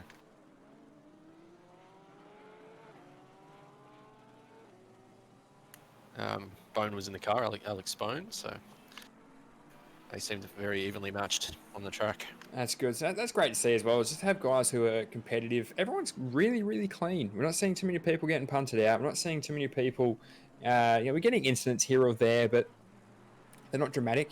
No one's getting smashed off the track. Little dings here or there. Hang on. This just in chat. Radicha's saying that Shahab's doing this full 6 hours solo. I thought he was doing a doubler, and then I'm like, wait, they should be on the 3rd stint now. So he's actually doing the whole 6 hours solo. I hope he's got a camel pack for for fluids there. Do not piss in your race suit. Would not recommend it. Got the plastic sheet down. Adult nappies. It depends for when it depends. Wow, that is absolutely impressive from Shahab, guys. Doing a 6-hour stint in this race. Give me some bags under his eyes at the end. Yeah, he'll be on the coffees, I think. It's all because his teammates can't reconnect as well. Guys, that's commitment. Yeah. Talk about adaptability right there. Shahab doing 6 stints because of the server down crisis. That is absolutely amazing. Sitting in P23 currently. So guys, let's everyone get behind Shahab for doing 6 hours straight.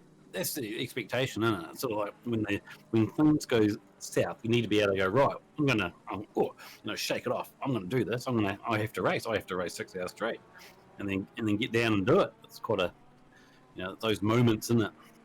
Exactly. Yeah, that's where you can really shine and show your commitment, and that's what endurance racing is all about, is going the extra mile just to make it happen, just to do that for your teammates as well, because his teammates will be rallying behind him.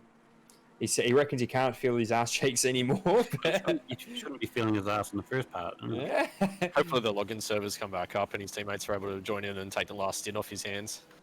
With a bit of luck, hopefully that happens. Yeah, we've got 3 hours and 24 minutes remaining in this, guys. Shahab is absolutely getting the Shark Trophy for this one. What a legend.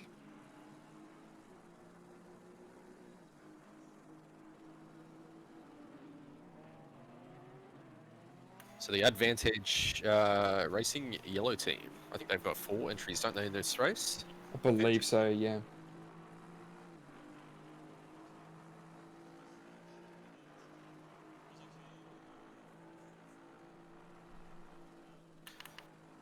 So really clean start though, I thought, to the 6 hours. I don't think there was any incidents at us or any major incidents or offs. No, I think the biggest one was the... which team was it? It was the... Oh, mate, down the back one. It was the one at the back there, yeah. So it was Shoesmith. It was probably the biggest off I've seen so far. We've had a couple of people out, little spins here or there, a couple of dangerous re-entries, but no, nothing too dramatic so far, which is quite surprising, especially considering that first 20 minutes of the race was very hectic. We had 4 wide at some instances as well. Hello, gentlemen. Exciting stuff. Hey, g'day, Saxon. How you going, man? Saxon, how you going, mate? Welcome to the stream. I'm good. I'm good. I just heard you talking about incidents, and I can promise I definitely wasn't involved in any. What's the update with your team, mate? Look, if an incident were to have occurred, say in Lacombe, it's possible that was entirely my fault, and I may have theoretically driven half a lap with my wheel at 90 degrees. You don't have to say anything, mate. That's the law. No. Jeopardise yourself. This is live. We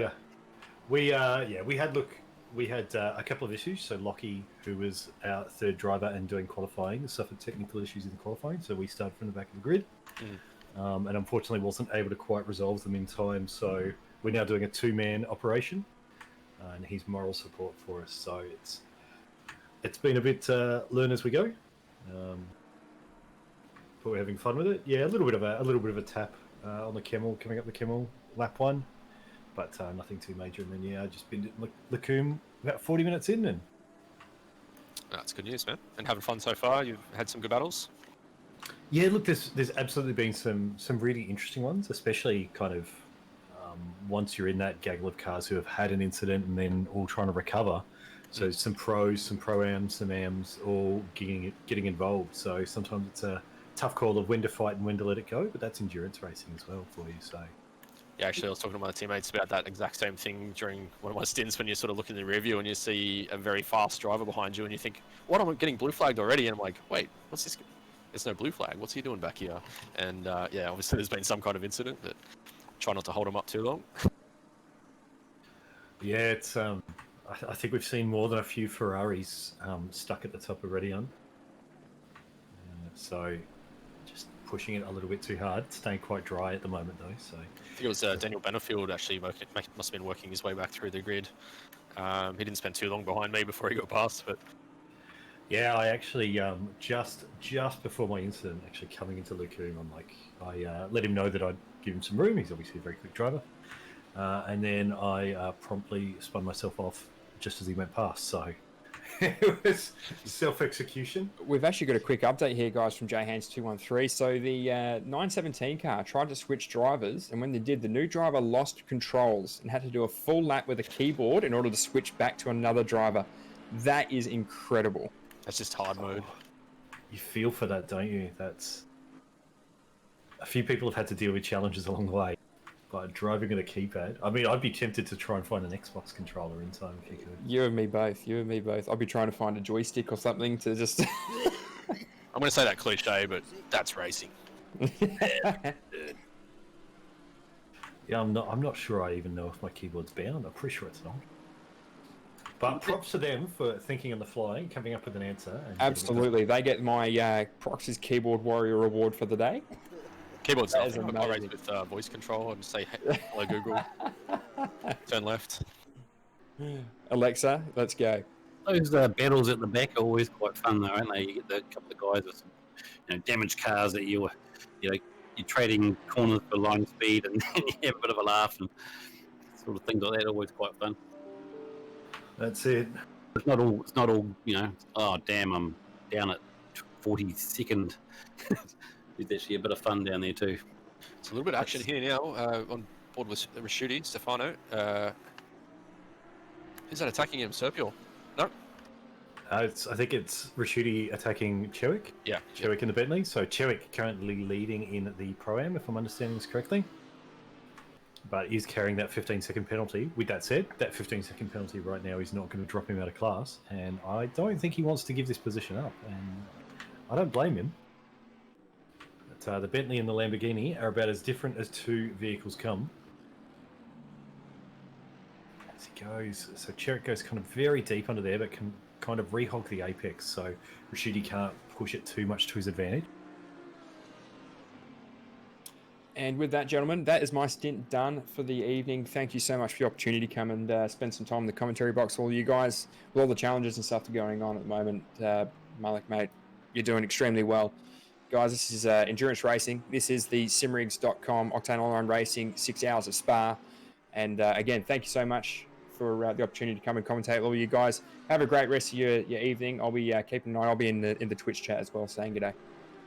Yeah, no worries. Thank you very much. Thank you, gentlemen. Have a good night. Enjoy the rest of your night. See you, mate. Bit of a tow here. Yeah, it looks like Rashuti's going to have a crack down the inside. I'll have to be very late on the brakes. Yeah. No, he's not going to attempt that. So I think the Bentley can pull up pretty quickly as we see a BMW parked off to the side there. Looks like one of the back markers who's maybe heading off and just decided that it was better to stay out of that. Might be looking at a leg. track map though, there's not really a large part of it clear air there. Is there? Like all 46 teams seem pretty well spread out like ants around the track. Yeah, That's makes it. it a tricky rejoin, isn't it? Yeah. Now, am I reading this correctly? There's only one BMW left in the race. I thought there was a few we were supposed to be seeing tonight. I can only see the first 23.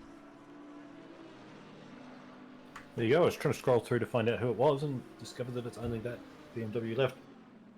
Raschuti not given up on the back of Chewick yet, though. And I don't think he will give up. I'm not sure when they need to pit next. I think Raschuti did pit on lap 54, but Chewick has not. I'm not sure when he last pitted. My little utility doesn't tell me right now. So the standings are, we've got, so Reynolds in first, Man second, and Gigi in third. So it's a bit of a difference from earlier on. A few of the other cars missing in bits and pieces, but they seem to be holding on pretty strong up there. That's it. Looks like the Jesus has just gone in to take his pit stop though, so I'm assuming that's his, third pit? So who's this wanting to get involved as well? No. Chewick and Raschuti just, I think, cutting past some back markers. Yeah, so it'll be interesting to see where this all comes out in the wash. Looks like the Jesus looking for a slightly earlier pit there. So not doing the full stint. I wonder if they're even going for a 6-stop rather than a 5. It doesn't seem like a 6-stopper is better here. The cars hold up quite well for a good 60, 70 minutes without too many dramas.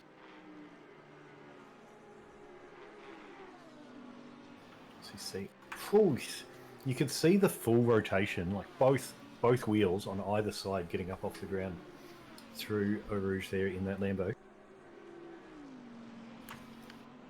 Yeah, if you bottom out there, it's spell certain doom. If you're right on top of the curbs.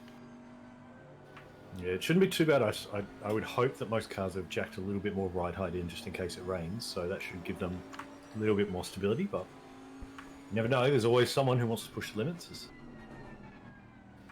Cherokee and Raschuti just getting past another back marker there, so they have jumped up a position, but that's off the back of DeJesus pitting.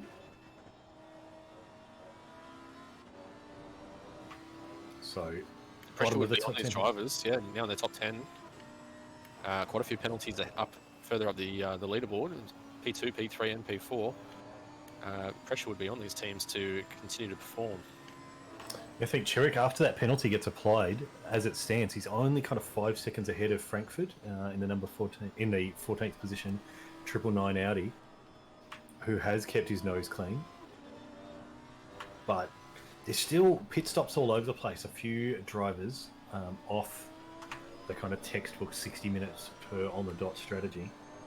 A few drivers have gone for short early stints, things like that. So it's hard to squeeze an extra stop in though because of the length of the pit exit.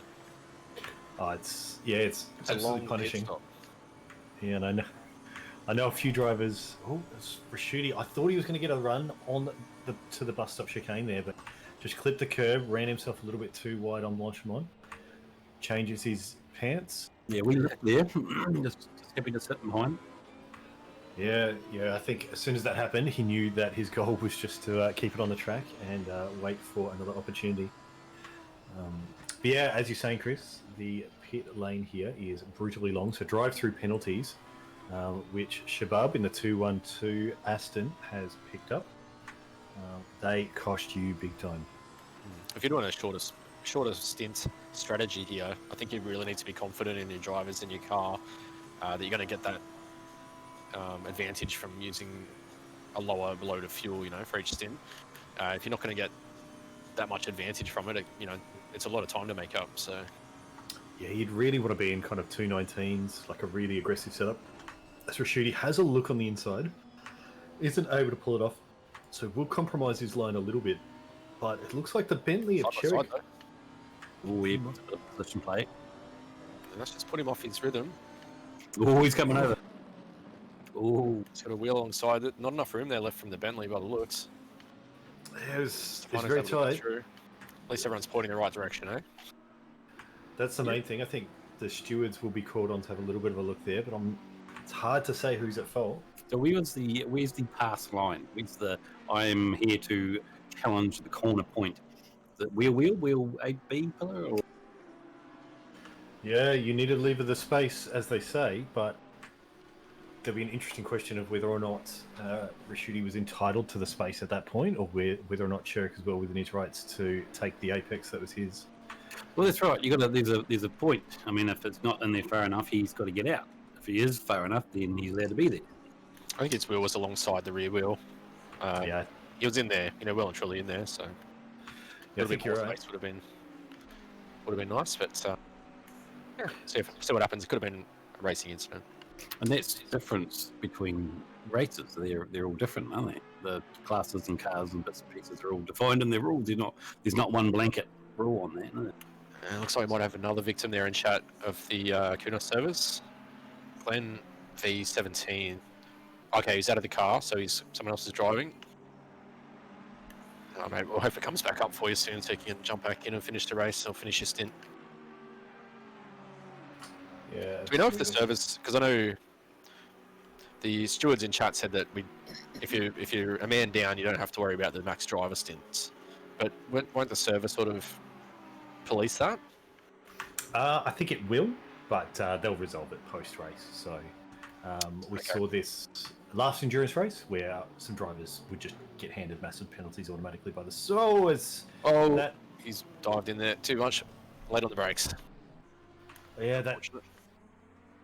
I think Would have been that Franco and the Audi.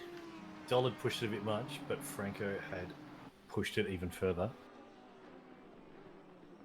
So, again, stewards, I think, have had a bit of a quiet run, but they might have a couple of things to glance at in the last few laps. We've got to give them something to do, don't we?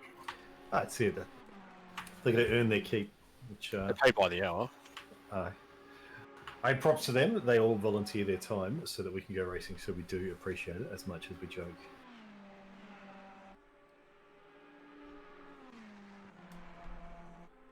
Oh, it's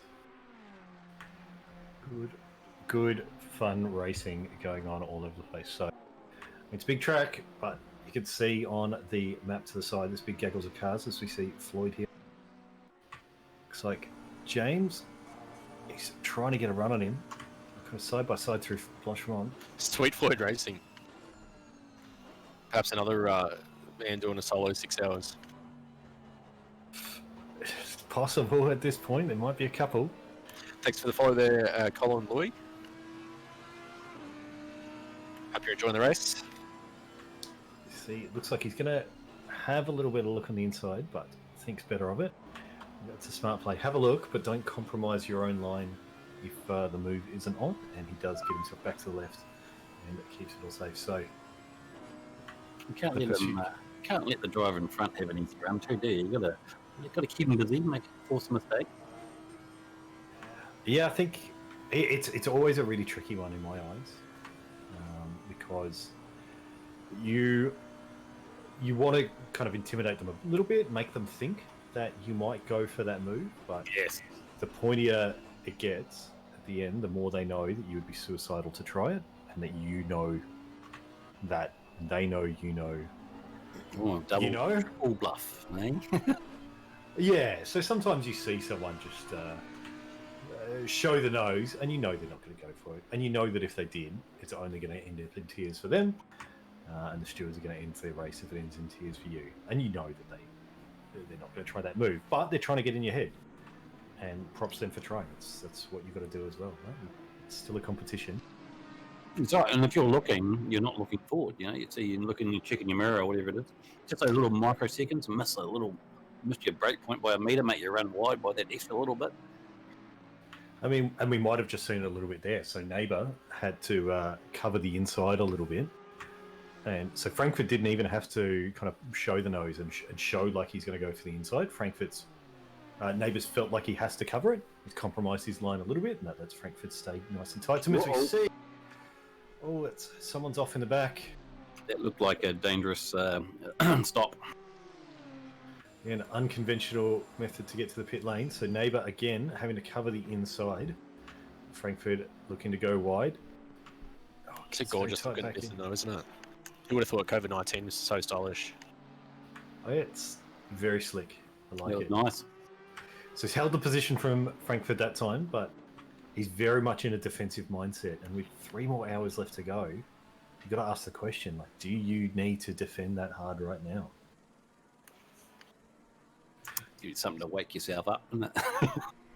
That's Well, it. currently P2, so yeah, I think anything you can do to keep Franco at bay for as long as possible is probably going to be good, and perhaps maybe a sloppy pit stop later on, or a bit of a off for Franco could be the difference between getting back past Franco in the future. So yeah, delay that overtake as much as you can, as long as you're not losing time.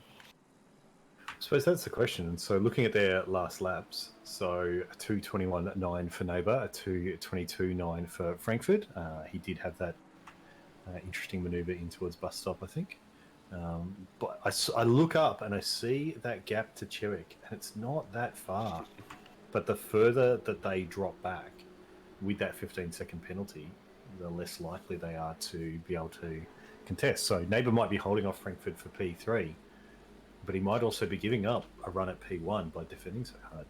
Thanks for the follow there, Quack the Duck. We've got quite a few ducks there joining and following tonight. I can't remember the other person's username, but it was duck related. The Quack attack in full flight. I think this time though, Neighbours been able to pull a bit of a gap through Sector 3, so we won't have to worry, although there's a back marker in front. All right, guys, I'm going to have to love you and leave you because I'm getting pinged that my second stint's about to begin. So best of luck. I can possibly come back and help out if needed a bit later on. So Good luck. enjoy the rest of the race, guys. Have a fun battle. No worries at all. I actually need to just take one moment because my co-driver has been lined up for the next stint, and I'll tell you what, that's going to be a disaster if I have to duck like that. So I'll be 3 seconds. Well, it looks like these two are going to have to say, yeah, choose if he's going to do the more defensive line and miss out on catching with the ninth position. I'm still here. I noticed that they've left, so I'm about. I just don't have enough hands. Yeah, how's it all going? It's going all right. It's manageable. I haven't been able to get hold of anyone, so I think this is just the way it's going to be for the duration. Well, I mean, yeah, certainly he's going to test the boys, and that's always good. Hardens them up. It does. I think there's this driver out there doing a 6-hour stint, which is amazing. Absolutely stellar performance. What happened to... I missed it. The unleashed drivers car 50. They're down at P17. Did I miss something? Yeah, I think they didn't quite make LaRue or whatever. Ah, no. Had a bit of a welcome party to the wall. That's no good. They're on the box seat. Died up a Rouge, all right. So we've got the Stooges 1 leading the race. Only just though. This is very tight for P1. Less than a second at the moment. One of the Rensport teams, car 53. Cook has made his way up from P15 up to P3, so he's on the podium at the moment. And Blair in simrigs.com red car P4, but P2 down to P4 all have 10-second penalties. It won't change too much at this stage, but Blair is under the pump here by Madison by about 3.1 seconds. So a lot going on, and still not quite halfway. No worries at all, Jan. I'm trying. Might be a few whiskies after this race, I think. Or now. Yeah, I've got an Irish on the go. Nice. How's things going over in New Zealand? That's business as usual over here. Yeah, it's pretty good. Just playing safe, but otherwise we're back to like no restrictions on this COVID thing, and yeah, been pretty normal stuff down here in the bottom of the south anyway for the last 6 weeks or so. No, very good to hear. Similar situation to where I'm in Australia, in Tasmania. We are no cases at the moment. Last one was just cleared. Everything's locked down, like the state is, but businesses are open. Boys, I'm going to have to drop out for a little bit. I think my co-driver's disconnected. Our car is floating in space. I'll see what I can do about this. GG. Good timing. Ashley's just joined. How you going, Ash? Can't hear you just yet, mate. Not bad. The pit stops are going to be huge here. So it's dominated at the moment. That top 10. 3 Ferraris, 2 Audis, 2 Lambos. What sort of pace are those boys putting down at the front? Like, Let's just have a bit of a squiz. So, Reynolds last lap. We'll just wait till he crosses the line to get the latest picture. So, last lap for Reynolds was 220.1. And Mars was at 219.8. So, in P3 got Cook. His last lap was a 219.9. So, pretty much bang on the 220s at the moment. Looks like the go-to pace. Fastest lap of the race. I don't have that detailed at the moment. I think it's a 218.9. 218.7 by McLaren, I think, in the Unleashed Drivers car 50. But some of that data got reset due to the issues we've got. But we soldier on. As Mar looks to have a bit of a sneaky peek. Yes, the online racing's been really good over the last couple of months, isn't it? Really brought into the mainstream light. Oh, it's been fantastic. It's quite interesting. The top 15, 6 drivers with pens. Now, you might see a 132nd penalty pop up in chat. That means that they've extended past their driver stint times. We've allowed teams that are unable to get their other drivers into the server to extend it past that. We're going to remove those penalties. So if you do see one of those pop up, that's the reason. Apparently Unleashed binned it at a Rouge the Caliph. What else we got going on in chat? Victorious Rex. Yeah, it's not looking good. Just look after yourselves out there. Stay home and sim race. If you have that opportunity.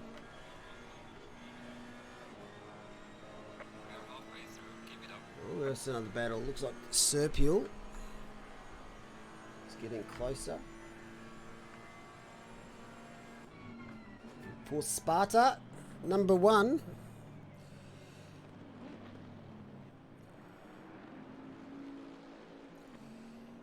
Aston, thought you were going mid-edging.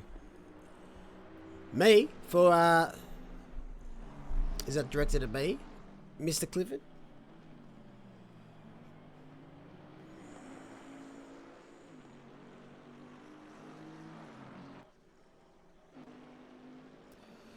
What better way to stay home and sim race but pick up a new rig from Simrigs? Exactly. And a big shout out to simrigs.com. Not only are they sponsoring and supporting this event, they're racing in the event until one of their teams got disconnected from the server and they can no longer take part in their own event. It was my worst nightmare and it came true. So big shout out to the team there and apologies for that happening. As car 998 picks up a 10-second penalty for causing a collision on lap 63. Do you have any liveries out there, Naptic, that stand out for you? Any ones you really like? Who's the best on ground? Well.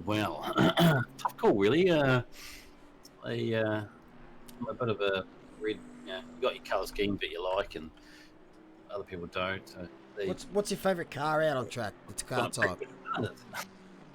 There was a black and grey Ferrari that actually looked not too bad, which is not usually my go-to, but it kind of looked quite sweet. Keep that one? Keep it. The Nipris's car for that Nissan, that black and red livery looks cool. I like that. Yeah, I like a bit of I like black, a charcoal, black, grey, and red sort of scheme. But yeah, on a Nissan, of course. I think last time we were talking about the matte black Nissans. Oh, yeah. What do we think about different coloured wheel rim? No. I think Rod Mullen was the only one that can pull that off in the Celica hill climb car. That's true. It's okay with the trim. The majority of times, yeah, the coloured wheel rims just don't quite work. They look a bit Need for Speedy. Team first name has the goat livery. Team for the white one. How are you guys going? Oh, looks like Mars had an issue. He's dropped down to P4. Not sure what happened then. And did anyone see what happened there? No, but the other penalties were second and third. Now they're fourth, fifth. I don't think he pitted. Maybe he pitted. Oh, Blair had. Check out who has the current fastest lap. I think the fastest lap's by Hayden McLaren, or that team, car 50. A 2:18.750. It looks like on my sheet to be the fastest time. Thank you very much for the resub there, Moss. 28 months. So that's opened up the door here for Cook now in P2. Starting P15. Another big mover. Car 1. They've even had a spin. Got a little bit touched up at turn 1. And Cameron Mars just 4 seconds back from this battle. But Nipris, they're up, I think it's 5 places or 3 places. Some great performers out there today. Yeah, he pitted. Okay, so he pitted. He didn't have a spin. He's just doing a double stint. Excellente. Scout has no force feedback. Well, that is not what we like to hear. What's going on this bit? Mixed places.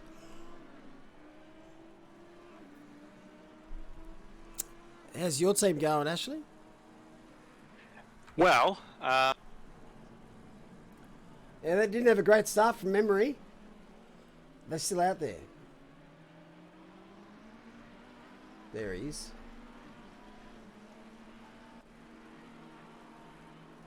OnlyFans. I think your mic keeps cutting out. We'll have to send you another one. yeah, I know Aaronfeld had a bit of an issue as well with his brakes. Okay. Seems to be the in thing this weekend. It's either server or brakes. Oof. I lost force feedback in practice this weekend, the first day, and saw the button box. Have you tried turning it on and off again, Scout? Oh, the thing is, he has to stay in the server. Scout has to do a full lap without force feedback and then put pyro back in. Oh, you're joking. Someone's off. It's better than doing it with 100% force feedback. You're not wrong. Is that car 5?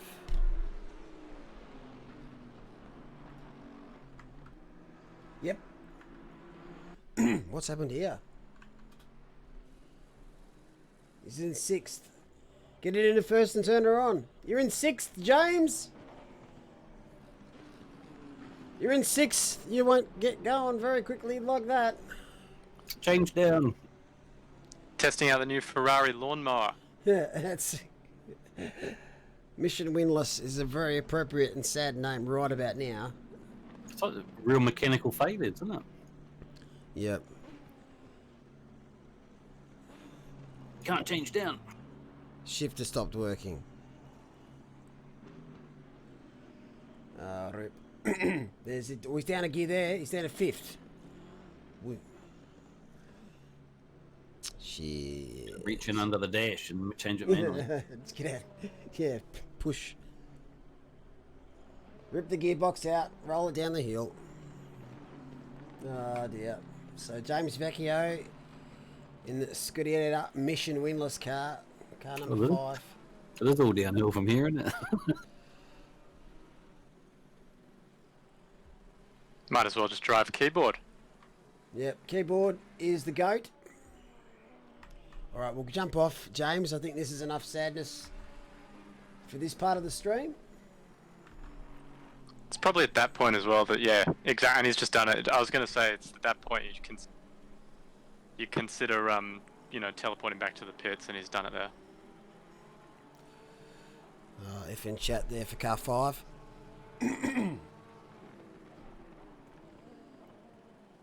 Who else is? So how many cars do we have left? Still got 45 teams out there. We've lost 5. And we've also lost the safety car. So F in chat for the safety car.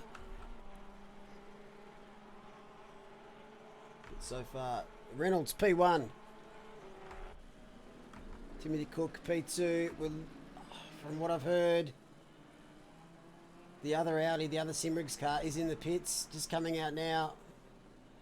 Had to do 1 lap, didn't have force feedback, and is pitting to change drivers. So that's really unfortunate there for car 4.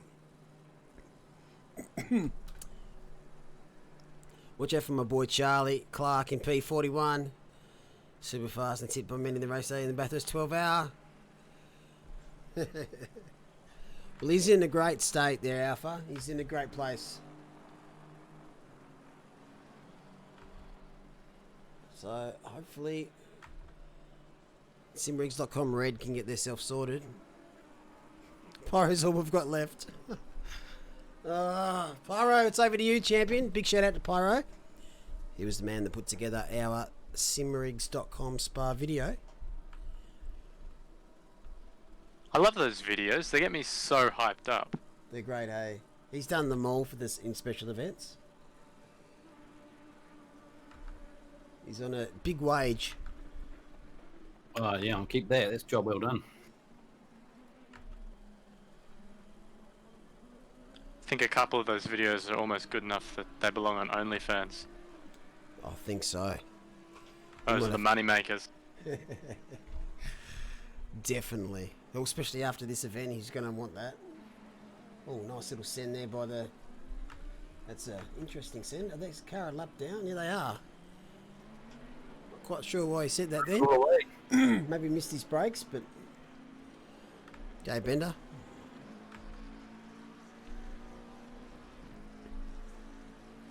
If they reload their wheel save in settings, will they get the force feedback back? I'm not quite sure. Possibly, as they leave the pits right now.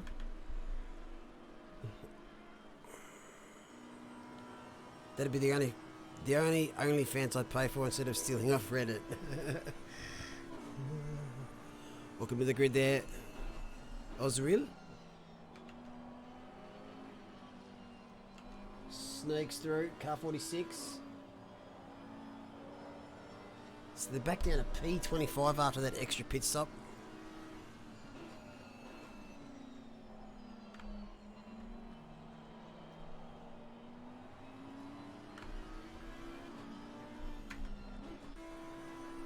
So we're really looking at the battle between car 699 and car 53. They were neck and neck for P1.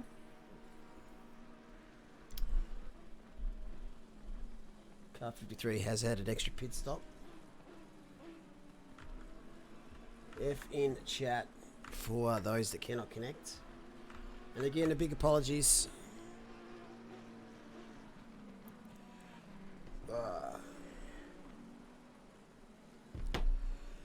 So I think we've got a team that's doing a 6-hour stint. Is it Shahab? Yeah, I think it was something like that, wasn't it? 6 hours. Car 212. Brochi 96, welcome.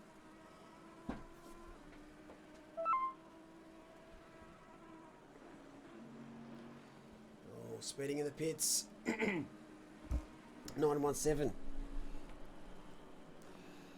Bet you there's a few teams out there that are glad that we turned off the drive-through penalties for speeding in the pits. No force feedback. They're on the fire today, Kunos.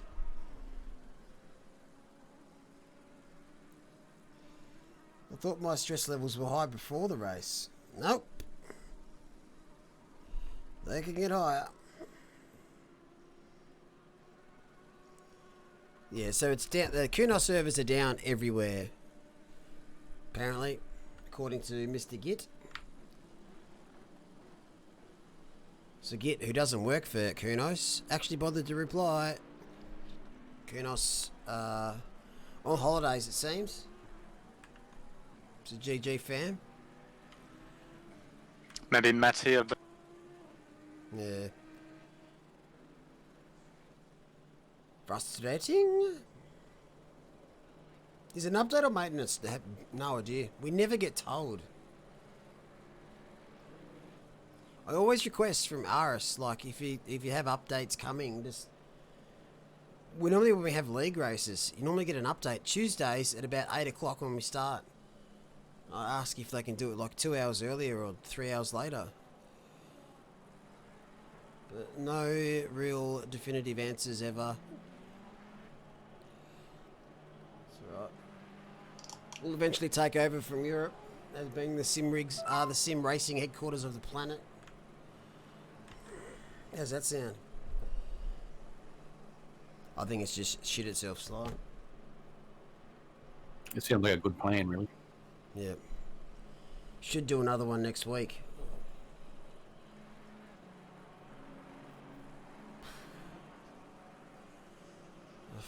Wanted a holiday scope.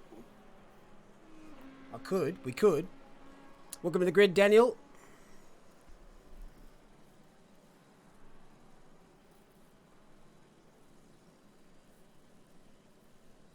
You have to invite them to enter a team. Yeah. What's Snapdick drinking tonight?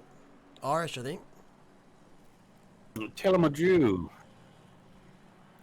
Max 3 Wolves and CB Draft and the odd Diesel, depending on the situation. Because that is the time zone that's most quiet. So it's okay for peak hours in Asia Pacific to put updates up? Like you couldn't do it a couple of hours earlier? To me, that just sounds like laziness and shafting. Car 999, 10-second penalty for causing a collision on lap 70. Few penalties rocking out. That was... I believe that's Franco. I think I saw that heading into bus stop.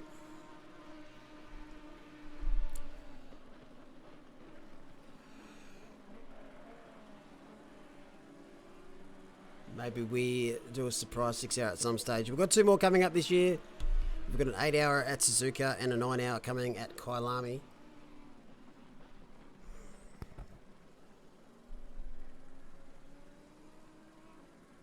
Unfortunately, only on the flash stuff tonight.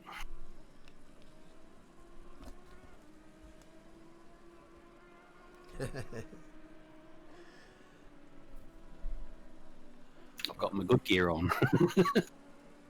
And why not? You deserve it. Young was awfully close to someone on the last split. Just dropped back or had a pit stop.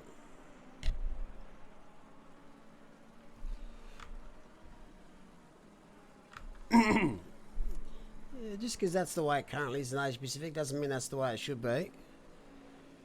I just think a few more larger groups just need to speak up. Just demand better. That's all there is to it. I think we're calling it. Oh, rip. I didn't even get a drive in your car, Scoot. And it didn't even rain. Rippity rip. It happens. Anyway, we're on board with Andy O'Hara, Brews Racing Team. That's true.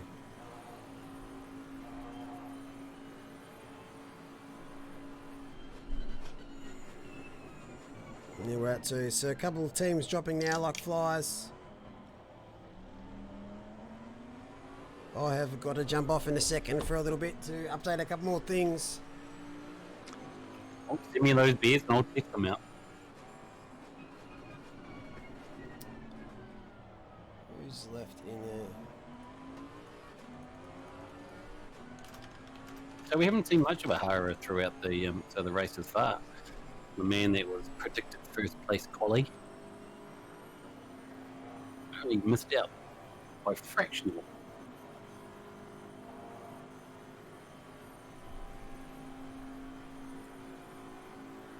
Well, we're about to see some of him now coming up into Lake Coombe. Oh, the double, the bluff.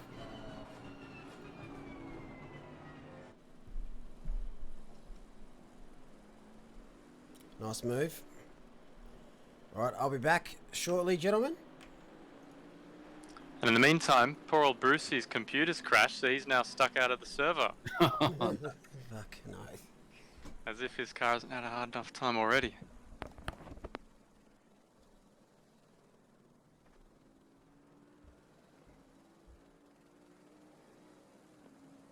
Sounds like a real race.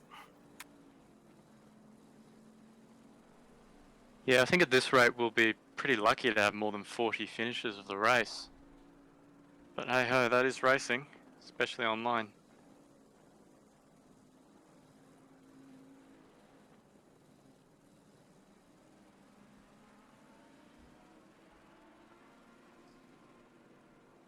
So I'll be in for the rest of the racing. I know there's a 3-man team, aren't they? Gentlemen, I'm back. Welcome back!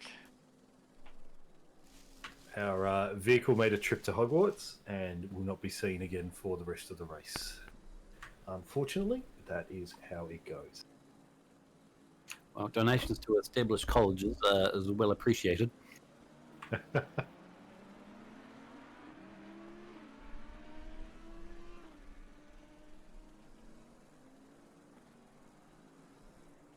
So what excitement have I missed in the interim?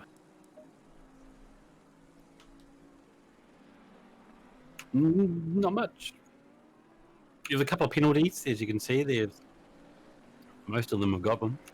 Yeah, I did hear in the race chat a few of the drivers protesting, as drivers are wont to do. Well, you've got it, don't you? You've got it. Well, there's about 16 out of some 44, 43 cars left on track actually have time penalties. That's not including drive-throughs. That's a fairly significant margin. Yeah, I mean, it's a long race, and I know that the stewards are particularly frowning upon anyone causing damage. I mean, if you damage a car in this kind of race, you can absolutely wipe them out. You know, they have to pit early. The sequence is all out of line. They have to do it in time with a pit stop, or they're losing a second or two every single lap. Yeah, tell me about it. Yeah, my boys in OnlyFans Racing. I think they got 2 minutes worth of damage on lap 1 at turn 1. So that's how it goes sometimes. Oof. Yeah, that hurts a lot. Yeah, I had the same thing at Bathurst, 12-hour. So halfway up the hill, we got spun around. We had to wait for the whole field to pass and then finally get back to get some repairs. Yeah, it's almost a race of two races. So there's everyone who managed to get clean of any incidents, and then everyone else are all kind of squabbling amongst themselves as well. So it adds a dimension to the overall event. So you see here, so it's getting a little bit spicy. So Mironenko trying to hold off Cam Ma, who wants to get a bit of pace, a bit of a space, clear that 10-second penalty on track as much as he can. It's getting very close there. Cam Ma gained just over half second on the last lap, and I think he's fixing to do that again here. That number 1 car's done really well, actually. I think it had a spin earlier on in the race too. He might be right. He'd be due for a pit stop, though. I can see his last pit was on lap 58, whereas Cam Ma did his in lap 76. That's good data. Yeah, it certainly helps just to get a feel for where everyone sits overall. It'll all come good in the wash. See, I've seen. Yeah, it's a little bit interesting. The other Ferrari is still side by side. I haven't seen him pop out of the mirror in a flaming wreck, so Kemar just clearing a back marker there. It's a tricky one though. I've seen more than a couple of Ferraris coming to their end at the top of Radion. It's definitely cost him a little bit, so you can see how the gap to Mironenko has opened up.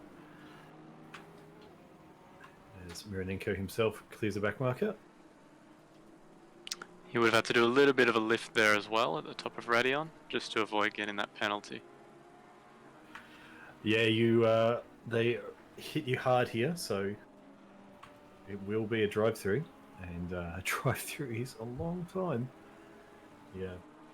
Frostois1 in chat saying that he had to do a double stint due to some HUD and dash issues. There's been a few technical challenges amongst the teams, and that is racing.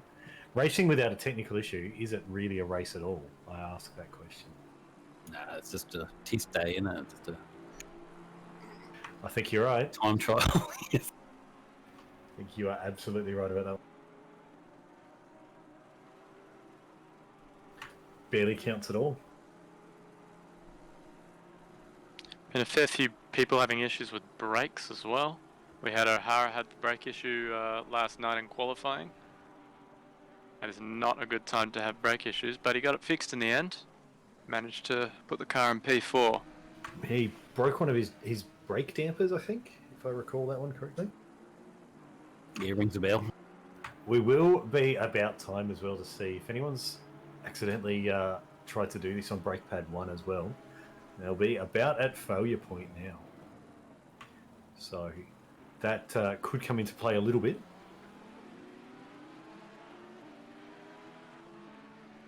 So we've got the track starting to cool down now, one degree down. Yeah, track temp down to 34. It was 35 at the start. Not a big afternoon sun. Ooh, that's a couple of wheels. Yeah, so it'll be 3:30 p.m. So we'll start to see it drop down a little bit here as Cam going around a back market Porsche.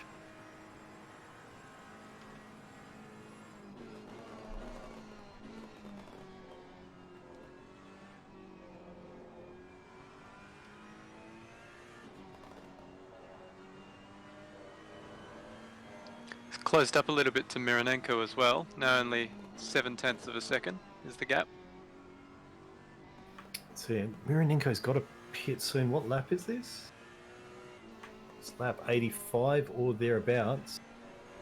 So it's a pretty long stint Mironenko's on.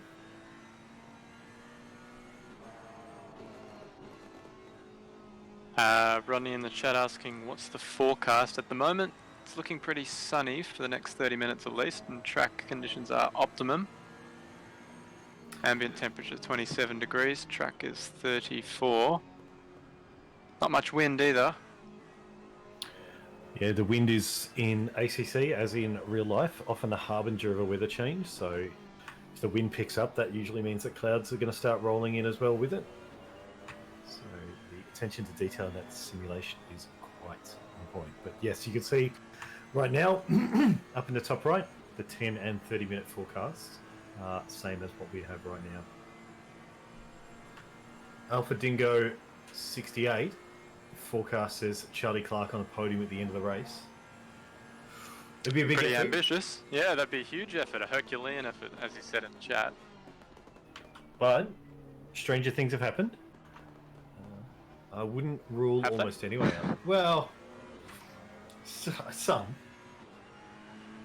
I mean, we've got the current president of the United States, so our calibration for what a strange event is right now is a little bit different to normal, but that's all right. Well, I'd love to see it. He's at least a lap down, but he's put in a good effort. I know that I saw that Ferrari in my review mirror and then in front of me a couple of times when I was doing my stint, so they're not slow drivers.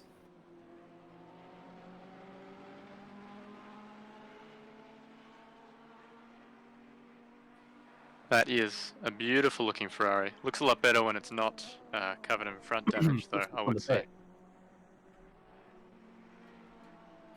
That's the way, yep, you want it nicely intact. Got to keep the sponsors happy. Doesn't get my livery award though. So there are currently 43 out of 50 cars left in the race. And one of the casualties as well was the safety car. Yeah, we are racing unsafe here. Yep, no protection this time around. That's it. Quite a good feeling though. We'll leave that one alone, I think. So you see, car number 4 has picked up a 15-second penalty for speeding in the pit lane on lap 84. So, Oh, don't tell Moloch.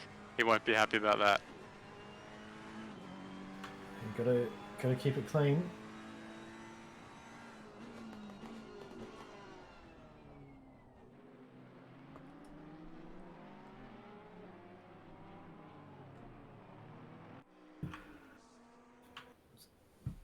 So we see Ryan Blair. So he's the one who's picked up that penalty in that simrigs.com red team.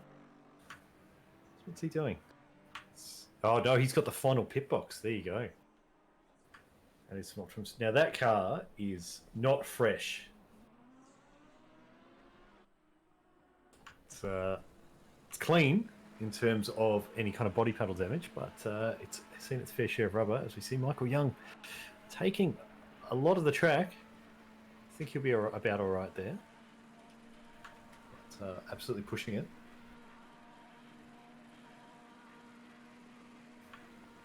Scout says we out. I assume that means out of the pits and not out of the race. Or at least I hope so.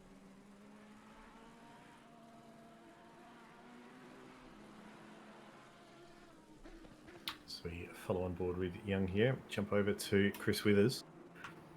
So he is right on the back of Hayden Betterfield. Looks like he's dropped a tiny bit. So you can see from the last split, he was 1.5 tenths behind Betterfield. Now, that looks like more 3 or 4. What can he do? Benefield, never a slow driver, so it's always going to be an effort to catch. Last lap for those two drivers. Withers did a 2:23.3, whereas Benefield did a 2:21.6. So I would suggest that Benefield overtook Withers on that last lap. And bad news is Scott is out of the race. None of the drivers, unfortunately, can get into that car. So, So lots there's of- a spare car on the pits if you. yeah, F's in chat, guys. F's in chat. Yeah, unfortunate stuff.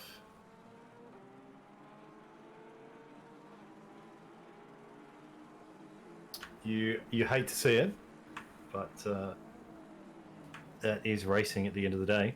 So you can see here Benefield's gap over Withers starting to grow a bit more. It's one of the other Astons is looking to maybe unlap himself. Withers being the leading Aston from that group. He is indeed unlapping himself as one of the Ferraris gets very close behind, gives the Aston a little bit of a top. And that is Benefield off to the right as well. So the Ferrari graveyard claims another victim. It looks like his car wasn't too bent out of shape, and he'll get that rolling again. Hopefully for him, the damage is not too severe, as we see Withers just holding off this other Ferrari that's harassing him. Indy O'Hara in the 888. Bentley chasing down Lawani in the Audi. Now, Lawani does have that 10-second penalty, but I tell you what, Andy wants this on track, and I think he's got a better run. He might be able to get it.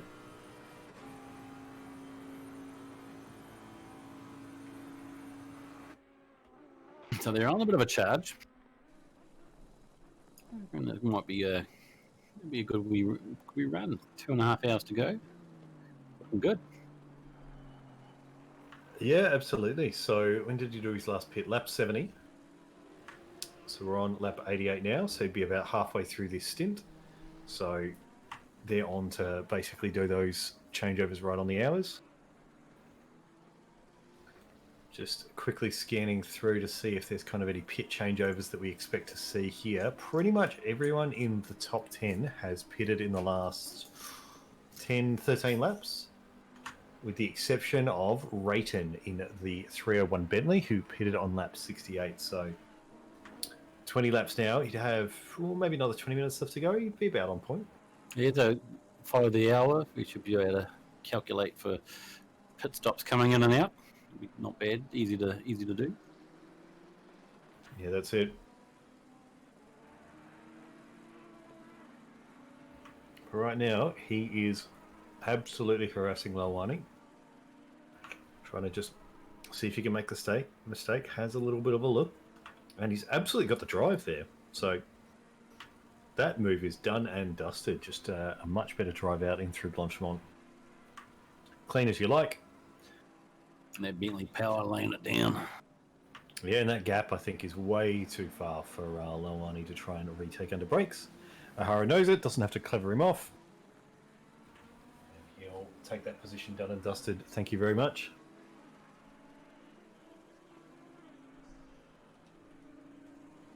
So the Ruse Racing team jumps up to P9 on track. Now, has his work cut out for him because he's got 5 more seconds to try and get up to Niporest, who is putting on an absolute show.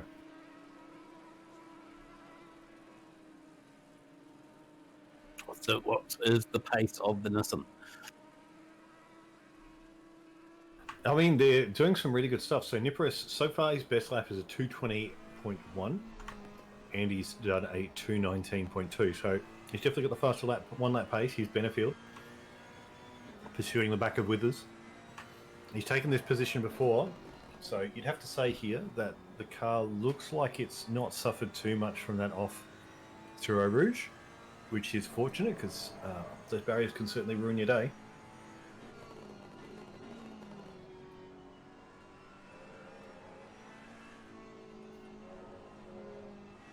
Yeah, I'm not really seeing any kind of hints of damage or anything that you guys are picking up on.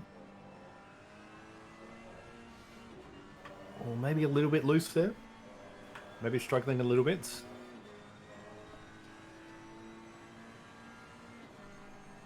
So, I mean, his last lap was a 2:29, so that'll be the incident. And for an Eau Rouge incident, kind of 10 seconds to get yourself back up going and back down the Kimmel Straight is not too big a loss. We'll see what he can pull out this time, and that might give us a bit of an indication of how big the damage is, if any.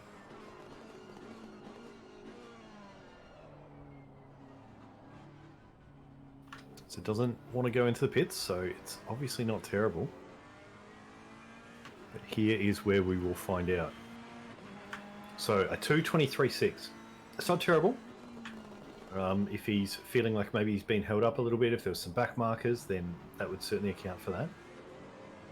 Yeah, on a cleaner lap though, you'd probably expect him to be at least a good 2 seconds faster than that. Yeah, I think you're right.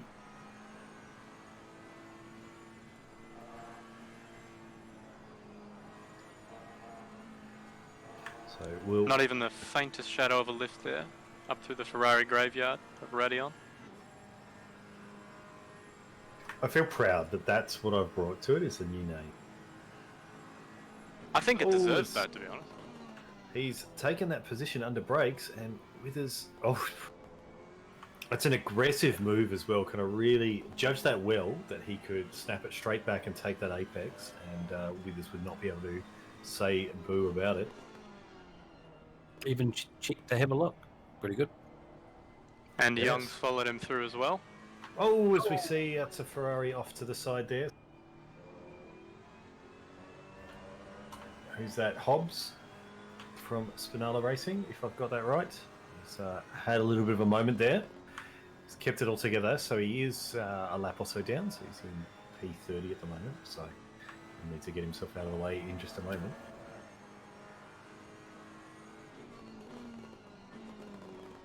See as well, so that car as well that's right behind Benefield is Young, the number 6, sixth placed 423 Lambo, so Benefield will dutifully let him through, and their battle can continue. So Withers, I think he might be starting to sniff an opportunity. He has got, it's a little bit of a drift there. He has got a 15-second penalty hanging over his head, so he'll want to mitigate that damage as much as possible.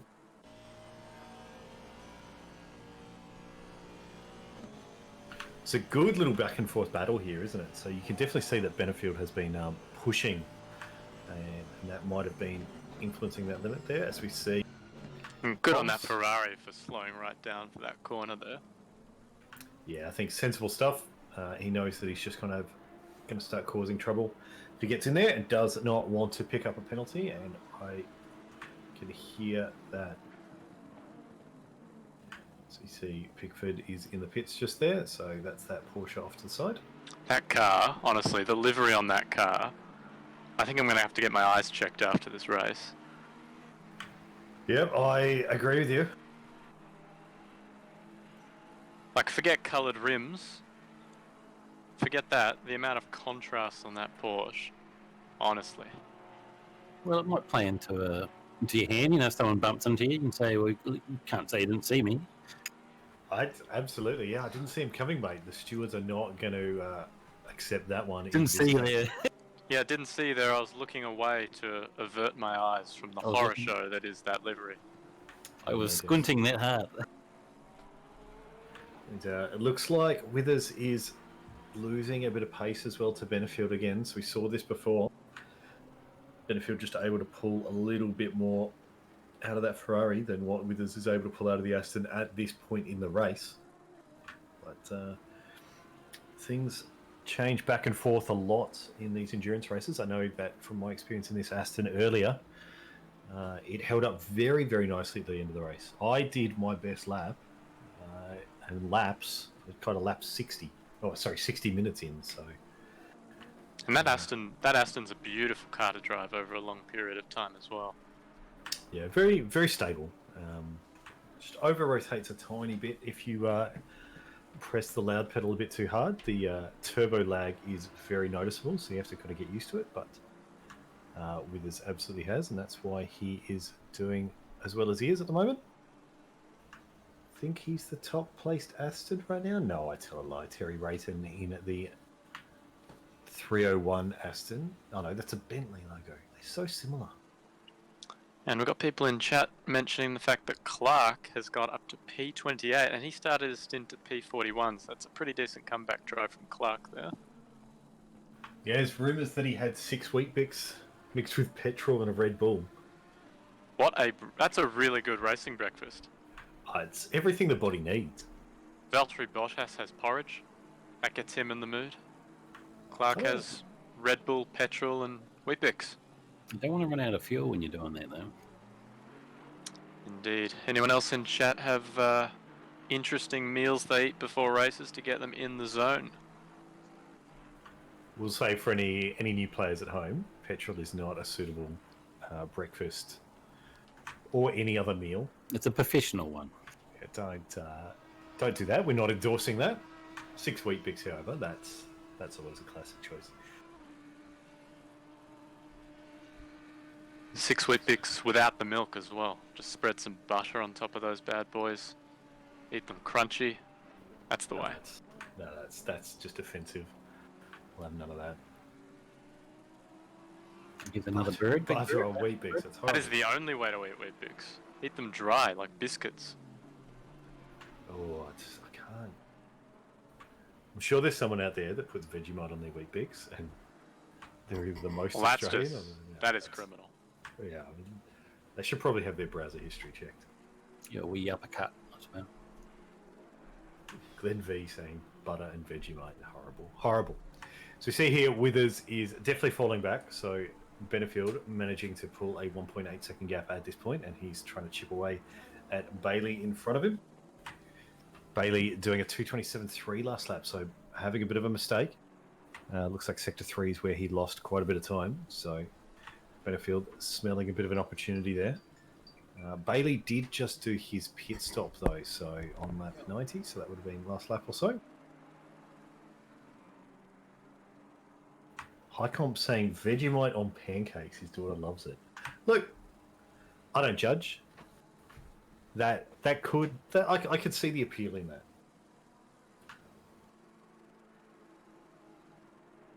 J Hands 2 and 3 reckon Mullock is on the Vegemite and chocolate bullets. No, I think Mullock just ingests exclusively Farmers Union iced coffee and nothing else. I reckon he's a secret pineapple fan as well. Just absolutely loves it. You know, I actually tried it the other day. I genuinely tried a pineapple iced, or iced pineapple, I suppose they're called. Would you recommend? No. It was shocking. It was really, really bad. Oh, it's worth a shot. Labrusi reporting in that number 51 Rapid Team Rennsport has had to retire as well. So, unfortunate day's racing for them. They were putting in a very solid effort. Oh, as we see that Audi has just taken a little bit more curve than what I think you're usually allowed to, and that is Henderson, our P1 driver. I wouldn't be shocked if he just got a warning for that one. Yeah, that new update with ACC with the track limits has been pretty polarizing, I think. Definitely allows you to push the track limits a lot more. I do like that it gives you a bit more clarity on when you've gone close to or over the line, but you've gotten away with it. So just so you know, so you understand what's acceptable and what's not, because that's always, I think, with some of these games, the difficulties. If this was a real race, you'd get a very clear understanding from the stewards and the officials off the bat, what is and is not acceptable. And as a racing driver, it is your duty and obligation to find every inch of track available to you. That is true. Every inch of track that's going to make you faster. That's it. Avoid the ones that won't. Welcome to the grid, Janek72 and Chef Bunhead. Dennis24 asked if car 212 is still racing, and I believe the answer is yes. So if I look over here, car 212 is currently down in 25th position. But they do appear to be still moving.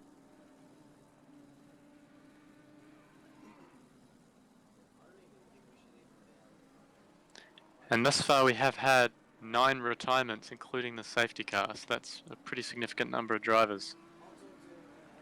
Almost Yeah. 20% of the field.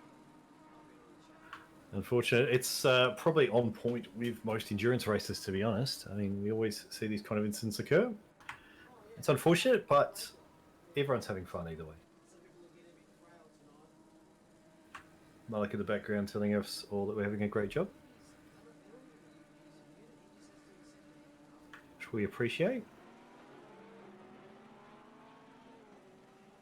Fully Gourd saying a deep fried pineapple ring with cinnamon sprinkled over it. You know what? I'd give that a crack. I'd give that a crack for sure. Yeah, that's the way. Nah. No? You'll have none of it? Just All no. right. No explanation, just nah.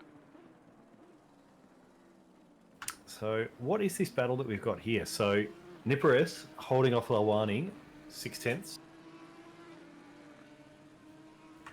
It's been a bit of a shake-up because we were watching earlier as Lawani got overtaken by O'Hara, who now appears to have overtaken Niparis as well.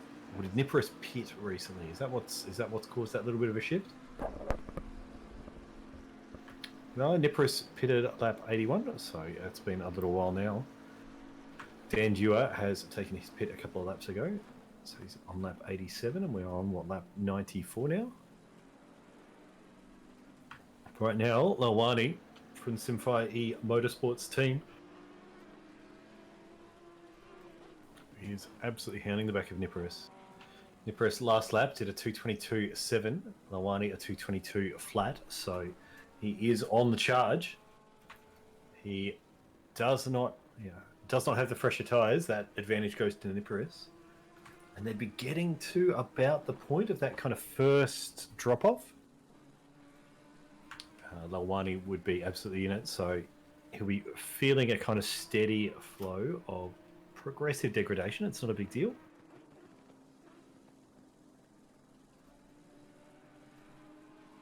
Fully Gourd saying that at most fish and chip shops you can get pineapple fritters. Oh yeah, pineapple fritters you can get here everywhere. You can get pineapple fritters at Red Rooster.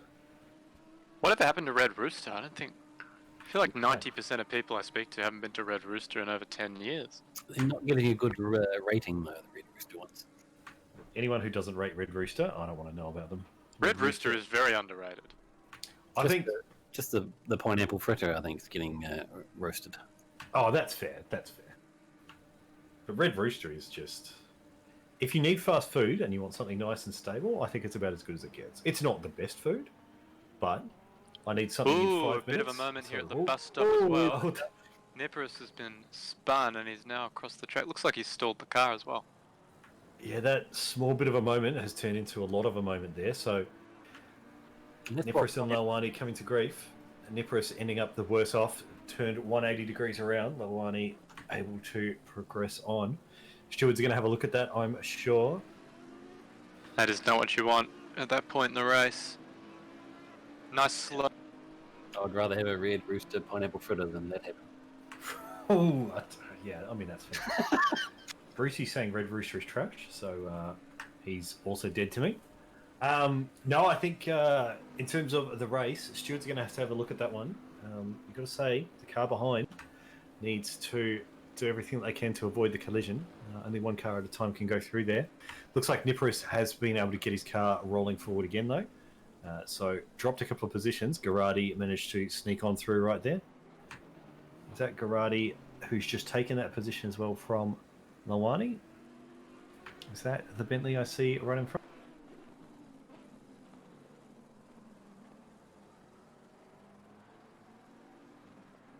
No, Garati is in a blue or purple Bentley, so he's just behind them. You just see him coming into shot there. So that Bentley in front is Vanderhoom, who's currently a lap down, but Lawani has let him through, so I'm not sure. Maybe Lawani has suffered a little bit of damage there because he's obviously a very, very fast driver. Now, he was already carrying a 10-second penalty, so if we're going to see something doled out, we'll see it in addition to what he's currently holding.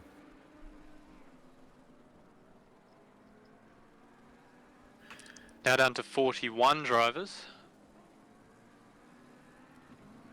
Out of an original 50. So that's just incredible. Hashtag thanks Kunos.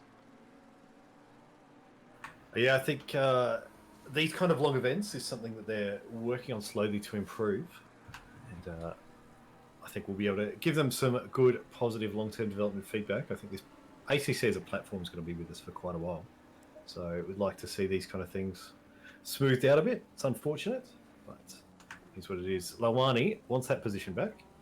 He's not happy with the blue-flagged driver getting past him, and he's... No, absolutely. And he sees Girardi, and I think I would suggest that Vanderhoon's about to just let Girardi through. Doesn't want to hold him up. So was there teamwork at play there? The Bentley boys seeing if they can help Girardi out a little bit, hold up the driver in front. Who knows? I'm happy to stoke some controversy. I think so. That's definitely what we want to do. We've started a furor in Twitch chat. The strip subs from flavor rolls are being pushed around.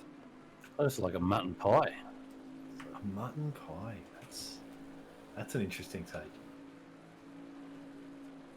I can tell you, without a doubt, I've never had mutton in my life. Oh my god. Three mutton pies is a good lunch. My father grew up on a sheep farm, and he promised that if he ever ate mutton again, he would throw that out the window. And someone in chat's just mentioned a scallop pie. Now that is peak pie. I would give That's that as a good go. as it gets. Scallop pie. Absolutely. That is an interesting take. Segnac the Doc asking if the servers are still down. I think so. I think drivers are unable to reconnect if they get kicked out. So a bit of a challenge there. It's kind of popping up and down. But in general, a bit of a challenge. I mean, I can flip through and find my car, and I can tell you it's still floating in space. So, my teammate's not been able to reconnect. Do you get the bond back on that? Well, look, it was in a pristine condition. It was just about 15 feet in the air and 30 feet off the racetrack. And Captain Barracuda says we can't get a scallop pie in Victoria. It's actually not the case. You can get one from a pie shop in Inverloch, but that might as well be Tasmania if you're living in Metro Melbourne, because you can't get there at the moment. Beautiful scallop pies in Inverloch, though. Fantastic. Yeah, I doubt they're going to Uber Eats that one to you right now. So you see here, Girardi pursuing Lawani. Cornjack, Alpha Dingo. I had a Cornjack for the first time in about 15 years the other day, and it was as good as I remember, and I don't know why I ever stopped having it. So we've jumped on board with Henderson here, our first place driver, completed 97 laps so far, doing an absolutely stonking job. So is he on track for a pit in 8 or so minutes? Is that what the estimation could be? Yeah, so when did he pit last? So he last pitted on lap 81. So he's only done kind of 16 laps at the moment. What's that, 32 minutes, maybe 40 minutes? Yeah, so he's got another 20 or so to go, if they want to. I suspect that they might go for that short stint right at the end. But it depends on what's their best strategy for them and how much they've fueled it up. Last lap was a 2:21, so it's not kind of one of those super low fuel run to the end or do some really quick laps kind of setups. So you see Rayton in P3 has gone in for the pit. So he last pitted lap 68, so that kind of gives you a bit of a window there. Around 30 laps is a big push, but is doable. Oh yeah, it's good. It's a good run. Question's been raised for Cornjack hasn't been in a Bain Marie for 6 hours. Is it even a Cornjack? It depends. It depends. I think 6 hours is the minimum for anything in a Bay Marine. You just hear Mullock chuckle in the background. There. We know he's there.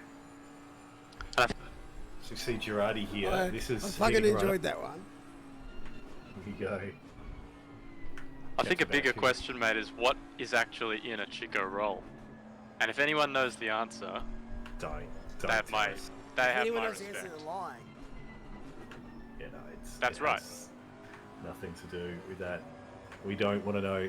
Girardi was right on the back of Lawani. He was 3/10 off. He's now about 6/10 off, but I think he's gotten a better run right now. Can he convert that? So looks like his Blanchimont won't be compromised. This is what can happen sometimes, is you catch up right when you hit Blanchimont and you have to lift. Holds it quite tight. Carrying a lot of speed. Is he going to have a look under brakes? Lawani covers the inside, so Girardi has an open door to try. But it does end up compromising his own exit a little bit. You can see that he had to take a very tight line through the final corner, which is why he now cannot do a run into turn 1. Yeah, it's almost not worth it, is it? It's like, it's too tight a corner, that first one, to stay anywhere challengeable. Yeah, it's hard to say, especially if you've got a very good driver. And Lawani is very experienced in front of you. So, you know, he can kind of chop you off the apex, as he is able to do, because you weren't in there and you had no right to the corner. Can really slow you down while not slowing him down. So it's an interesting one. Welcome to the grid, Mr. AB1. Hopefully we'll welcome Mr. AB2 next. I assume so. Here we go, though. Girardi has gotten the run. They are side by side. He's now a nose in ahead. He's got the outside line, which into this little section can work really nicely for you. Lawani gives him only just enough space. Girardi gets pushed around a little bit and doesn't convert that into a position. Lawani does have to go very, very wide, though. Covers the inside. And Girardi thinks better of it and just kind of backs out. Doesn't want to cause too much of an incident then. So, interesting little segue. A few corners in a row there that could have turned into either a position or a battle. A horrific looking Porsche in the background. Catching the eye. Horrific. Beautiful. Absolutely disgusting. It's one or the other.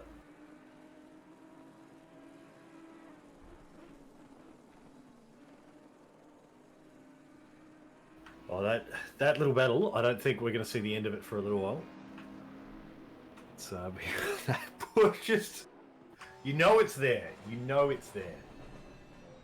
Yeah, the best place to be is in the inside by the looks of it. That's it. And we're on board here with Pickford. So we get to see. Now, all that rubber is just not doing justice to the That isn't glory. It's absolutely cursed. I can't look at it. I feel like a bit of a moth at the moment. We can't help it. Like, we've said that it's horrible, but we can't help ourselves from looking at it. And meanwhile, Girardi has just tried to send it up the inside of Lawani, but Lawani's actually just dived into the pits. So Girardi's just come off the track at the bus stop for no reason. What sneaks in with the blind side? I mean, these are blue flagged cars as well, and they're all blue flagged from each other. So they're all just going to have to give each other these positions back. So Vanderhoom is going to take that back. Girardi, I'm sure, will take both of those positions back on track. He's already a lap or 2 laps ahead of those 2 drivers. So yeah, there we go. Girardi. Good racing is good racing, though, isn't it? Like, oh, I have to give you the position back, but hey, it was good fun on that last couple of corners. That's it. Now that was a very short stint as well for Lawani. So he last pitted on lap 75. Here's, what are we on now? Lap 98 he pitted in on. So it's not a super long stint, but maybe he just decided that this battle is just costing them a bit too much time. They don't really need to stress about anything too much. It's not looking like too much of a temperature change. You know, we are down to 33 degrees track and 26 ambient from 34 track and 27 ambient. But as you can see up in the top right, the weather forecast for the next 30 minutes at least is much the same as what we have right now, and the wind is not really changing.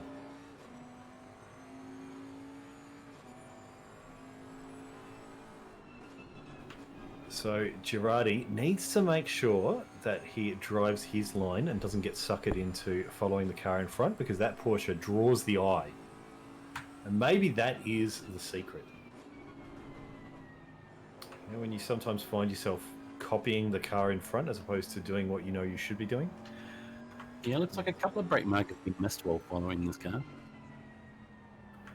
Go, the secret strategy. Captain Barracuda, I think, suggesting that that Porsche does look like a rainbow paddle pop, and I think he's not wrong at all. I know that's Broche 96 has made that call, so I think the diff between a rainbow paddle pop and that Porsche would be I'd lick the rainbow paddle pop, but I would certainly not want to lick that Porsche. You know you do. If someone offered it to me, I've got to get my petrol in the morning somehow. We huff on it. So Girardi has decided to respond. That's interesting. So he also, lap 75 was his last pit. So it's about on point. So we're going to see that battle pick right up again. Zaheen will now be in the 420 Audi. I suspect we'll also see a driver change from Girardi. Brad Jessen in P7 is in the pits as well.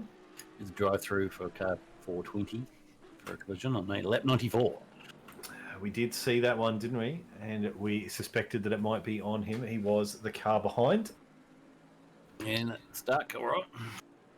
That's hard to say as well, because I'm pretty sure, because they were already carrying a 15-second penalty, 15 seconds, I believe it was 15 seconds, the hit to Niparis, whilst damaging, and definitely cost Niparis a fair bit of time, wasn't a horrible smash. It wasn't kind of willful and reckless, almost, you could argue. But when you're already carrying that penalty, you know, the stewards have decided the next step up is required. You've already done a couple of naughty things. You've been told off, and this is the impact. So, unfortunate for them. I'm sure, though, that Zaheen will be able to get his head back down and make the most of it.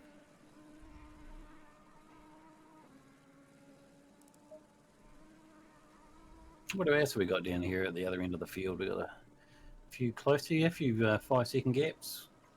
It's a bit of a spread. Yeah, it's a bit all over.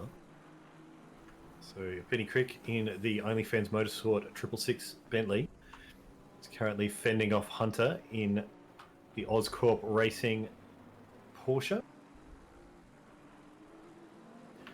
Hunter is carrying a 15-second penalty himself, but those are at the end, and we are still 2 hours away from that end. I'm not sure if Crick has two working hands now, because I know that he'd broken one of them for the last Enduros. We see, oh no, that's a Bentley coming in from the pits.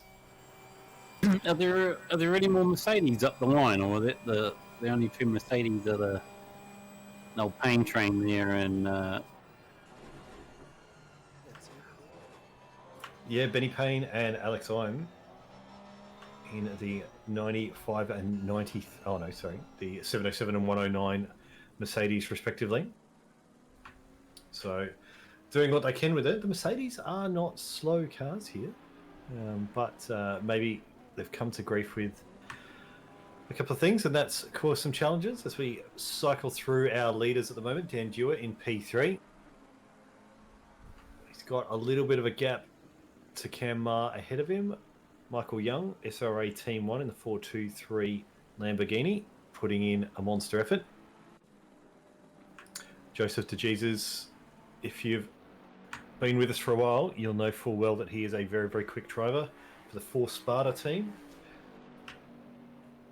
Car 301, looking fresh. Chris Niparis, Go Race Promotions, car 16.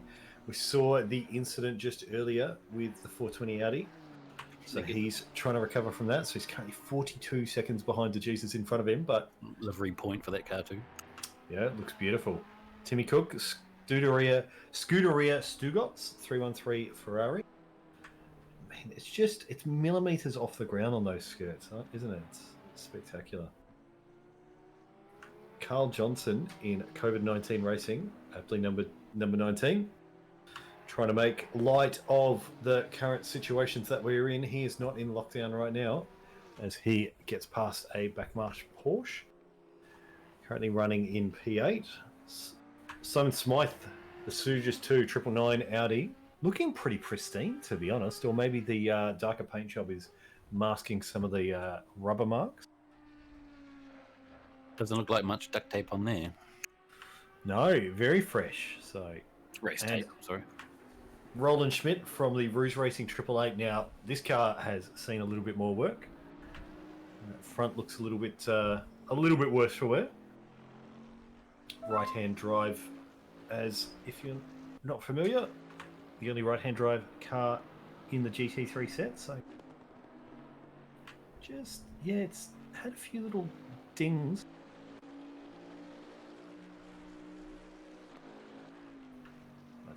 keeping it nice and composed.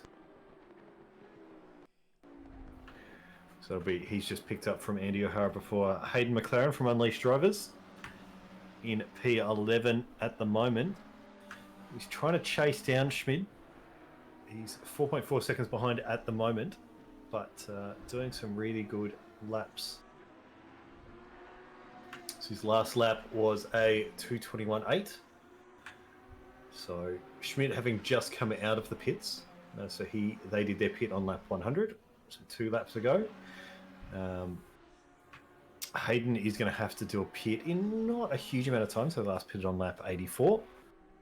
So it looks like they'll do a couple of short stints to the end. He's getting pursued pretty heavily by the P17, Nicholas Dole, in that Ferrari behind him. Would maybe like to unlap himself.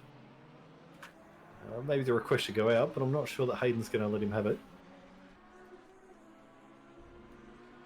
There we go, so a 2:28, so on a very good pace there.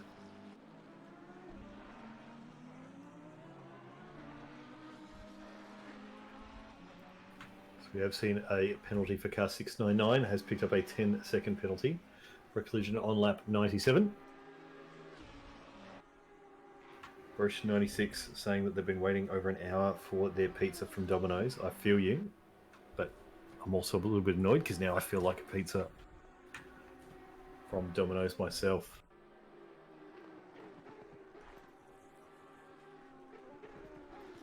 With pineapple on it, of course.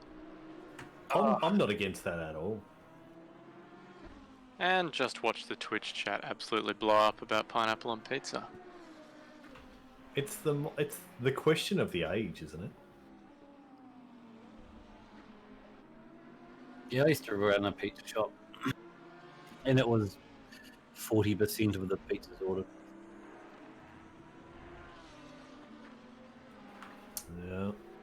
I tell you what I do like, and Domino's used to do a puff crust based pizza, and I was a massive fan of that one. That I miss out on. I haven't seen that around in a while.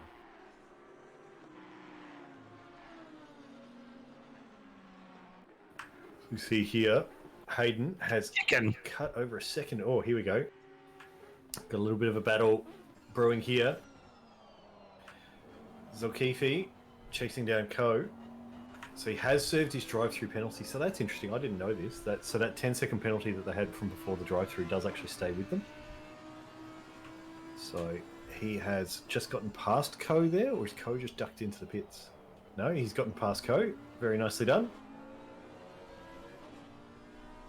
So he's served his drive-through, which is why he's now a fair bit down the pack. Maybe looking to try and make amends, but he's got a bit of a gap to Sjöpel in front of him.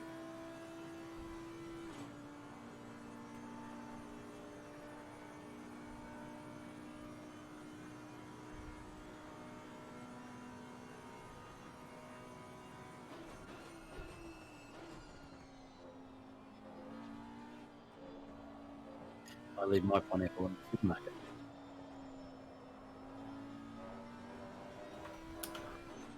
Heston Peter says 0xFR. Don't know about that one. So you see Timmy Cook here chasing Niparis. So I'm not sure if Niparis will be suffering any kind of downforce damage from that tap in the rear that he got earlier. These cars are very sensitive to it. And I don't think he's pitted in yet afterwards, although he'd be close to doing his stop. You can see the difference here. Timmy Cook, he did his pit 5 laps ago, so his tyres are still just about at their peak, whereas Niparis is on a tired set indeed. So he's struggling to hold it off, and he probably knows that they're not really battling on track per se for overall position. Cook is going to have to do one more stop to the end. Niparis has to do 2. And I think we're going to see the move done here. Cook is just going to have so much more grip under brakes, and I suspect we'll see Niparis dive into the pits. Am I right? I am not. What do I know? Nothing. Hey, what's that chuckle? That's just hurtful. definitely see the. Sorry, go ahead. Where can you hear me from? I thought my mic's off. We could hear you a little bit. A few comments, a few chuckles. It added colour. Colour commentary, but without the commentary. So there you go. So I think just looking at Cook and Nipris, both very, very quick drivers, both capable of doing very similar times, and in fact, both cars have done very similar times through that race. That is the difference of old versus new tyres. It's not massive until you put them side by side, and then you see exactly what they can do. So Tim Cook takes that position on track. He does have that 10-second penalty over his head, but that'll shuffle around a little bit as well. Cam Maher has come in for his second last pit, short of anything too exciting happening. Track temperature dropping another degree, so it is starting to cool off. It's now hit 4:15 in the simulated world's time. Now, And it looks like Dylan McAuliffe has just exited the pits only 1.3, 1.2, 1.1 seconds ahead of the number one Lamborghini there. So that's a battle that's heating up for P2. It's 32 degrees going to be worthy of a change? Are we getting into that realm? Like, take a bit of air out, air in? I think it's really hard to say. I feel like most of the tyre pressure and the temperature influencing that really comes from the brakes anyway. And most of that cooling comes off the ambient air temp. I mean, when you're talking about some brakes that are 700 degrees, the difference between 26 and 27 isn't massive, but 0.1 of a PSI, maybe 0.2, could definitely start to play in. So people who have a bit more experience than I will get it right, I'm sure, and we'll see the results. Right now, we see Dan Dewar, 6/10 behind Dylan McAuliffe. And he is keen for that position, I'll tell you what.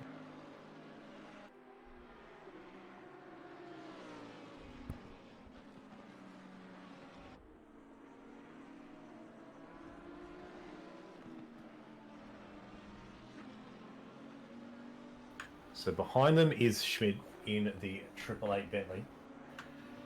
Obviously, very quick driver, as we've already commented. And it's an interesting one as well, because Dewar needs to pit again soon-ish. So his last pit was lap 87. McAuliffe in front of him last pitted 104. So whilst they are kind of battling on track, that gap that we did see, at half a second is now 1.8, and that's fresh tyres versus tired tyres for sure. Dewar, though, not going into the pits, so he's going to stay out a bit longer, needs to get a bit more life out of this. They're about at that point, though, where, you're kind of one more stop to the end. So unless someone's done some really interesting strategies, maybe they had to short stop early or something like that, and they really need to run this stint a bit longer. But I think he'll be pushing it. There's definitely some interesting strategies going on in this particular race with the mix of 2-man and 3-man teams.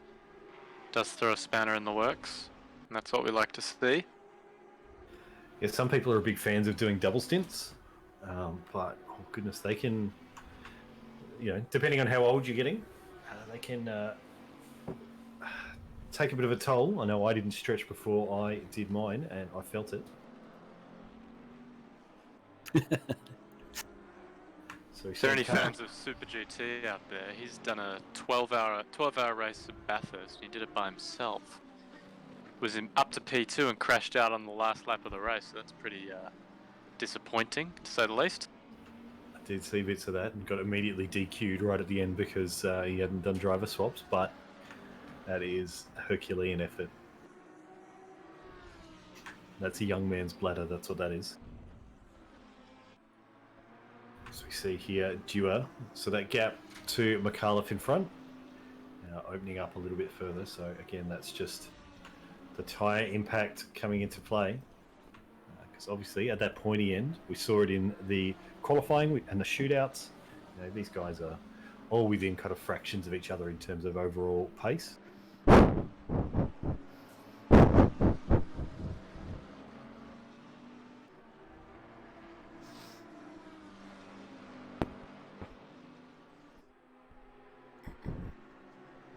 If anyone's in our Discord, there's quite a lot of memes kicking about regarding tonight's race, and they are very, very funny.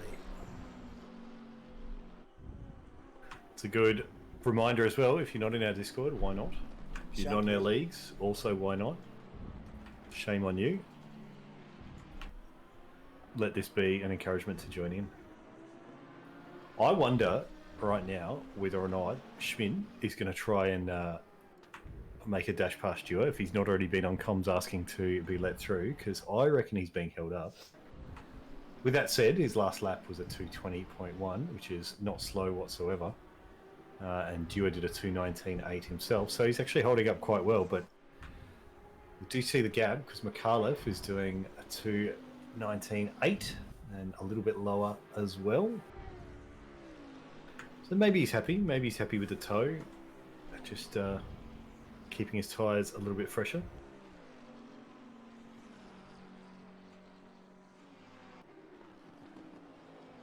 They did a driver swap and only lost that one place here. They were at 7, dropped back to 8.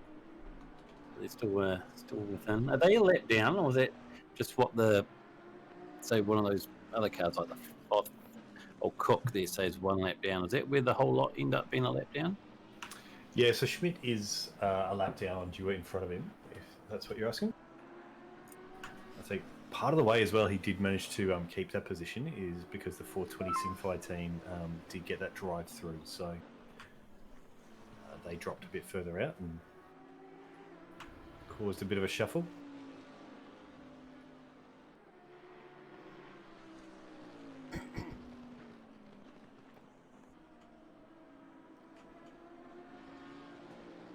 Is kind of staying in about the order that we've been watching for a little while.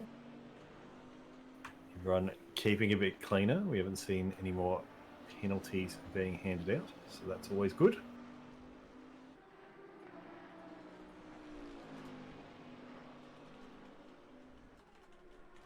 Apparently Vanderhoom in the 36 Bentley is doing the whole 6 hours. So big props to him. He's going to be feeling that one. Brian KB 58 is just waiting for admin approval to get into the league. My friend, you will have it soon, I am sure. And we are very happy to have you. So do say car 423 did get a collision penalty from lap 93. So who's that one? At the moment, I think it is a back mark. Let's scroll through my list. 732 was it? It was indeed. 732, I think they mean instead of 723, so that would be the McLaren. Currently in P28.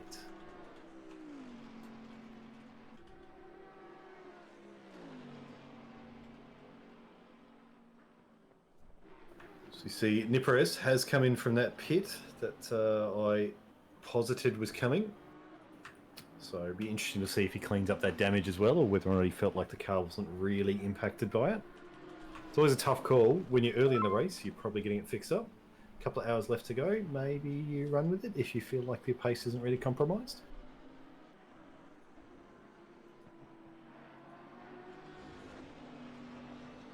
There we go. And race control does confirm 732 is the car number that got the penalty, and that is a drive-through. So that is a serious collision that they've caused, or they've been a naughty boy a couple of times. So we see with the pit stop, Schmid jumps up a position as things start to reshuffle around. And from now, of our top 10, we're going to see a couple more duck in soon. Henderson still needs to do his. So his last pit was lap 81. So he's coming up on what, 27, 28 laps? I think we'll see him in very soon. He's going to start to hurt, and he'll be getting close to the end of his stint limit. Over here with McNulty, team last name. He's, I think, second in the AM class at the moment, behind Jurecki in the 219 Aston.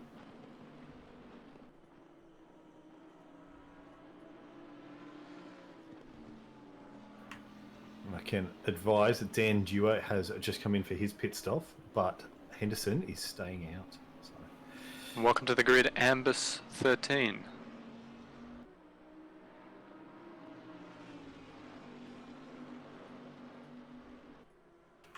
Very good to have you here. So, I can tell you that Bentley around McDulty, that is Macintosh? No, to Jesus? Both of them. He's in a Bentley sandwich. To Jesus in front of him in the 301 Bentley, and he's got Macintosh in P10 in the 375 Bentley behind him. So, that is a thick sandwich.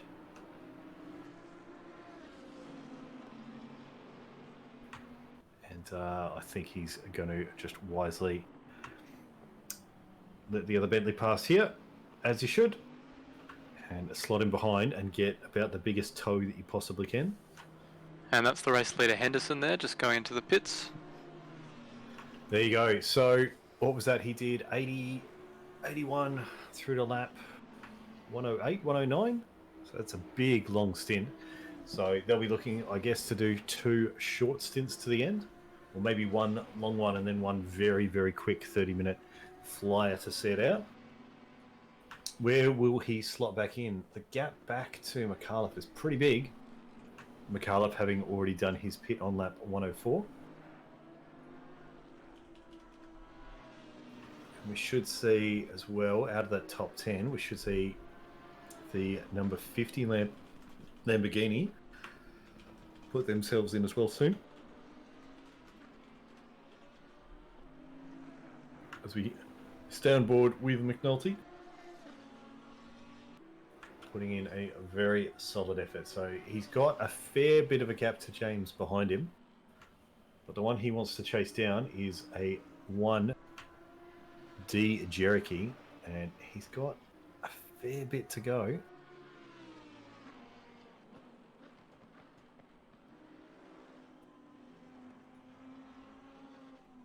But he's got an hour and 39 minutes to do it. So P2 in class could be P1 with some good heads down work. Bosch 96 finally gets his pizza. That's the good news that we're all waiting for, I think.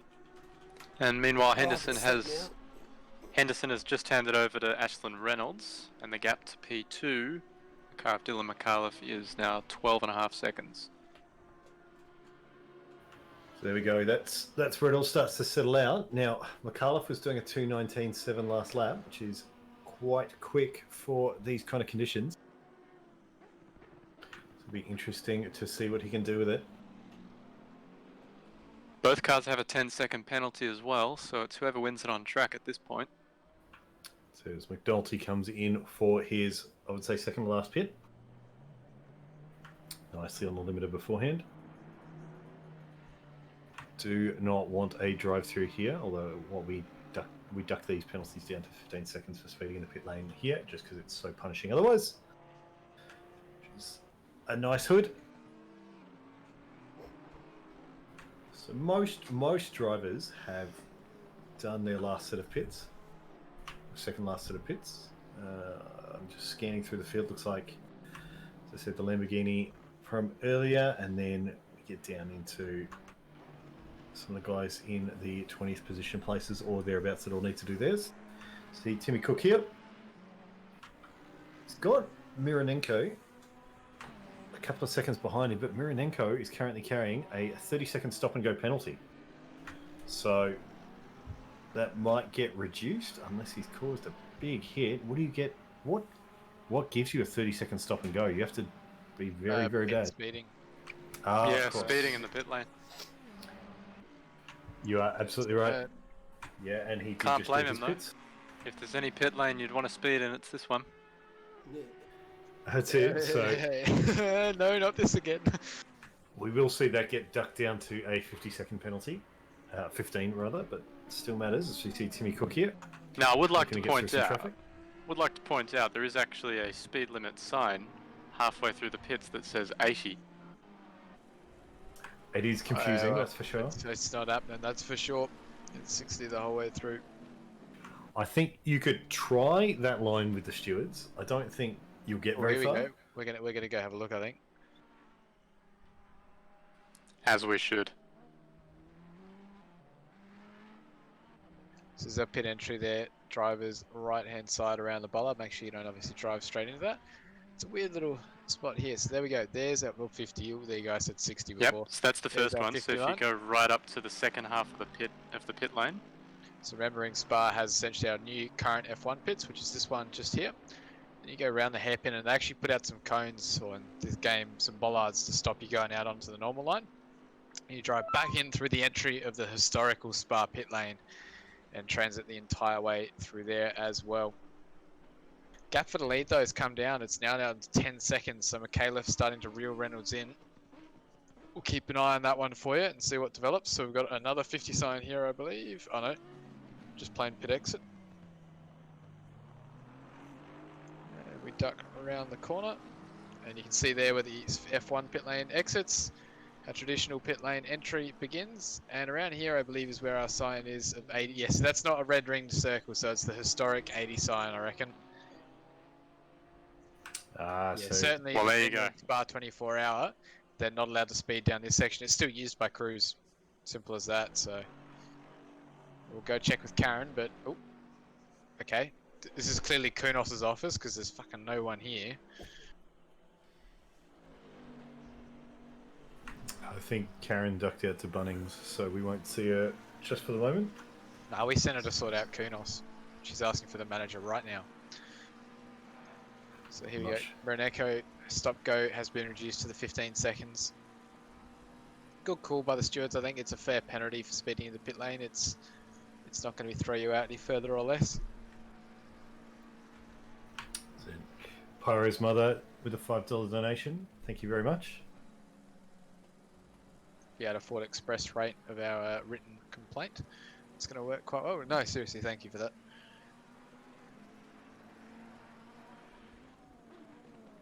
Captain Barracuda asking if you can just go flat stick in the pits, save 50 seconds and only cop a 15-second penalty. You No, absolutely because cannot. you'll No. get a massive penalty. In fact, I believe the game will actually outright disqualify you. Yeah, You as get I a understand penalty it, Won't and a even give medal. us the choice. when you get these penalties, the stewards go have a look at it, and if they think you were, to use the technical term, taking the piss, they will let you know about it. I like that term. I've seen, so the 420 Simfi team, they've picked up a 140-second penalty. That'll do it. Is that a drive-through? Well, it should still come up with a drive-through then when that's gone the time. So, not too sure how and why that's been applied. Yeah. Oh, it could be. Okay, so I think that might be a driver stint time issue. Yes, so they've yes, lost I've the seen that driver. one at Nürburgring. Yeah, Yeah. we'll so start seeing that pop up more and more now. I think What's it's- worse though, a 140-second penalty or a drive-through at Spa? Oh, 140-second penalty still worse. A drive-through costs you just. maybe 50 seconds. I'd almost say it'd be more. I reckon it'd be around a minute. You I reckon it's close to around 2 years of your life. Put it this way, that's- 140 seconds is essentially a lap. So I think in laps for people pitting are kind of in the mid to high 3 minutes. So yeah, they're chewing up a minute and a half or so in the pits. Yeah, you'd be about right. But no, we will see those penalties all get cleared off, as you've seen that has now. And I think their regular penalty, because they did have one over their heads, will get reapplied. You'll see a couple of those pop up. So as you've heard, I'm sure, some of the drivers are unable to reconnect. So 3-man teams have turned into 2-man teams. And in the number 36 Bentley's case, it's turned into a 1-man team. So their penalties for going over the limits will be cleared off. And the number 666 Bentley seems to still be in the pits for some reason. I think they've been there for a while, haven't they? They've had a shocker day. Oh, guess what? I've just got a message from Benny Crick. Apparently, his teammate hasn't showed up for his stint, so I wonder what's going on there. That'll do it. I tell you, those boys have known each other for a long time, so... Odds are you can't get into the server. That's Yeah. my bet. I think you might be right. Yeah, that makes sense. It's been a rough day for a few, but a lot of guys persisting out there and a lot of guys getting through it, getting the laps done. So at the moment we've got a pretty decent podium contention there to Jesus, Cook, Mironenko. I think that'll start heating up all the time. So welcome Mr. Bender back into our commentary box. Yeah, afternoon, lads. I just got out the car. Long stint, very choppy, changey a little bit after a few things early on. Gotta say I'm jealous. Still unable to get in, mate. I won't be driving today, unfortunately. I saw in Twitch chat a while ago that Ryan Blair is doing a 5-hour stint. No, they And pulled I out. thought, oh, you pulled out? Oh, I was going to say, what a man if he actually managed to do that. I believe Vanderham's doing the entire 6 hour. So is Shahab. That As is well. a solid effort, Mad, those guys. Obviously, you know, really unfortunate that their teammates can't get in, you know, various reasons beyond our control. But yeah, mad respect for sticking at it. Yeah, I think they get a category unto themselves. Yeah, the Nationals class, because damn, they're getting their own country after this one. And you can see a couple more. So Rashuti and Neighbour, the cars 423 and 19 respectively, both picking up their time limit penalties. So again, those will be cleared off. But that's It's a 130 seconds. that's it. It's a quick way to know who's doing this at least a man down. That is who it is. And I suppose this is racing at the end of the day, right? Like endurance racing, you might have to do a stint. Jesus gets a little bit loose there. Here's a question I asked you guys that have been racing. How many laps practice do you reckon you would have done to prepare for the Spa 6 hour? I gave it less than normal, to be honest. Monza, I think I would have done 200-300. Yeah, I don't want to think about Monza. That was a huge amount of laps that went into that. But for this one, I'd honestly say I've probably spent somewhere around the hour. I'd say I've probably done at least 6 hours of practice. Yeah. Yeah. In various states. I'd say ballpark maybe 75 to 100 laps. There's Yeah, I'd people be who've done about a the lot same more in time there. than us as well. Yeah, absolutely. I mean, Yeah, drivers like get them Mikhailov, going. this has been their life for the last week almost. Yeah, if I you're know. Twitch chat, tell us how many hours or laps did you reckon you've done practice? I think it depends as well. I mean, for me, obviously going to the Lambo after driving the Merc, the Aston and BMW for all my time in the game, it's totally different. So it's almost been learning to drive again. So maybe that's, slightly more, slightly less. I don't know.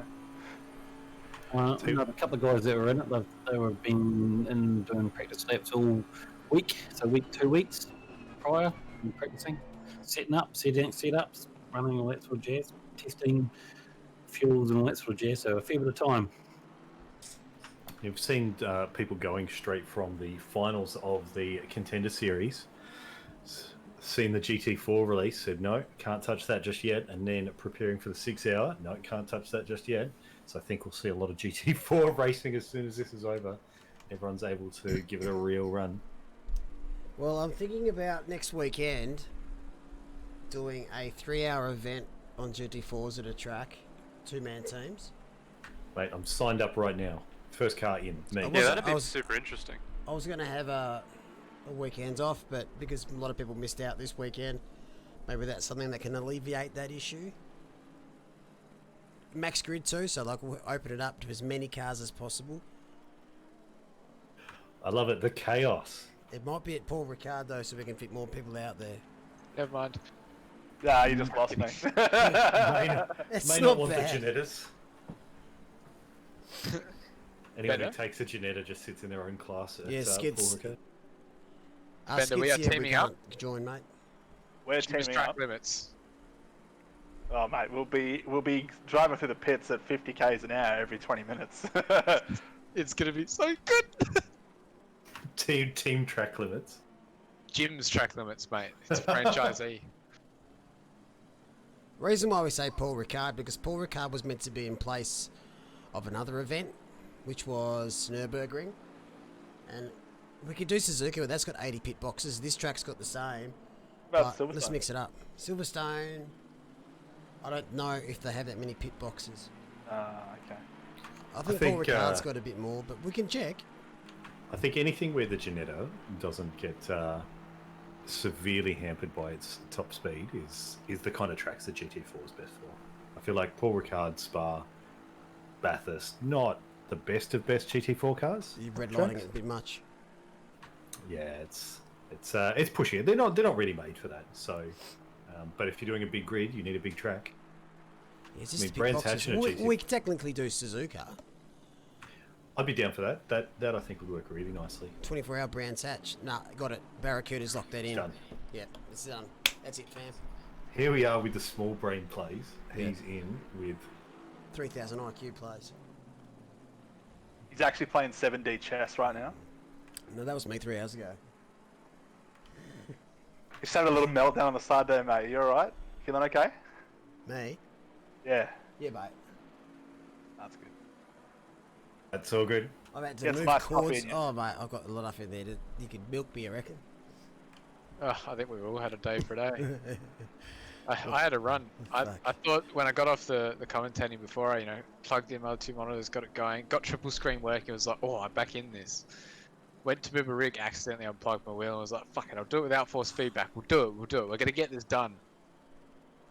As I got up, my PC crashed. I was like, oh, for fuck's sake. Speaking of crash, McLaren in the Unleashed Drivers has just picked up a drive-through. Ooh. So their days started off sublimely and has gone downhill as he's going to serve it right now. Unfortunate stuff. It's best to get it out of the way. That's going to put him around that 13th, 14th, I suspect. Maybe even behind that pack. Welcome to the grid there, Mark. Richard Hunt. And I don't think that this is going to be the last of drive-throughs that we see. So people have been kind of nursing their cars, trying not to pick up too many penalties.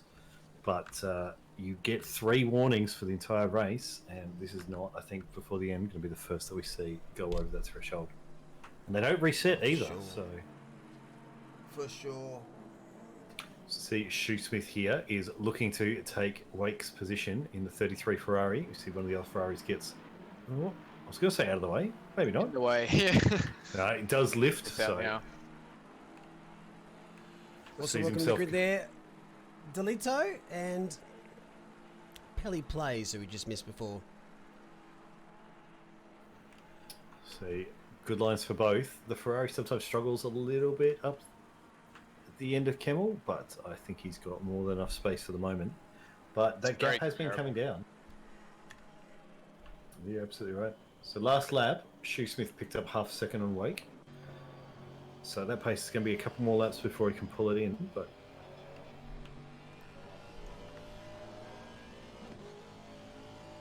We have 41 cars still in this race. It's actually very good. Which is, considering what's transpired, that's how much I was expecting to lose just through crashes. Well, if you include the safety car, that's 10 cars have died. Safety car's a classic, isn't it? It's the first time it's ever DNF'd. Yeah, hang on, who called it the safety car was going to win? Safety car wasn't last for all the race, There was there's a portion for the first 3-4 minutes where my car number 2 was actually behind safety car, classified 51st. It was pretty tragic. I don't know why we didn't have the police safety car. I think that's been the issue, actually. I love that police car. And every time as well, every time we go past the pit straight, just see that 666 car with Benny Crick stuck in there.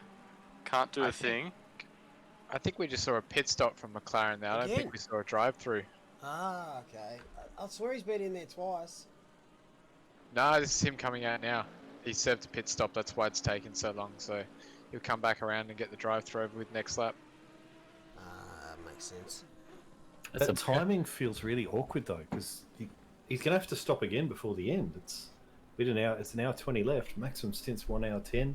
You've got to hit that last lap as well. So surely they haven't misunderstood what the drive-through meant and thought they could do a stop. No, it gives you a toggleable option down the left, so they've clearly agreed the game that they don't want to take the drive-through. Maybe they were already at the stint length limit. Yeah, that could be it. We'll wait to see whether there's driver change there. Could be fatigue.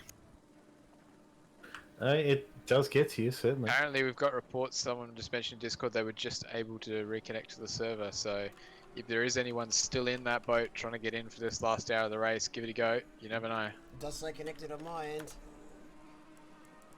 And bad news from OnlyFans Racing as well. Unfortunately, it looks like my boys are out. Yeah, I think Aaronfield has just managed to connect. So You know what? If I can connect, I'm gonna go hop in. I'm just gonna do some laps for the hell of it. Go for it, mate. To stay mentally sane, I'm going. Good luck, mate.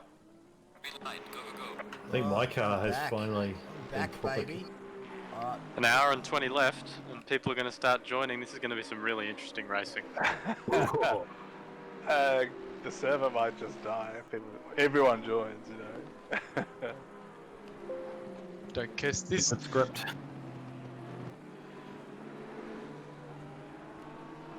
So I'm just going to quickly reconnect all this. Ready, gents, back to the end. See you, bud. Yes. I can't even get my spaceship back. It's unfortunate. Righty-o. Let's connect a few tools up. Oh, I'm already in chat, actually. Don't have to connect me. That was a good joke, alright?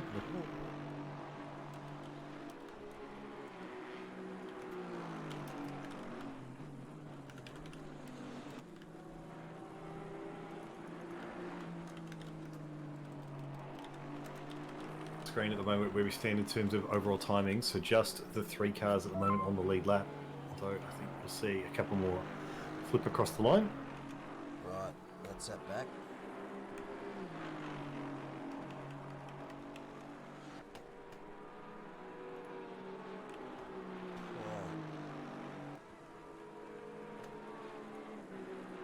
What a day. Bloody wrong there. Been unconventional, that's for sure.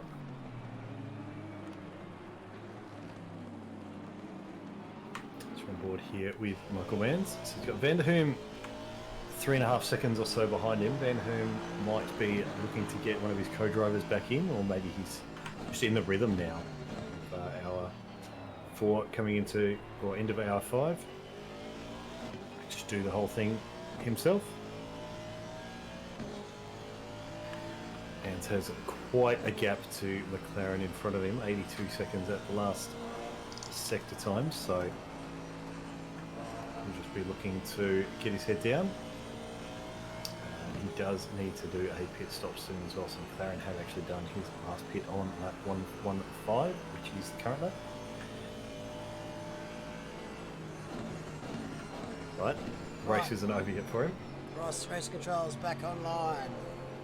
Hey, I can see you. I can see you.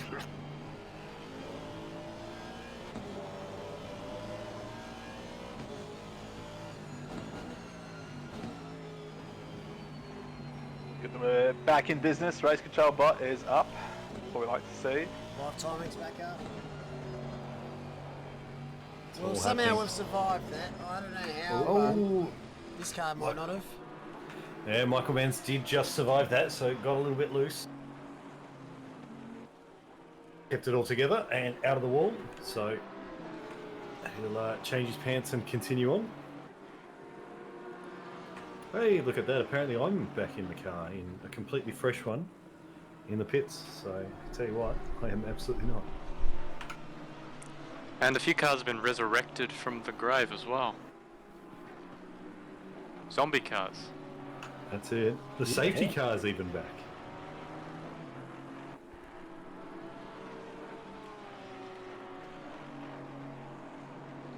Yeah, so we see 425, 55, 221, and most importantly, the safety car back out. There'll be a long way down, but as long as I get a few laps in. Welcome to the grid there, aliens.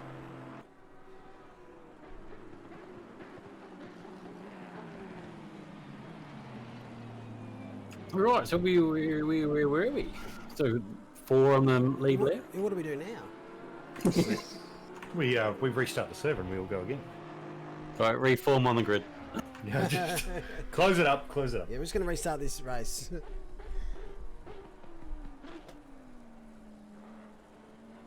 We survived Kunos Gate 2020. That's it. And to be fair, there's still quite a lot of cars in the running, and especially now if they can get their other drivers back in, they can for their next stops, which will all be coming up in the next. I think anyone who wants to do one final stint will start stopping in about 8 minutes, maybe 10, and then through to the end. So everyone will have to do one more yet.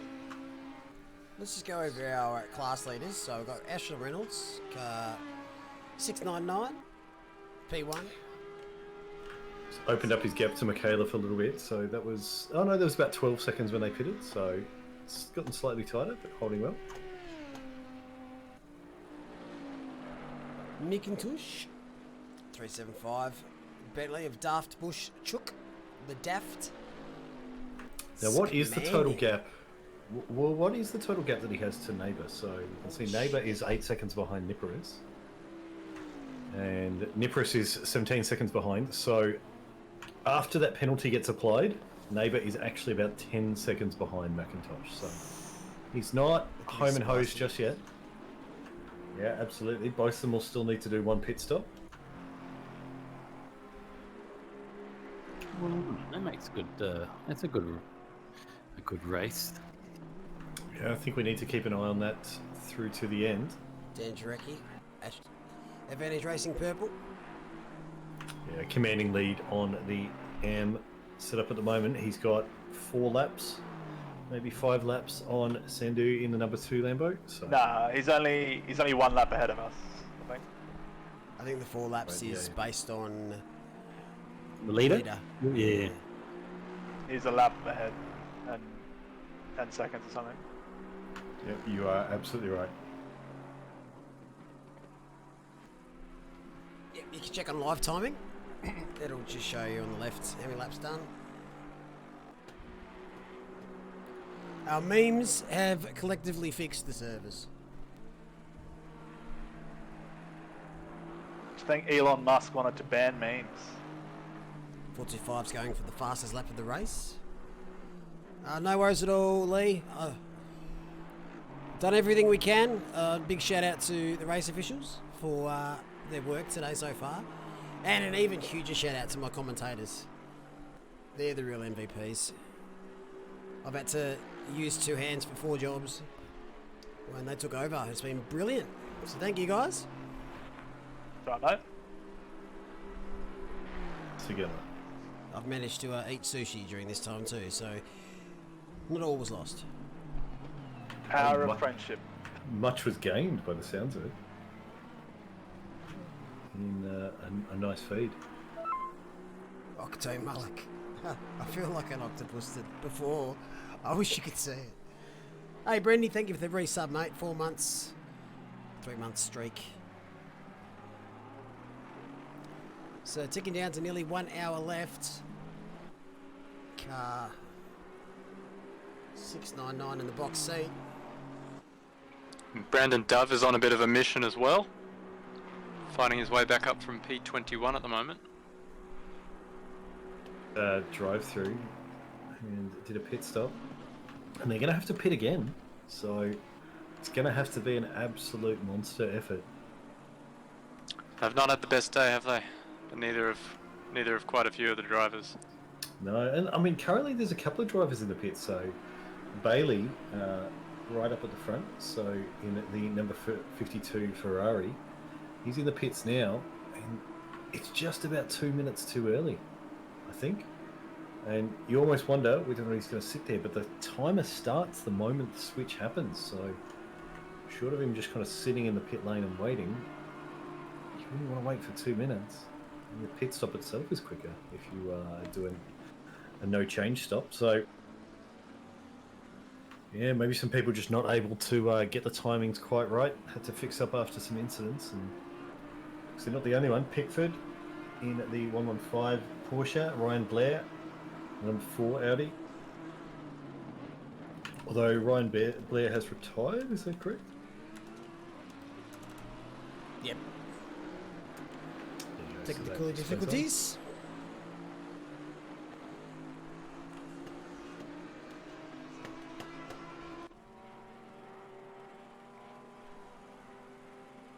Right. So what are the thinkings for the next hour? We got 1 and 2 are race worthy, and if they mix it up, it gives third a possible win. Both got a pit. I guess they all got a pit. Not quite sure. What's the gap between P1 P2?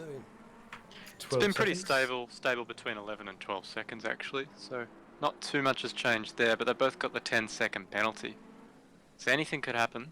Still an hour and 10 minutes left. So yeah, sorry to interrupt. We're watching Parkin just there in the pits. 1 hour 10 to go, and pit stop 30-40 seconds. That's really pushing it on the absolute limit for driver max stint length time. If the last guy has to do an extra lap because depending on when the leader crosses the start-finish line, that could be a little costly there. Yeah, I don't think they're going to be able to make it, because what's the penalty as well for every lap you go over? Drive-through, I believe. Oh, yep, that's going to hurt. We might be a bit more lenient towards those for this event based on what's taken place.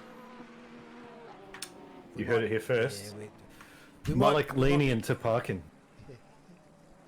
We might be a bit lenient on the 1 minute, but for parking, probably disqualification. Didn't pay his bill. So do we have Sandu here on the back of 10? This is a fight for position. Great stint today, Bakita. That battle with yourself and Cook was Steadily unreal. gaining here, Raj on Tan. Do we know who this Raj person is? Yeah, he's a nice guy. Works in a bank. He's not Victorian, he would have you know. He does not have corona. He's very, very proud of that fact. Okay, he'll be Big proud. shout out to Raj. He donated $100 for the stream at the start, which is fantastic. There's big appreciation. He'd be proud of the fact as well. Last lap, he was 7/10 quicker than 10 in front of him, so he is on a charge. Ooh. Yeah. But he's Worked it out nicely that the last 3 stints for Team Last Name, we'd be able to just short fill, have a bit of a racier car toward the end, so see if you can get the move done. So that car ahead, oh, 128. It's got a bit of damage apparently, and using all the track there. yeah, and I think a sensible part there, just backing up and making sure that you give up that position. He's into the pits. I think Raj would have a very reasonable complaint to the stewards if he was able to hold the position by running that wide. So we're driving all up. Here we've got Vanderhoom getting hounding at the back of Mans in the 224 Aston. Good sized bonnet vents on those cars, aren't they? Bit of a competition between them. Yeah. So let's have a bit of a closer look. Who's got the big events? VidComp 2020. Oh, they're pretty big. That's what she said. Yeah. Call him at the Bentley now. I'll show you there. That's a bit of a. Means there's two. I know, the Aston's got Aston's big deceivingly. boys as well. What do we reckon? They're definitely longer, Yeah. but they're not as girthy. There's no point for long. Imagine if you weren't watching this and heard that. Oh look, bet they're he's going gone to for fly it. slide for us. Okay. What a send. Yeah, it's beauty. Great Very move well under braking executed. there by Mans into the bus stop. Sorry, With a nice. Vanderhum on the move by Mans. Delicious. Very nicely done. Gentlemen, I'm going to duck out, have my dinner, No worries, mate. Thank you for and stopping by. watch till the end. 119 laps down. Let's go. Let's go, Hooli. You can do it. Big comeback here. 119 laps down.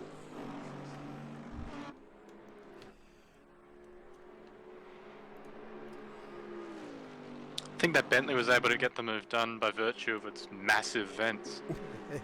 That's what it was. So a clear winner. So we've established that Bentley has massive vents.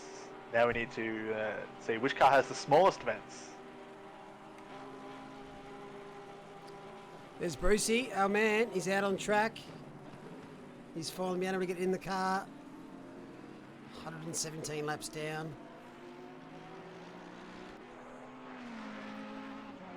Oh, it is what it is. Ferrari's got pretty small vents, that's why.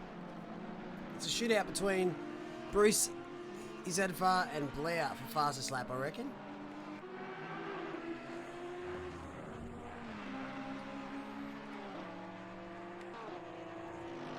Be nice to see those three battling on track at some stage. Well, we should have coordinated and had them all leave the pits at the same time, but... Possibly. So our boys in OnlyFans Racing have now been in the pit lane for a total of 45 minutes, and in doing so have lost only one position. I mean, that's all there is to lose when you're second last, but hey-ho. Are you shooting a fake taxi scene or something? Is that what's going on? No, that'll probably be next race. It's great to hear, Trap.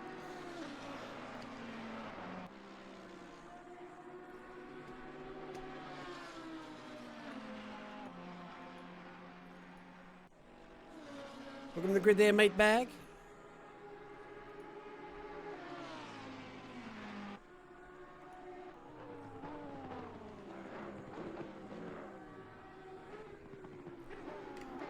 Shooty doing a great job with the 423 car. Great to have you here from the start, Mr. AB1. Also welcome to the grid there, Hamsterville. I think that's Chua. He races with us.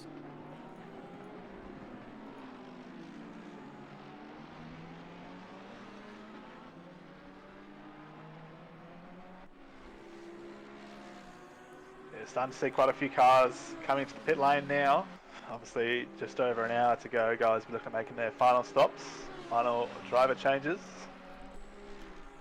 It's really good to see people at the event as well at these times. Oh, it is. Good crowd, being good numbers out there. Don't know if it's COVID safe though. Some of those people are pretty close. Not wearing face masks. We disinfectant sprayers out there, so it's all good. Don't need masks today. You do for the GT4s, but not the GT3s.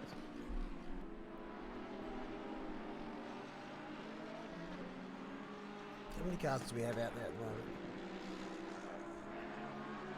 44.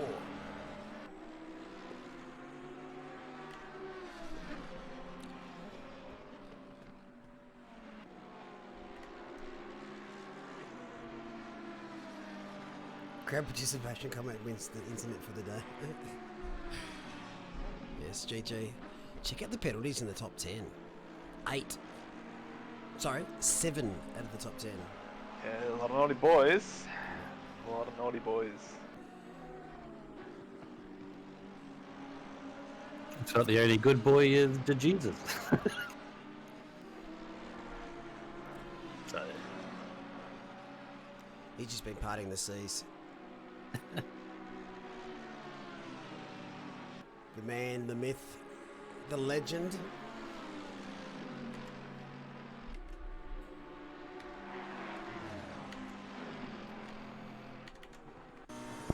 Vote for your driver of the day. We should do a driver of the day. It's hard to get past the winner, but those that have doing or are looking at doing 6-hour stints have got to be in that discussion. Yeah, definitely. I want to say, I suppose a little left field driver of the day though. Vanderhoom? Captain Barracuda. I mean, look at the Ruse team. They're down in P9. They've won the last 2 events, and Barracuda pulls out, says, "Nah, can't make it today. Sorry, guys." And they're not even first. What is this? I agree. I think Captain Barracuda deserves it purely because he shouted out and started the discussion about scallop pies. And for that, He deserves driver of the day, 100%. Or backseat driver of the day. That got to be a new thing. That's got to be a new thing with us with Twitch. Spectator of the day, so backseat driver of the day. But apparently Barracuda's going to get driver of the day as well. Backseat driver and driver. Here you go. Hot tip: the scallop pies were pretty good. There you go. Have you had a scallop pie before, Bender? No, I can't say I have. What about you? I'm in Tassie, mate. I have to. It's part of me. It's culture. I don't have them often. Can't be that good. You should have them often. I should, exactly. They go down well with milk. Oh. Like milk and gin. The hell's a scallop? And what? How often are you in incest in there, Barry? Oh, we won't be for some time now. We've got a wall built.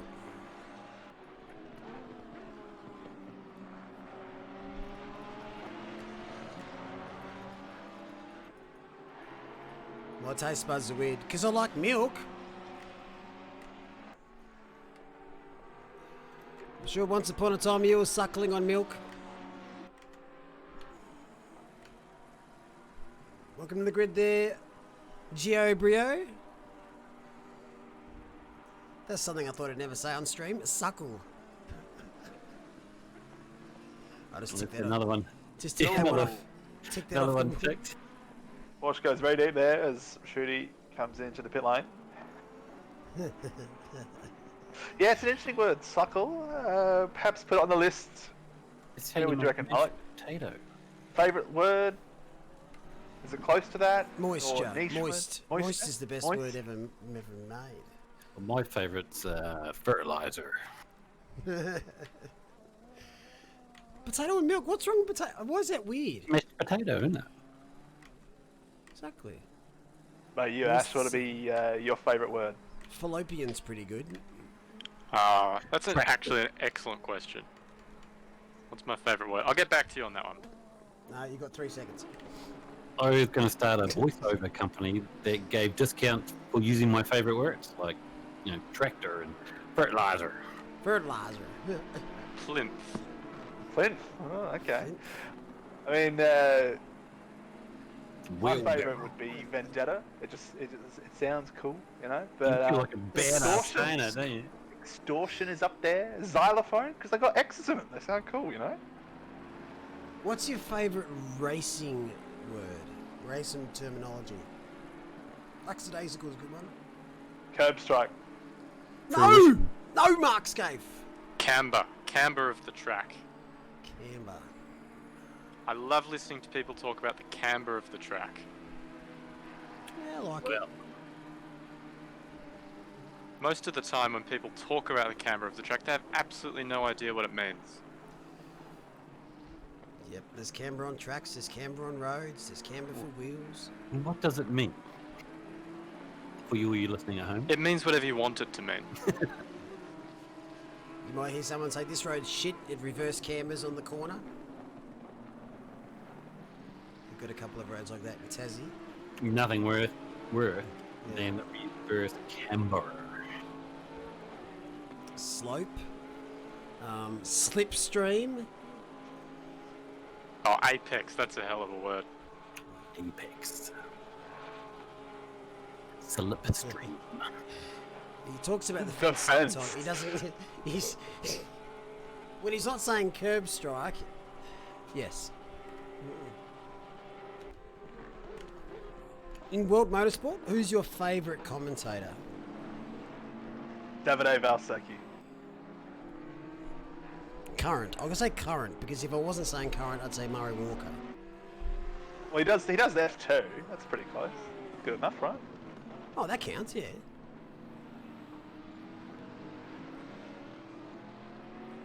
How's the minus 38 degrees down in Tassie?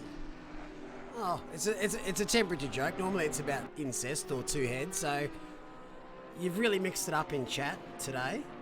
Quite proud of you. It's Thank you. currently 10 degrees in Tasmania. About 10 degrees. I credit that with an answer. That's pretty good. Yeah, 10 degrees. It's nice Moist. 10 degrees. The camber down here is fantastic. It's warmer than here. It's so cold here, my fertilizer is frozen. What temperature is it there? Let me guess. 4. It might be a bit warm. I was trying to get away skiing, but it was a bit too shit of weather. It was actually raining rather than snowing. So. Wow, yeah. Yuck. What's I'd like to know what the warmest temperature is in chat at the moment. Probably out on track at the moment. I'm sure there's someone in Europe. Oh, what time is it in Europe?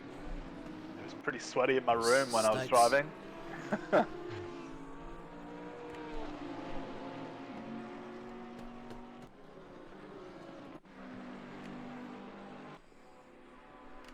big shout out for Drive of the Day. Might have to all team of the day.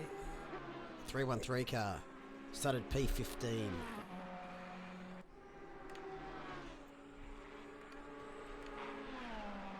When is the UFC match? Malik versus Kunos. Yeah, I'd pay for that. Wouldn't be much of a match if you asked me that 3 hours ago. All I asked for is just a message. Just a heads up. Don't know how that's so hard for people to do.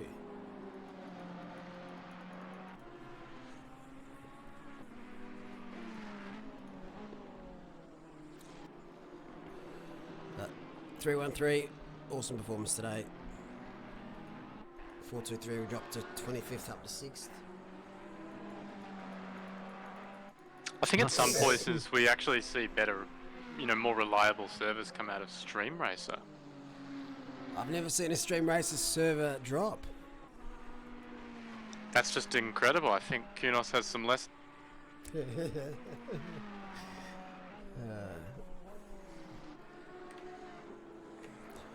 Might do some marbles later if I still kicking on. Didn't care for the force feedback. More track limits.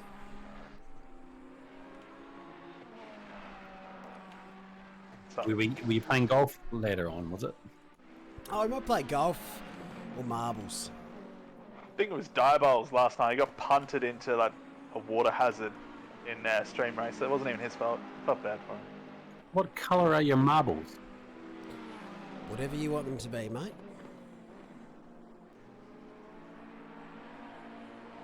I think there's 4 different colours for subs. Actually, I haven't played marbles for a while. Marbles are red. Red. It must be hot.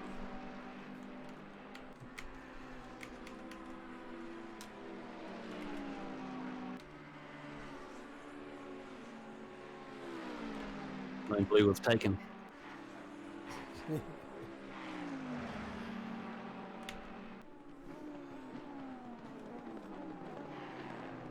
think the driver's also by the Lamborghini #1 car. Especially they had a spin early in the race, battling around the 15th, 14th mark. Lots of good performances out there today.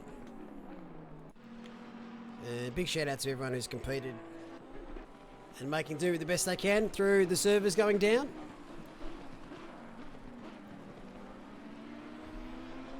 This is a bit of pressure. Yeah, so Andrew back in the car. And back into 7. Should be interesting to see what he can do in an hour. That was Brucey getting lapped.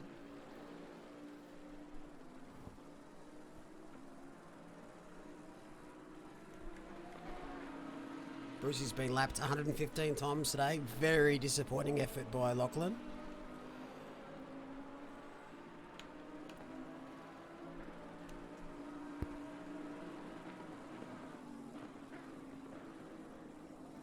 It was around the similar time, Maya.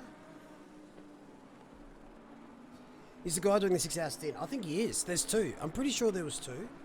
Yeah, Van der Hoek? Van der Hum and some are I'm saying I think Van der Hoek's Shah out of the car. something. I think he may have got a driver.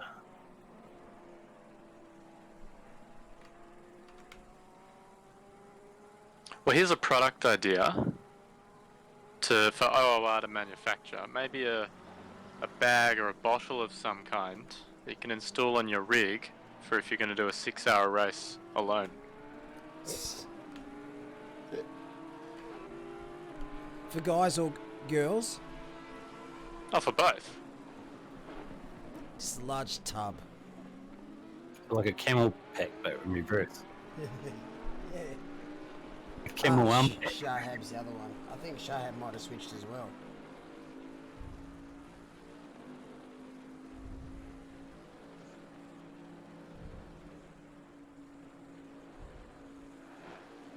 Externo blade. Poop sock.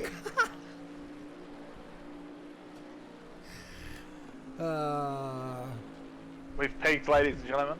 You can Now, Blade, thanking us. poop sock insurance accessory. Make sure they're fragrant.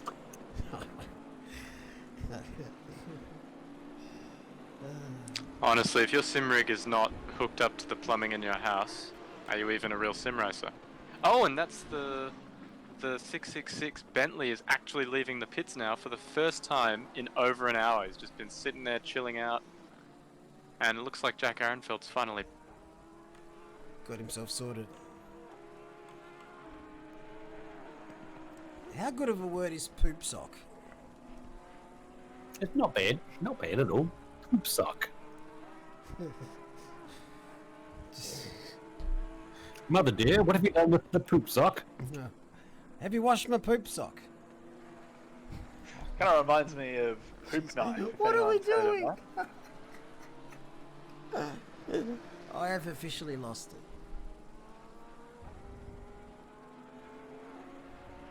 Take a look, Kunos. This is what you've reduced us to. We're talking about poop socks.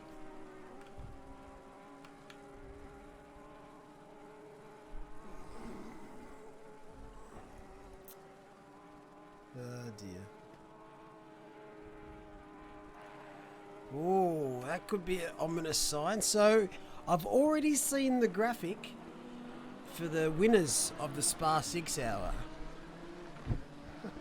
I hope that doesn't change the person that made that, because it'll be on you. But I'm glad that you've already prepared.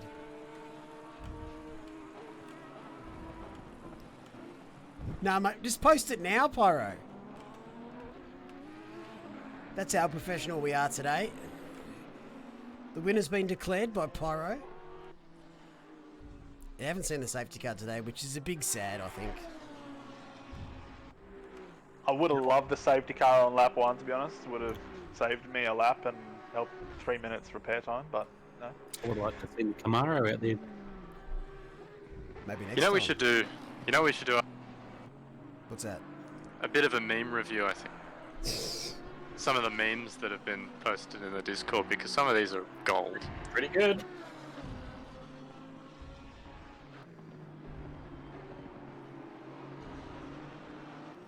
Yeah, some solid efforts there. I might have contributed a bit too much. Yellow flag. It's gone. Don't let your memes be dreams, mate. Make Are sure you- they come to fruition. Are you guys planning on a 24 hours of Le Mans? Well, no. Fortunately, this game doesn't have Le Mans. Is it Le Mans? Is that how you say it? Yeah, Le fine. Mans. La Mans? La man. La, Le Man- Mans. La Mans can go down the poop sock. Gotta say it with passion. Le Mans.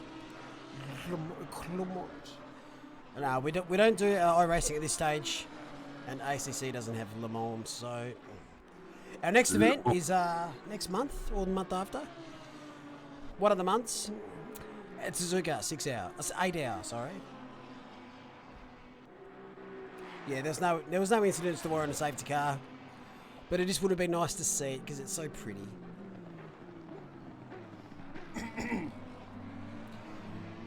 that incident was right at the back. Took out like the last 15 cars.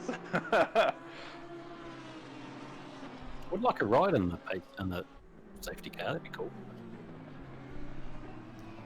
Just call safety car now. Why not? Yeah, that'll stuff up Pyro's winner's picture thing.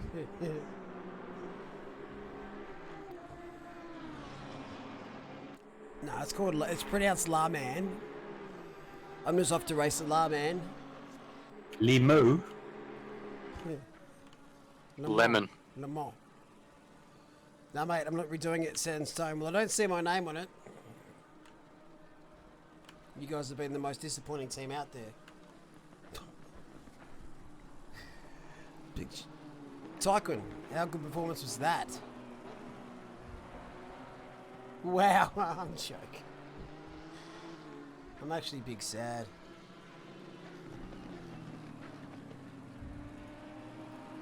No worries, bro. Thanks for taking my place.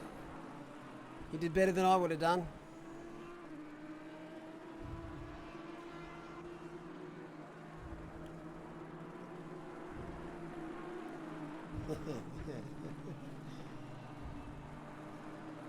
I'm happy. Bruce is happy. Got my fix. How many laps did you do, Bruce?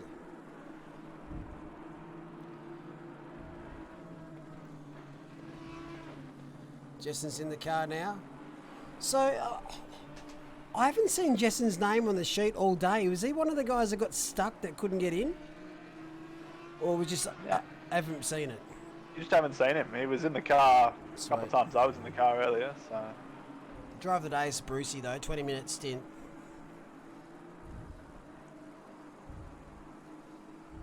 Yeah, boy. G'day, Jesus.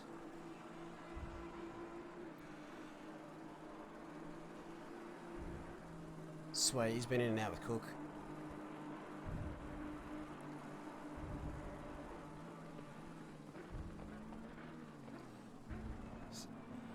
Some for Sparta love in chat.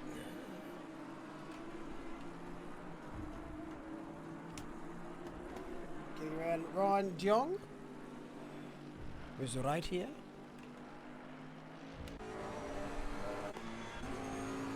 Chasing down Brad Jessen, who's a lap ahead.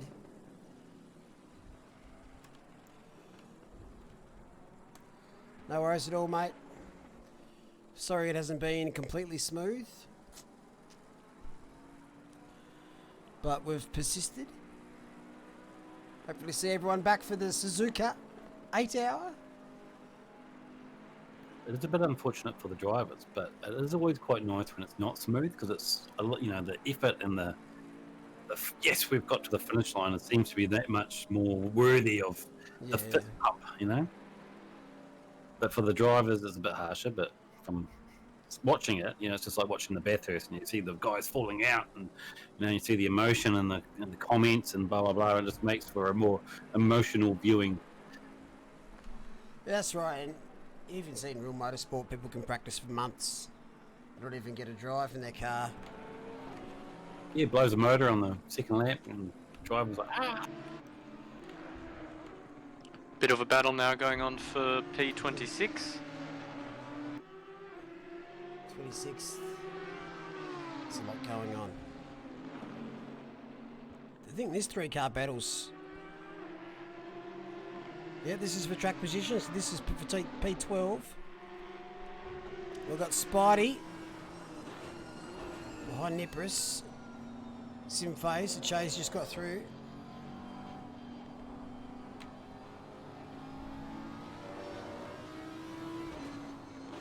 Yeah, agreed.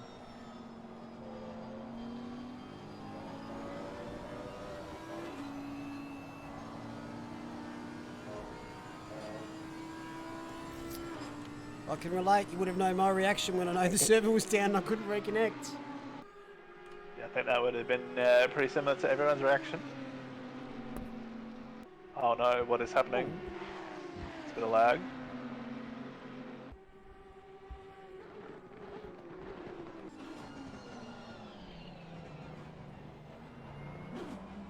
It's going to be a big battle opening up in a second. Brandon Dove. sorry, Brendan Dove, is only a few seconds back from this battle. Just crossing the line before. 3.4 seconds, so a few laps time. It's going to be a four-way battle here. With Simon Phillips, who's replaced Vanderhum.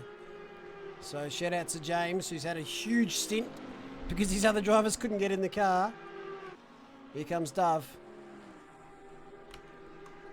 And Dove's had a pretty good comeback drive as well. I think last time we checked in with him, he was mid-20s. So that's not bad. Just keeping out of trouble now and working his way slowly back through. Shit happens, mate. Either way, it was a stellar weekend. Before that, don't get too hard on yourself. Yeah, you're fast enough to have good results as well as bloody terrible ones. Yeah, exactly. And that's what normally happens. So Phillips isn't in this battle. He's a lap down. But, oh, he sent it. Wow, that's close. Welcome to the grid there. I drive towels. Each to their own. Yeah, but just to try quickly. Yeah, that's the important detail right there. But can you... But can you do a 216 around Spa? That's the question. Welcome to the grid there, Mad 52. There you can see in the background, Brandon Dove is going to make light work out of these cars at this rate. Last lap was a 2:19.5.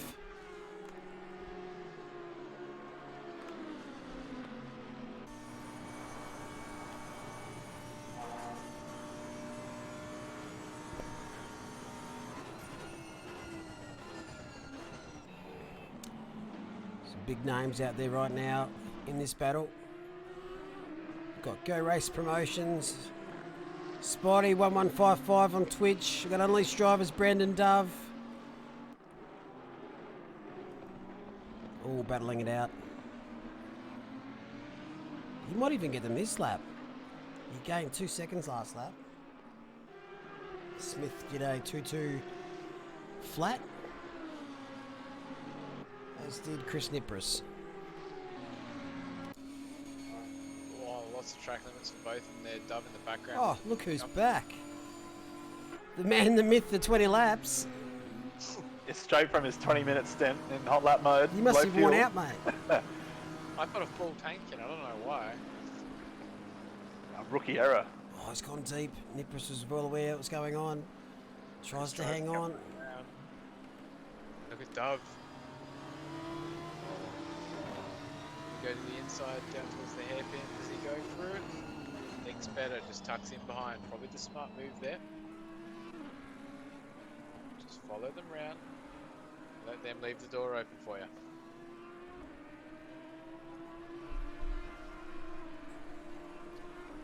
Just a reminder that Poon and Smith both have a 10-second penalty in front of these two. So at this stage they're going to be taken position-wise anyway.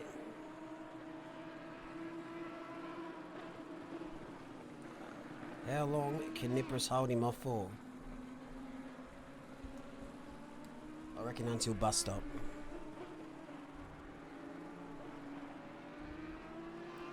Who else is kicking about here? Ryan Borg. Spin to win racing. Battling Phillips. Here we go, what can Dove do? He looks like he's sitting in the draft here, just closing up ever so slightly.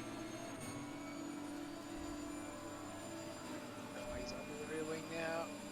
Just doesn't quite hold it through Blosham on 1, Blosham on 2, how do we go? This looks very wide, but Dove just doesn't seem to have the speed through there that this did. That's surprising.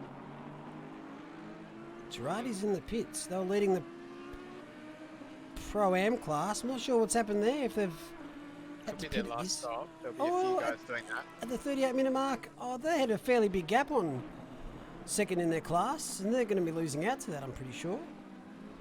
Well, meanwhile, Dylan McAuliffe has come into the pits as well, swapped over to Cam Marr. That's P2 at the moment. I think we might be able to expect Ashland Reynolds to pit at some point in the future as well. No worries at all. Thanks. Nurcat. What a drag this is. Lamborghini versus Nissan. Looks like he's going to comfortably get this done around the outside up towards Lake Coombe. And does so, drops in front. Mike's a little bit quiet, Brucey. I think you turned it down since your last time.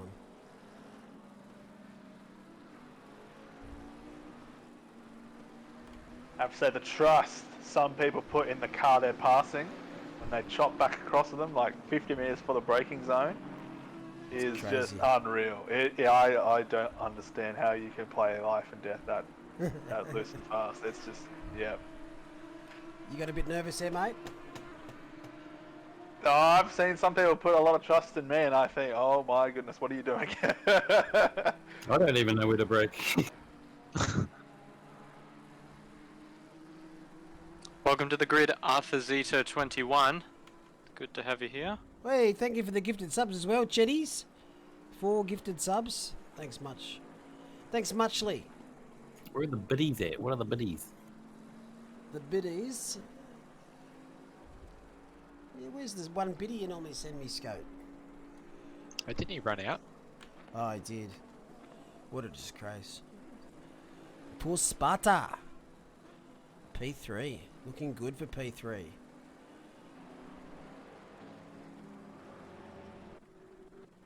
So, 313 cars just off the podium. Do they have a spin or they just lose out?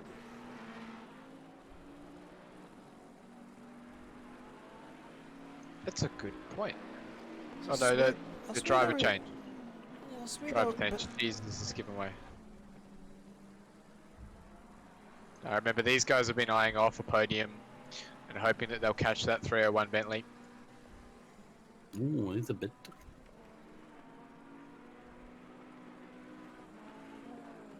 One bitty.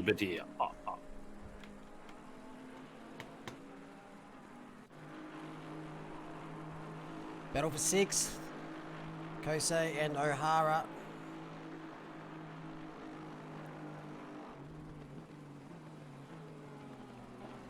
Gets the move done. Thank you for the one biddy there, Barracuda. So 888 started P5, back up to P6. Don't think they're going to gain that 38 seconds though. Still another great drive, another great performance. That's it.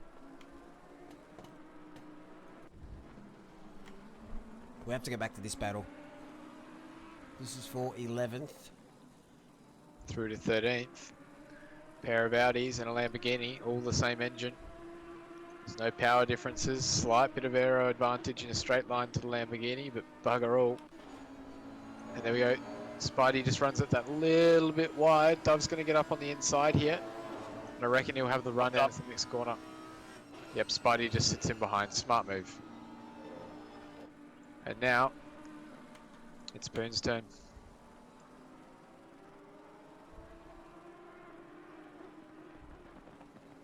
Could you please the back half of the grid? Ooh, what would they like to be pleased with?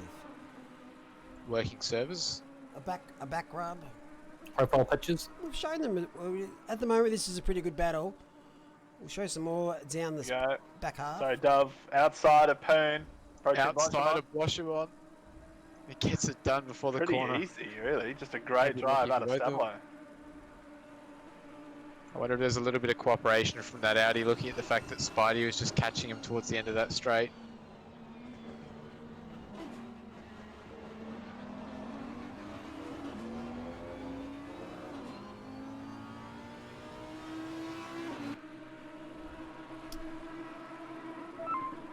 So P2 for the car 909. 375, 10-second penalty. Oh no! That's Girardi in the Bentley.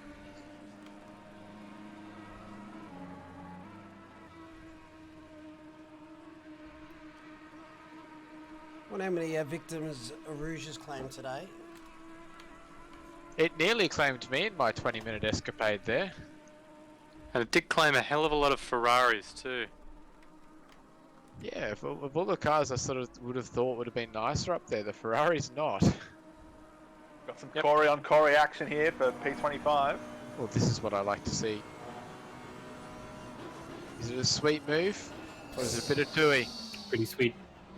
Ooh. It's a bit of tooey, because Sweet's going to go through here, I reckon.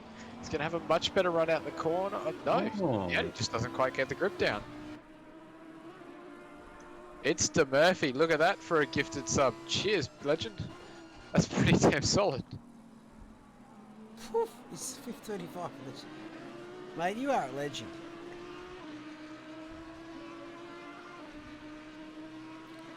Thank you very much, Murphy. Was I the first to bin it?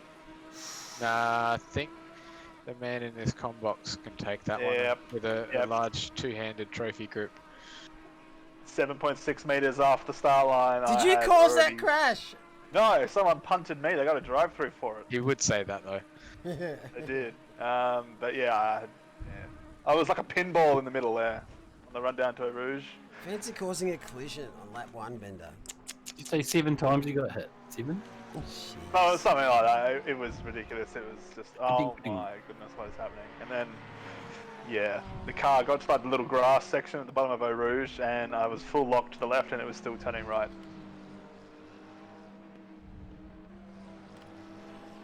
Look at this.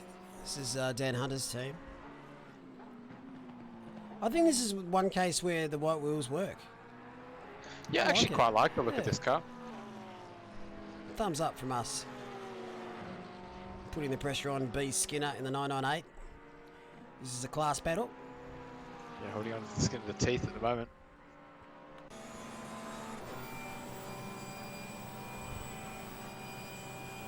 Sorry, all the boozers for me.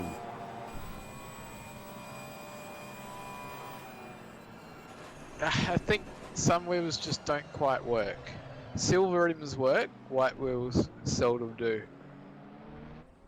Bright blue wheels look fantastic on the Bentley, no question.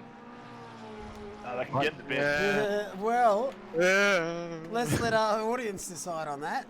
As the Porsche gets Is this the through. car we're referring to?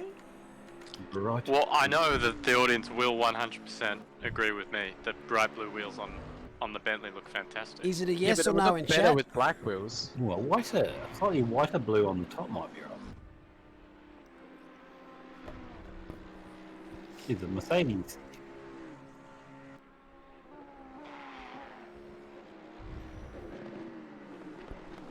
Best tyres, yeah, but not best rims. Bin, Yeah, tyres would be bin fantastic. Bit of graining, but other than that, for a pimp.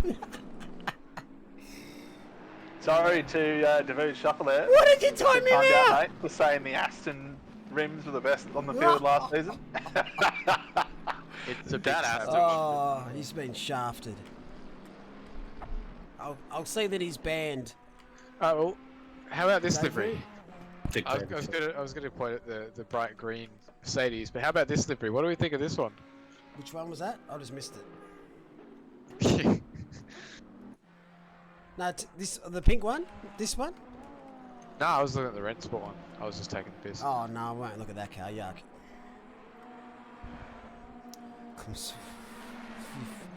We lost our minds after probably 52, 53 minutes. About when the servers went down was when it started going to be like, oh shit. But it's been one hell of a race. Bit to go on in 6 hours at the end. Well, there's a little twist in the tail.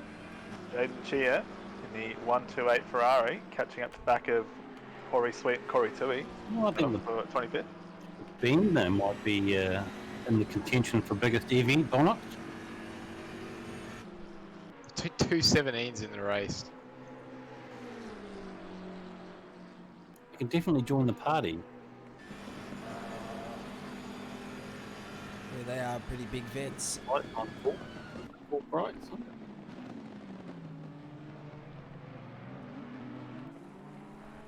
And pitting. I wonder if they're running low fuel to do those sorts of times. Yeah, he's got to be. You might as well.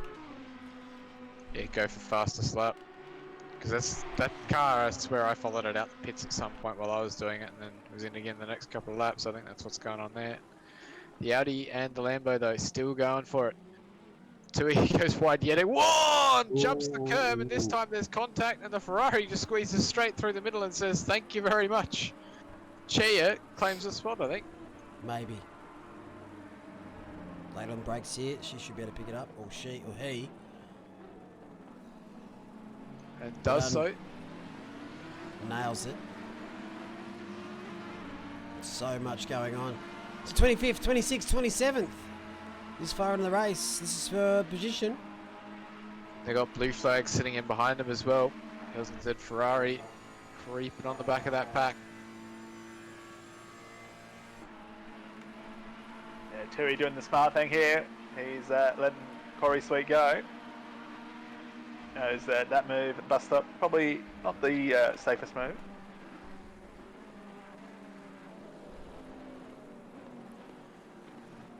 That's what we like to see though, good sportsmanship, just redressing, yeah, mistake.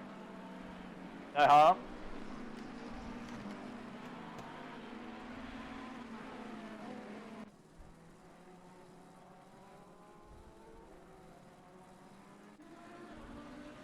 Let's go back up the field quickly, see if anything's changed. Bar has slowly clawed Reynolds in a little bit. See what the gap is in a few 2 or 3 seconds time.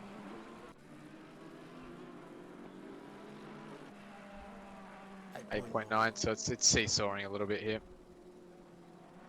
140 laps, bloody good. Not long to go now.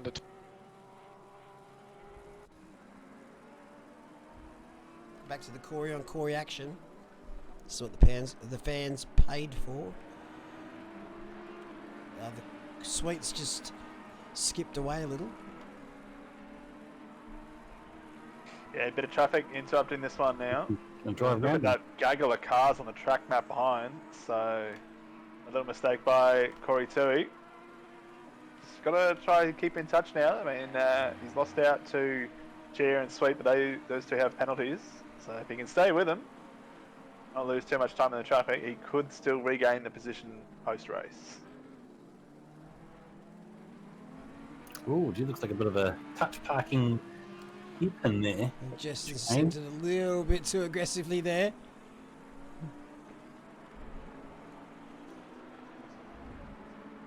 Blue flag driver's doing a great job though.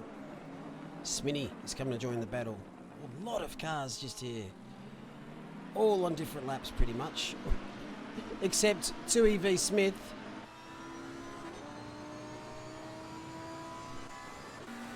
Stephen Bull. I think he's got a lot better than he thought he was going to go in that Lambo. Yeah, clawing his way up, not too bad at all. Top 5 at the moment.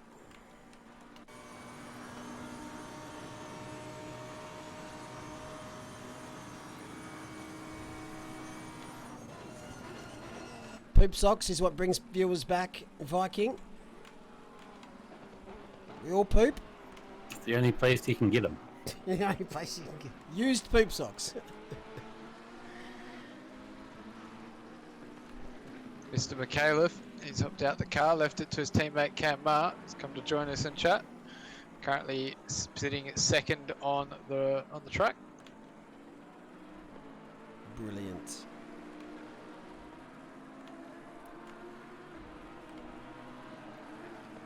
Brilliante.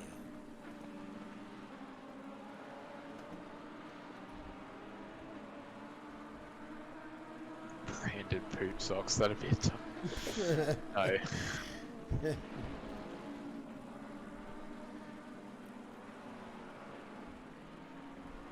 Well, I know who'd be branded poop socks today. Welcome to the grid. Welcome to the grid. Mick or Mike. Welcome to the grid, Greg. Greg, that's your new name, mate. Greg. Greg. Officially a Greg. Haven't had any Karens join. No risk of being sued then. That's good. Oh, the risk's still there, don't worry. Welcome to the grid, Raffinite. Let's send them a poop sock, they'll be right. Free poop sock for any Karens watching OOR streams. Get your poop socks now.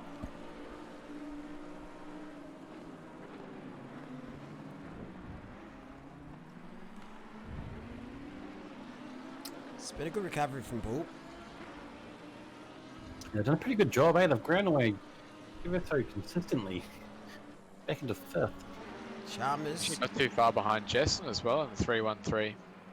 Smith Hara. on for class win here.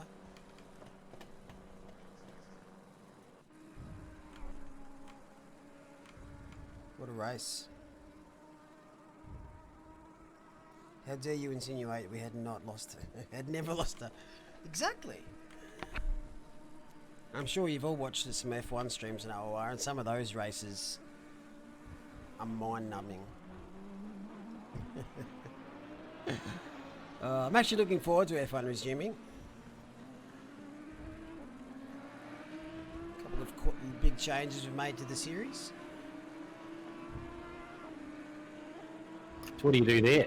Just F1 race? Or? Race F1 cars normally. Yeah, F1 2020 game, Codemasters, Sunday nights. The tiers are split into by pace. And the top two tiers are streamed on Twitch. Don't throw a random NSU in there for fun? Not at this stage. But you never know. That's a shame. Well, I look at the penalties list and I don't see many, to be honest, over 6 hours. I think Monza was worse. I don't actually remember, in all honesty. There was more drive-throughs, things like that at Monza, I think. Yep.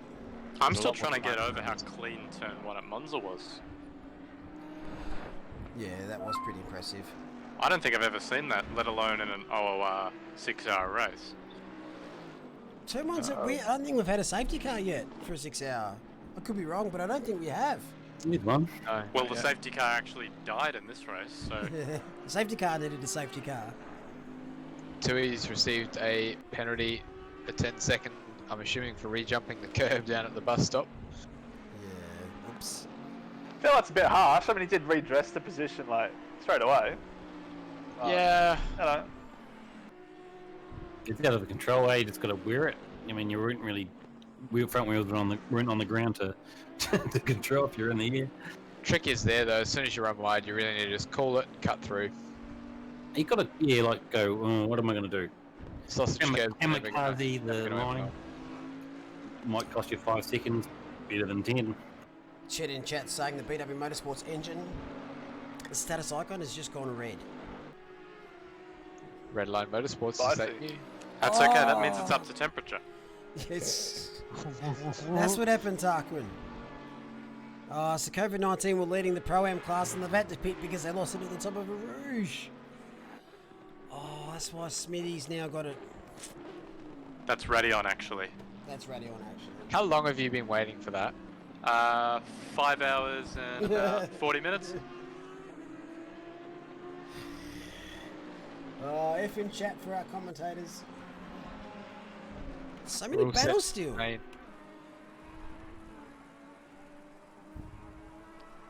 Sweet Chia. Who Looking likes pretty sweet. Sweet Chia. I tell you what, behind all the bullshit of the servers, for example, this race has been a good one. Well, any racing's good racing, isn't it, eh? That's why we do it. I mean, you can't be too upset driving around Spa. There's a lot of worse tracks out there that you could be driving, like Paul Ricard. Or Brands Hatch. So in the midst of this battle here for 26-27, there's also a battle for 4th and 5th. Bull has caught up to the Ferrari of Jessen. And it's showdown time. It is showdown time. Gloves are off. Battle for best of the rest. Or for picking up the pieces if someone on the podium bins it hard. Big glove for the Paul Ricard trash talk. Garbage track. Beats It's only chest. garbage track if you're garbage on it. Yeah, it's good if you're good. Yeah, you'll In the background there. make sure you send some love to the Thank you. stewards post-race. I know you won't all agree with the penalties, but they're doing this out of their own time. They're not being paid. I was surprised I didn't cop a penalty in the background. Oh, you've been banned after this, mate. Sorry to inform you. Here we Oh, go. that's what- So, Bull, he's got a great run on Jessen here. Jessen going defensive. Down the camel straight. Lambo. You can see the Yeah. Lambo. Starting to run out of momentum. Make though. I him don't go think round he you. can Oh, he's close. gonna push me out. Brave. Oh, so late under the brakes. Can the Lambo hold on? No. Not quite. He's got to cut across the inside, and that'll mean he slots back in behind. He's going to have enough time to have another go, without doubt. As we close into the final 15 minutes, I wonder if that Ferrari's tyres are just starting to show some age.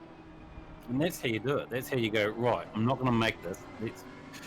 Well, he made it for the Lefty. sector marker, so he gets to show on the leaderboard that he's up there. But the other thing here is Bull's got to get past, and he's got to drive 5 seconds up the road.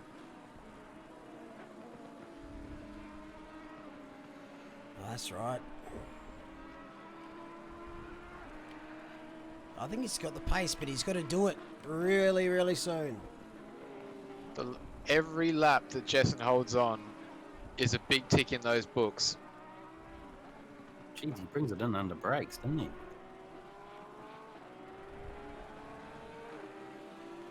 At the front, Reynolds leads the way for the Stooges 1, 699 car. The Stooges 2 lead the way for the Pro-Am class. And the Stooges 3, which is simrigs.com red team, are in the bin. Much sadness. That was the team I was going to be driving with this weekend. Our fastest laps 425, 217.5.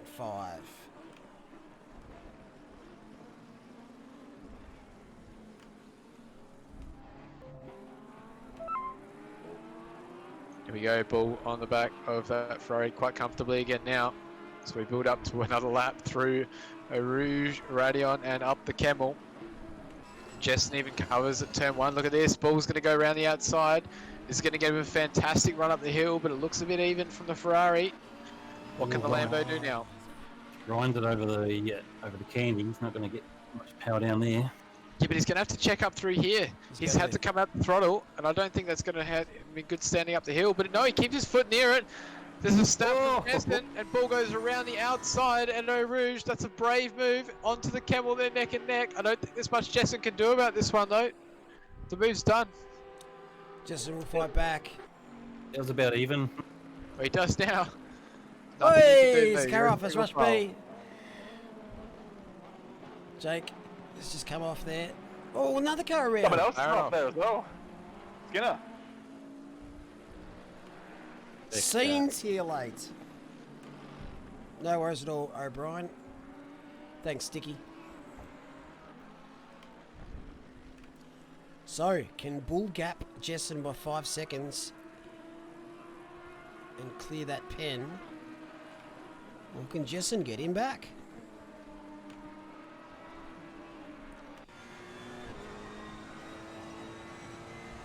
Any other late drama going to happen today?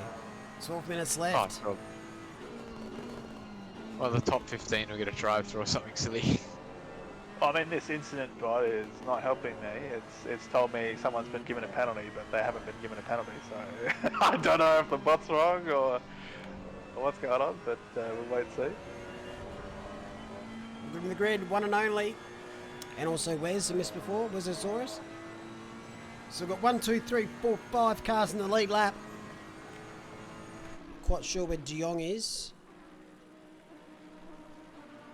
He's right behind, so he's no longer on the lead lap. Which is about the same as we had the last 6 hour. And that's pretty standard for a 6 hour race. Welcome to the grid at Vion Fusion. Will back markers play a part here in this battle? Stay tuned for the next 6 hours of overtime. Whole point, not overtime. we, 30 minutes all that service time, down, you do an hour of driving. all that time that we missed when the service was down, we're going to extend this race. So the race has only been going for an hour. Far out, imagine that. You're being on another couple of hours. I'm not commentating it. Same. Haven't left my seat in 6 hours, so I'll be right. Are you out of beer though? Nope, I've got plenty. We're all good to go then. We're good. Is your poop sock full? Still room. It's about half full, so probably another 6 in there. You lot of All fucking set. room. We have lost it. I'm glad I took that 20-minute drive now. Brendan Dove's in the pits. Late. Yeah, dives in the lane. I wonder whether this is a scheduled stop. Has he got Can't be. damage? It can't be You scheduled. can't have a skid, yeah. Someone made a mistake somewhere or missed a I fuel. don't see any damage on the car. It looks nice and clean. It's got to be fuel. They, I Broken reckon, a this tie is- rod. I reckon we spoke about this right at the start of the race.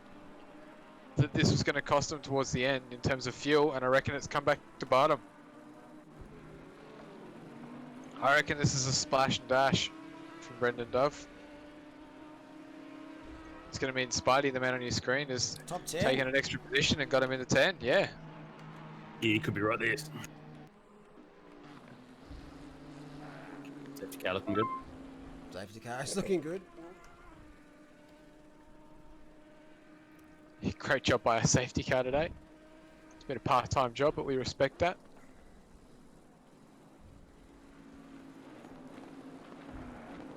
Car 424 has received a penalty for speeding in the pit lane despite doing hot laps. I can't remember an hour ago right now. Was the server down? I don't remember that. That's out of my mind. Out of sight, out of From my mind. brain. So Justin's hanging around, but just can't get close enough to make a move here on Bull. Well, he doesn't need to. Still got I the think advantage of the penalties He there. does. Just needs to hang around. he'll want to make a legit move here just for the pride sake of things. Oh, Yeah, for the Here we repeat. go. never mind. Scrap that. He needs to 313, get past 10 now. second penalty for causing a collision on lap 135. And now it gets juicy. Now it gets spicy.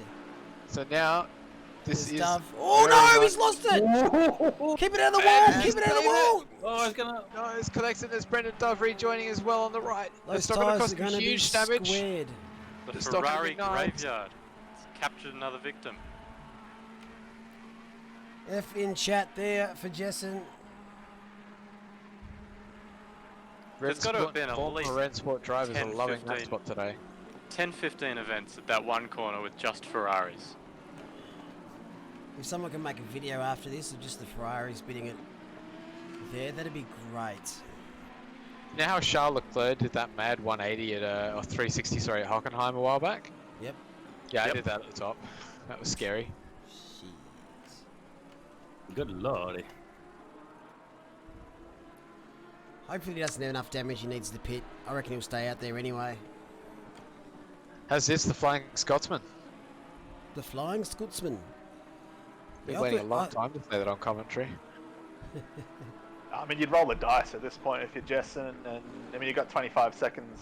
1.5. Well, I suppose you got 5 seconds after the penalties to O'Hara, but roll the dice surely at this point. Well, you just got to push. That's what you do. Yeah, ready on 10, Ferrari zilch. Naughta nothing. Porsche just Little bustling elbow. its way through here for a blue flag. Not only did he get to have to look at that silly Porsche, You had to look at it. he Yeah. had to look at it and cop an elbow from it. Yeah, the Porsche I'm said, get out of gonna- the way. I'm coming No. through. I don't care I'm what you gonna- think. Rubbin's Hold race. down here. Write down any notes you've got while you're there. Or stick it to the side of your car for you. Yeah, you couldn't say, couldn't see it coming. It's not the show we normally see from the Bentley of Bruise Racing, a lap down. But Wow. pace of this race has been relentless from some of the front guys. As we touched on earlier, Captain Barracuda's not in there. He's the glue. I bet you at the start of the race, though, if we said to you the Ferraris will lose it more ready on than the Lamborghinis and Audis combined, you would laugh at us. Oh, I absolutely. wouldn't have picked it. Yeah, I'm shocked not to have seen more Audis in the fence up top there. They've done some seriously good setup work and full credit to them for it. just amazed I didn't bin it at Eau Rouge. Still time, mate. Jump in the car now. I'm out of driving time. Jump in my car. There's a lot of cars that you could jump in. It's a Ferrari. I guarantee you it will spin you. Oh, well, there you go. That's just 11 then. The full immersion.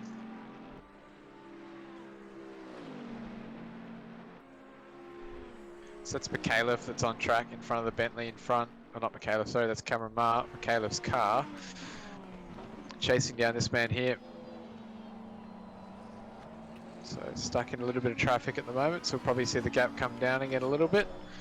Just doing everything he needs to just to keep out of trouble at the moment.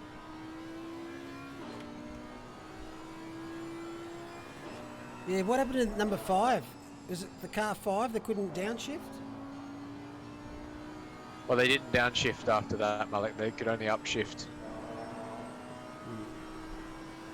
Sad times. Not good. So the Stooges won, 699 car.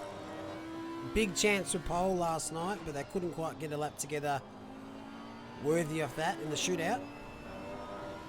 But here they are, stellar performance, stayed out of trouble mostly.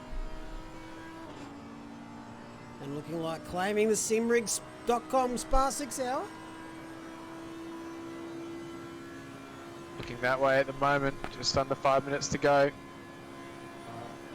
We're going to hit 150 something laps. Huge effort from these two.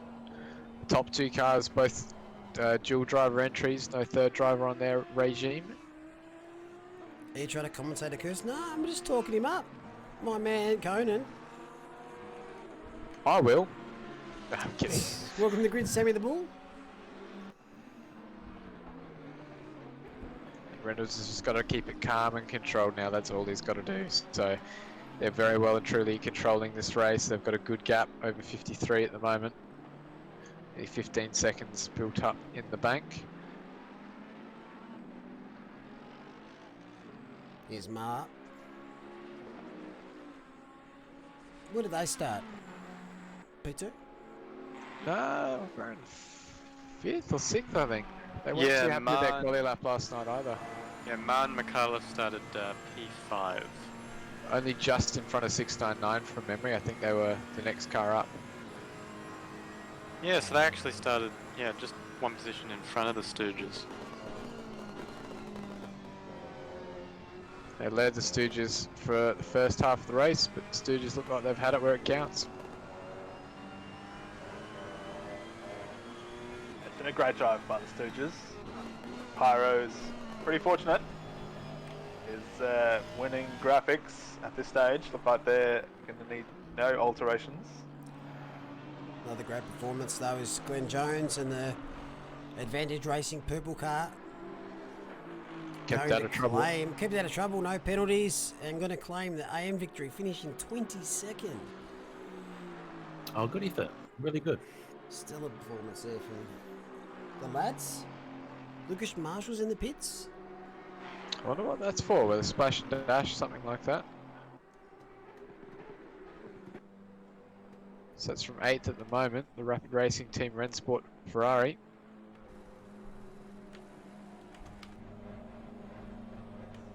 Or did they pick up a drive-through? No, that'd still be showing, wouldn't it? Yeah. So where's Juong? Juong's coming out of the final corner. So Marshall might or might not get away with this one. We'll keep an eye on it. Here's John here. Still got about halfway to go down this straight. I reckon this could get a little bit close, potentially. So Juong makes it past the old pit in as Marshall gets to pit out. I think that It's going to be Juong's close. I going to think it's get going to this. get him easy. Yeah, he does so. Oh, cuts half the track though. Oops, it is. This one way to pick up a warning. Oh, Marshall's picked up a speeding the pit lane penalty as well. No! Scenes here. Oh, tit for tat. And this will be the last lap too. It's not going to cost him anything, thankfully, but this should serve it. So Reynolds makes it through the most important part of the track one final time. And out onto the Camel Straight. It's been their race. The lights are on the 699 Audi. It's been a good drive from them all day. It's just half a lap to go. Oh, this is fantastic for them.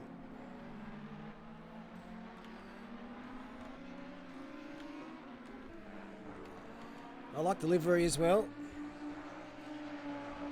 It's very Stooges. Just a wee bit of colour. It's very clean. I actually quite like it. I mean, the car's pretty dirty, but the livery's clean. 699 is an interesting number. No, it's 69, but with 9 people involved. Ah. But it might have been 2 the other way, back to back. This is just a practice race. Viking. Oh, Cody. Yeah, the real race. You the have real race missed it, second mate. tomorrow. You have missed it. Sad, unfortunately, or fortunately, you have, because half of it was interesting.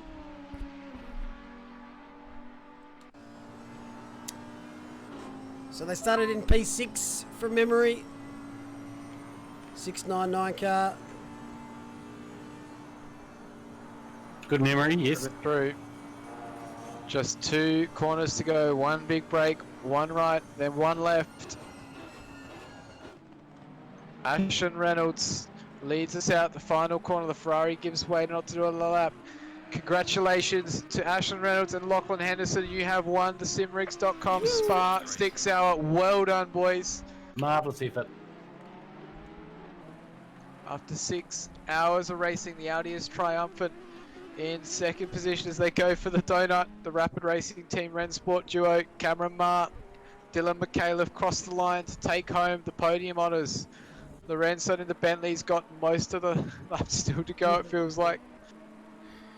But will secure a podium. Bull is all the way up at Lakeholm, so he's going to cop this one. Giving us 3 different manufacturers in the top 3. Well done, Lawrenson. Awesome race there for Sparta. For Sparta, they do it. It's number 3 for the 301. And they take the line with a last lap of a 2:19.7, so not too shabby, all things considered. Bull will be our next man across the line. He's got a comfortable lead at the moment over Jessen. And they will take 4th. Smith Well, just picks up the Pro-Am class win. Not a nice It day is. that's going on there. Where's the one I'm looking for? There he is. Glenn Jones. Going to be bringing it home for the AM class. But we'll switch back quickly to Bull. Great drive back from these guys. Is that Obviously Dove had the behind contact you? at turn 1. No, it's different Lambert. Oh, hang on. 2.6. It is It 2, it is. is 2.